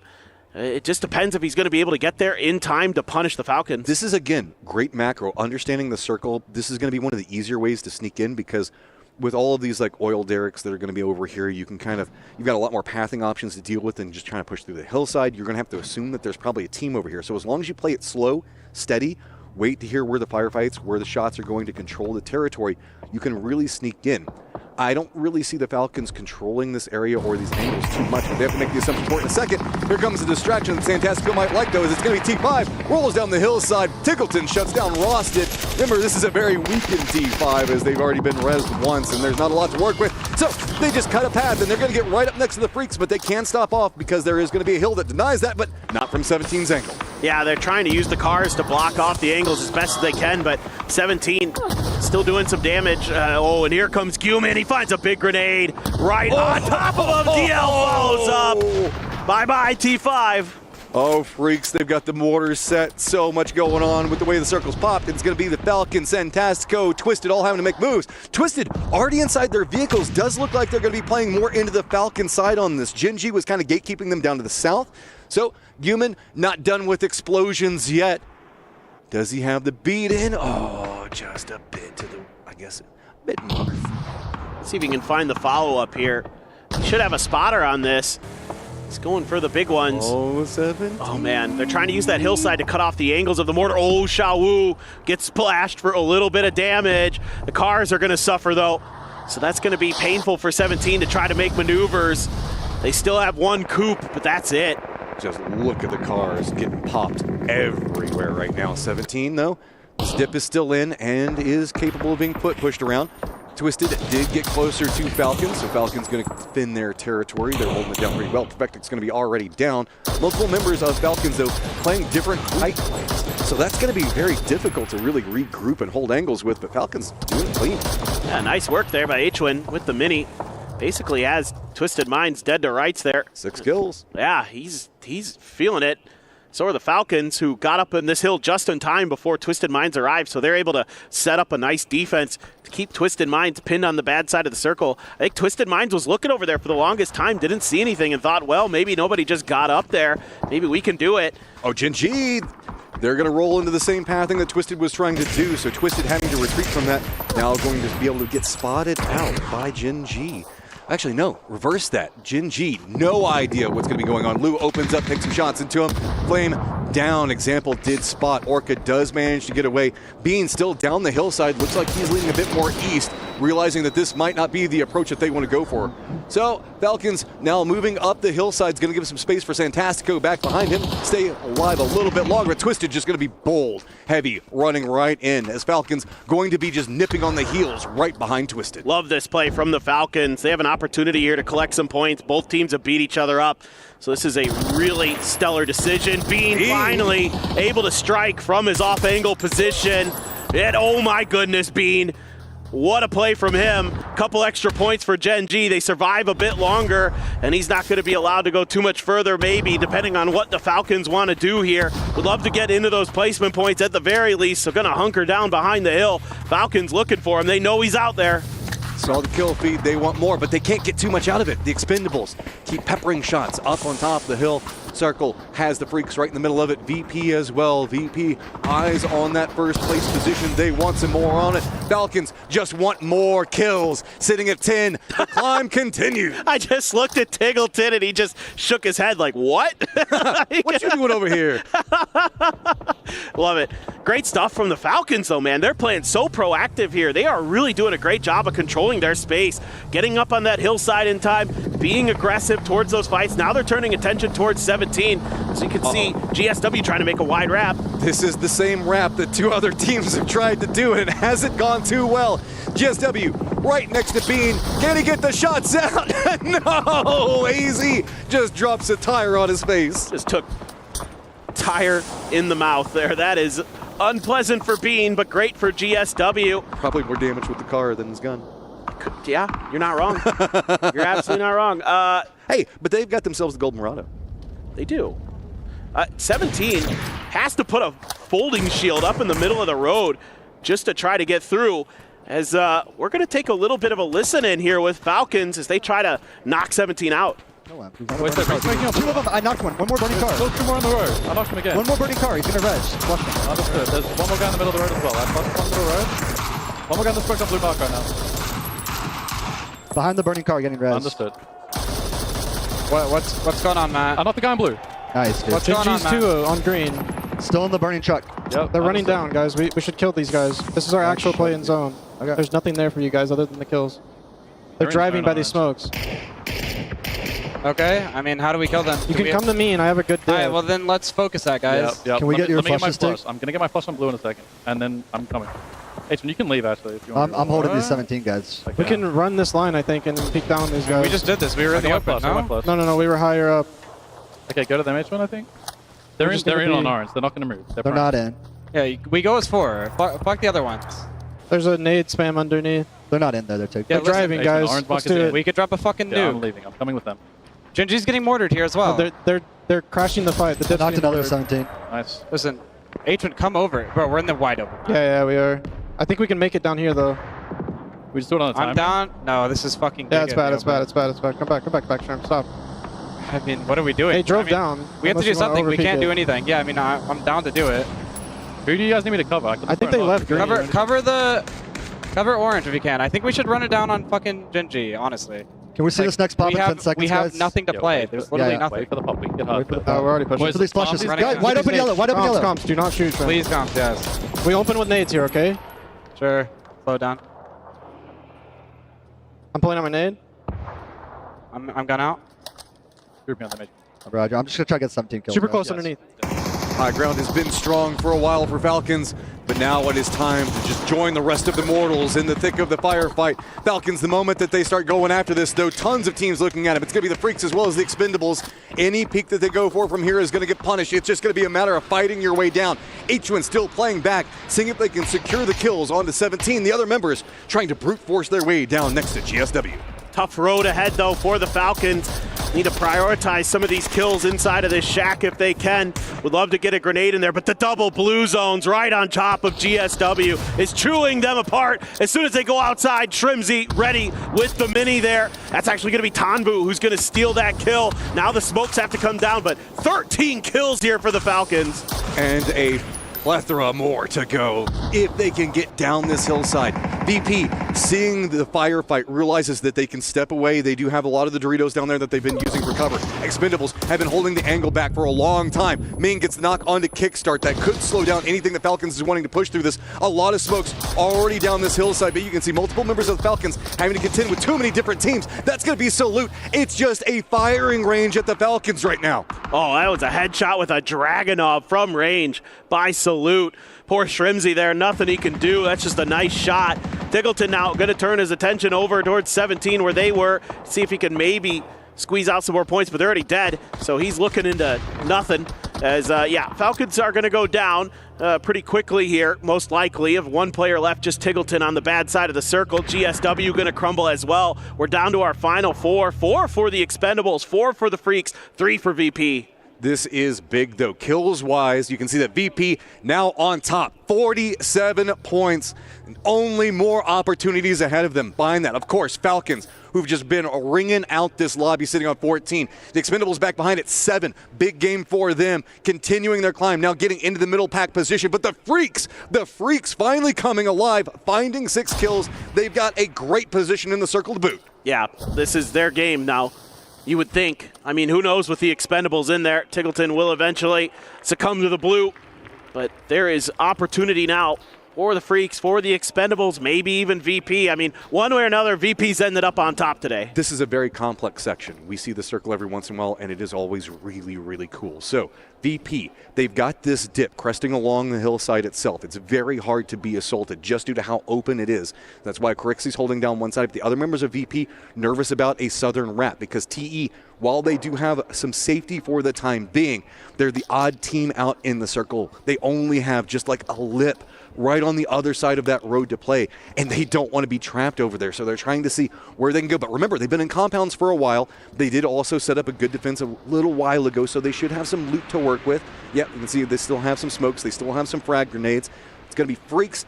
Yes, they have the strong compound to play from, but it's going to be very hard to gather information in the circle. Exactly. Because they're up on the pinnacle of everything, and there's so many moving factors in the lower ground. And this compound's actually kind of a bit of a bowl. Yeah, so it makes it a little tricky in a way.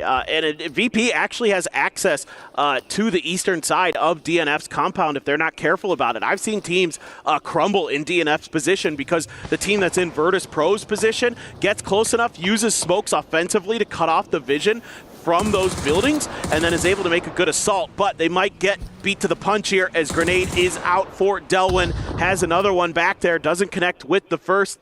Beamy able to sidestep that well enough as VP just trying to wait this out. The Expendables, I mean, crossing this road, normally you would think crossing road pretty tricky. Actually, they have a little bit of access and they pre-fired. Exactly. Do they go for it, though? It feels like a trap, and you can see they're like, okay, there's cover there. But if they do, they're walking into a potential crossfire. Everybody right now is just trying to get any idea on what's going on. Sure, the Freaks and VP both know that the Expendables are not going to be comfortable in position, but they're not really too comfortable either because they don't know is the other team that they're lined up against on the side of the road jockeying up, getting ready to make their own pounce. Are they getting ready to go for it? See, the Expendables playing it slow. They're going to use that lip for as long as they've got it. As now we are in phase number 9. Center dot. Yeah, okay, we've got VP and Freaks pretty close to it, but slowly creeping up closer and closer, using those Doritos. They decide that they've just got to do it. Can they find the angles on this? Because they're in a no man's land. There is no cover except for what they have brought. Clories has a Panzer in the back pocket. The Expendables here could be kings because they're up on a little bit of a hill, and they've done a good job of getting some cover in front of them initially. Delwyn going to use that last frag grenade, try to see if he can get lucky on the VP. Only does a little bit of damage, but here comes some more. Oh, they're just coming up short. VP able to tuck back in, another grenade going through, catches some damage, but no knocks yet. And it's so hard. That is such a big incline to really time out the nades on. So instead, Delwyn just runs down, but he gets spotted. Big crossfire, 2 different teams instantly drop him out. Vehicles being sent in. I don't trust it. Not with what's going on with C4s right now. Rolls it in the middle. And yes, the Freaks manage to drop it right on top of the Expendables. That's one of the best uses of C4 we've seen. That is absolutely stellar from the Freaks. Well thought out. Now they could take the fight right to VP. They've got control of the hillside. VP's pinned down. Here comes the util. Beamy on the off angle has to make it happen, but he's lined up against Salute. He goes down. It's going to be Heaven that spots him. Quick flush coming out. Yeah, we've got VP close to the center dot, but they're just getting spotted out everywhere. Salute just boldly pushing back into the side that they were defending from. He goes down, but Human manages to take down Corexi. Freaks ringing in the kills right now. Nixie on top. He's not done yet. He wants more. Leans back around and does manage to put up a ton of damage, but it is going to be the Freaks that take the round. Oh boy, that got a little dicey at the end for the Freaks. Looked like it should be a clean one, but Nixie able to pull a little bit of a switcheroo there, got behind him, got a few extra points for VP. That could be a big difference maker for them in the long run. But VP is at the top right now. They are feeling it. This is big for them as players, big for their team, and big in the club championship. Yeah, man, what a day for them. What an absolute, just phenomenal turnaround for them. You know, coming into this event, there were maybe some questions with the new player coming through with Corexi, and they have shown that they are now a force to be reckoned with. Also, Freaks, good to see you, man. Good to see you. We know you can do it, but that was a messy, crazy ending And it is such, again, a complicated section of the map to play. It is. It's tricky because there's so many ways that can change, because there's actually quite a bit of changes in the terrain in that part of the map. And you can see that that road is actually elevated compared to the rest of what's on the other side of it for the Expendables. You know what would have changed that terrain? A giant C4 running right into the face of the Expendables. Oh, Expendables, man. They just have their backs up against the blue zone.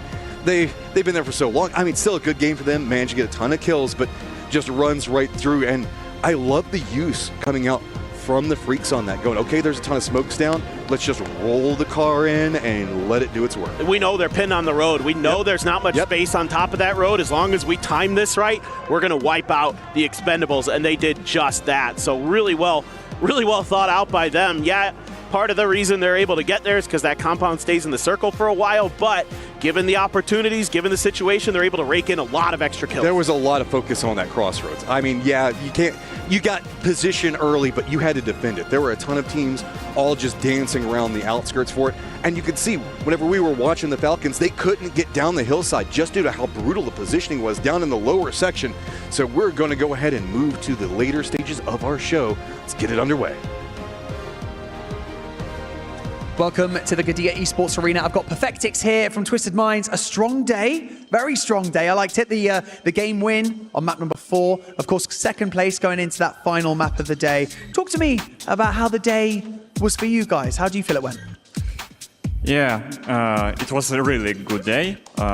We played 5 very good games, and last game was a little bad, but it's good. We will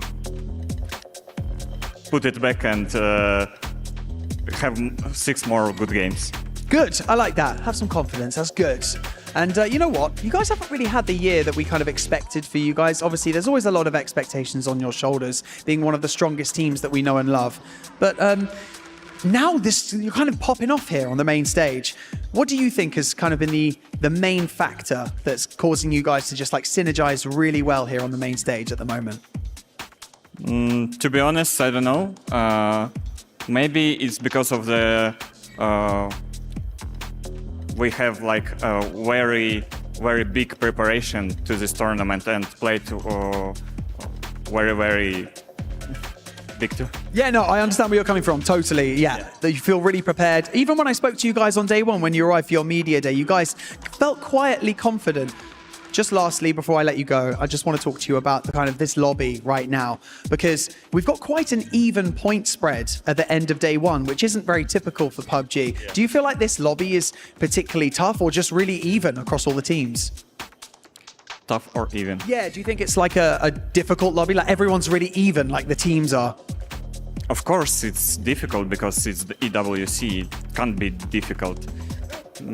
But I think it's pretty good lobby for us. We are feeling good in this lobby. Good. Perfectix, I really appreciate you joining me in this interview. Thank you very much. I'm going to shake your hand. Yes. And for now, we're going to head back over to the studio to talk about what we just saw on those 6 maps.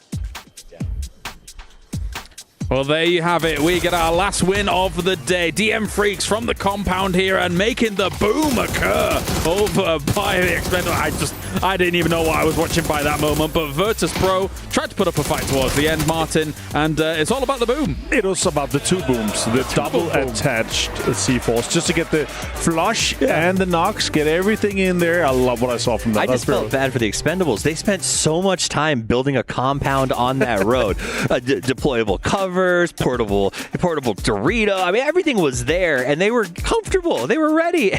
And so it was like, hey, guys, a little gift for you. Yeah, and credit to the Freaks also for being center compound, but also getting the kills, right? They went into that endgame with at least 6 kills. They flexed out, so that was great to see. And I was kind of worried that with that position, everything would be stolen around them, but not the case, man. They made it work. All right, well, let's take a look at everything that went down for that game, of course. We got the numbers popping up, and we have got ourselves 22 points for the Freaks. This was much needed because before this game, Toffees, they were in 16th place. Yeah, Freaks and Falcons. Freaks 16th place. They're not going to change the game on this one, but they are going to manage to make their way up into that top 7. And then Falcons, who are also, I think, sitting in the 20s or something like that going into this game, are also going to put up a really big end of the day. Finally, Virtus Pro. I mean, these guys are now in a pole position to take this thing home off the back of a trade. And there was about 10 minutes of this game where I was like, okay, let's look at the kill feed. Oh, it's the Falcons. It's the Falcons. It's the Falcons, and it continues. continues to be the Falcons. So they really showed us about that, kill highlights we said at the beginning of the day, because this game, they looked amazing.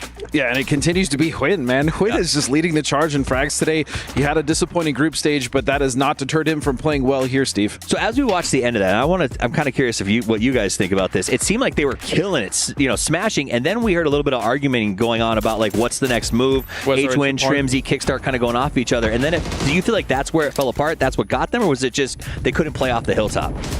I just think the hilltop was really hard to come off, especially. Okay. I think that they were. You have two C4s you can put in a car to reach. You know what I mean? Yeah, I don't necessarily fault them for that. They had a hell of a game, and again, from dropping 2 donuts at the beginning of the day to getting 2 18-point games and finishing strong like this is a huge, especially going into the final day. I will preach them as much as they want for this game and the other big game, but the fact is they had 2 0-point games, a 1-point game, and a 3-point game. Is it going to be enough? All right. It's only 12 points, though, from first place here. The overall rankings, Virtus.pro wrestles away number 1. The Bear is stronger than the Rock at the top here for that. But Game Start Win jumps into 3rd place position. You used to tell me this at the beginning of the day, Toffees. I'd have called you a liar. I still want to call you a liar. 45 points up there in 3rd place, but it has been kind of a slow fall off. They've been preserving points the last 2 or 3 games, so they need to come in and have a big one tomorrow. Na'Vi has been exciting to watch. Twisted Minds climbing up there. For me, AGAL down here on the bottom with the dismal 22 is a shock.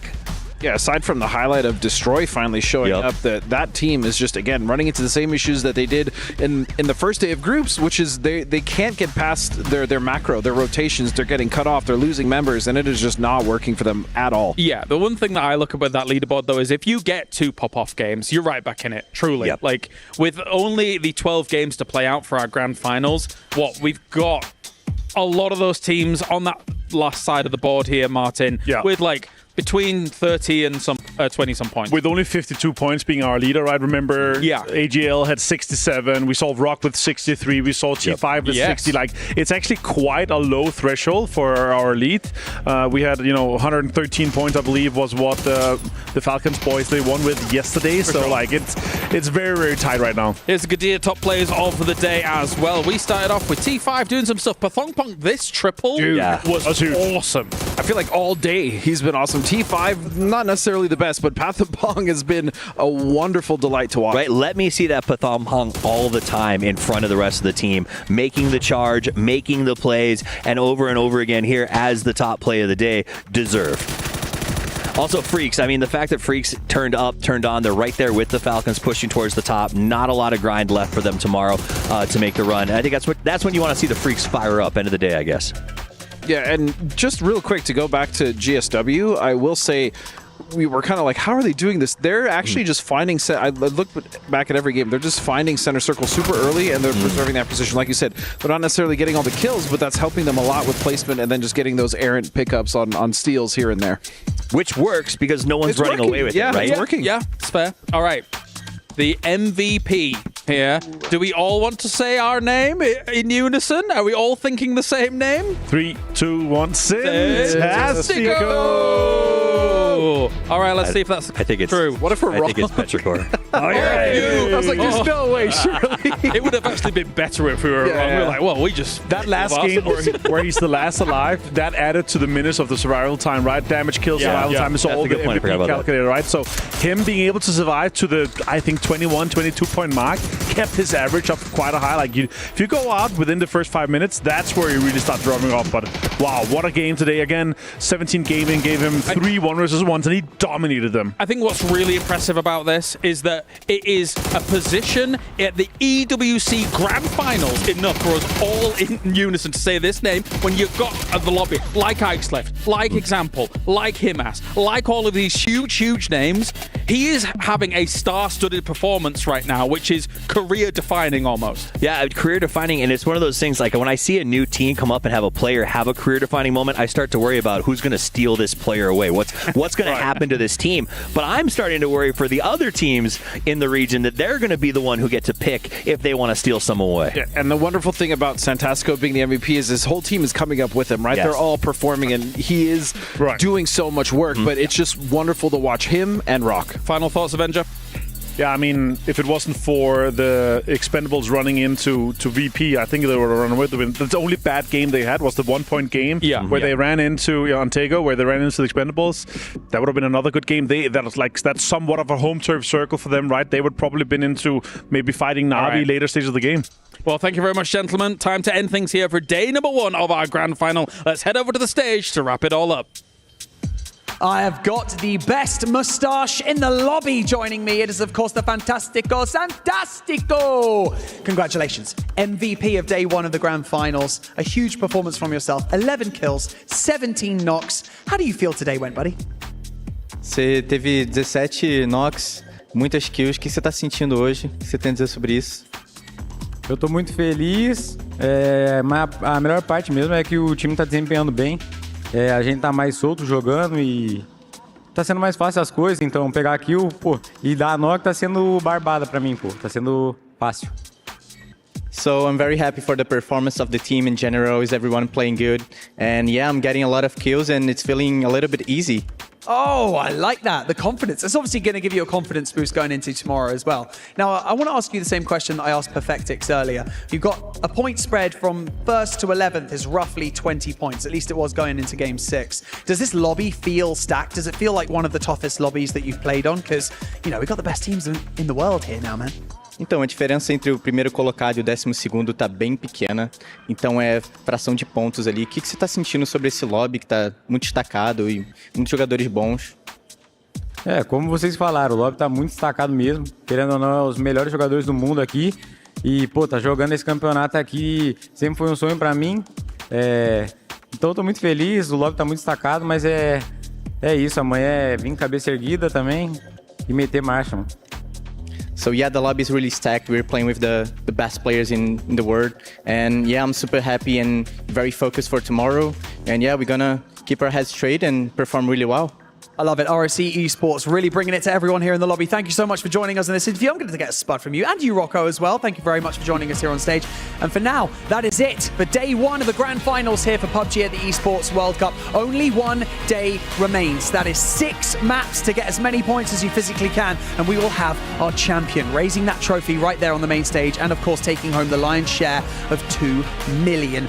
You are not going to want to miss it. So be back here, same time tomorrow. We'll see you then. Without your end, you try to make me say, now there's nothing you can say, 'cause I'm flying away. With or without my sins, you try to make me say, now there's nothing you can say, but I'm flying away.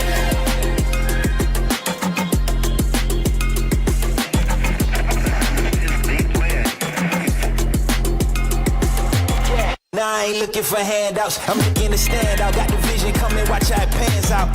I've been writing my plans down, trying to stay focused, put out the notice. Who the GOAT is, me hands down, yeah. No time for arguments, I cut out the politics, no. It's all my competence, I could cause your apocalypse. Ambition, it ain't for the weak, get it even when I sleep. Ready and willing, what you ready to say. But I'm flying away.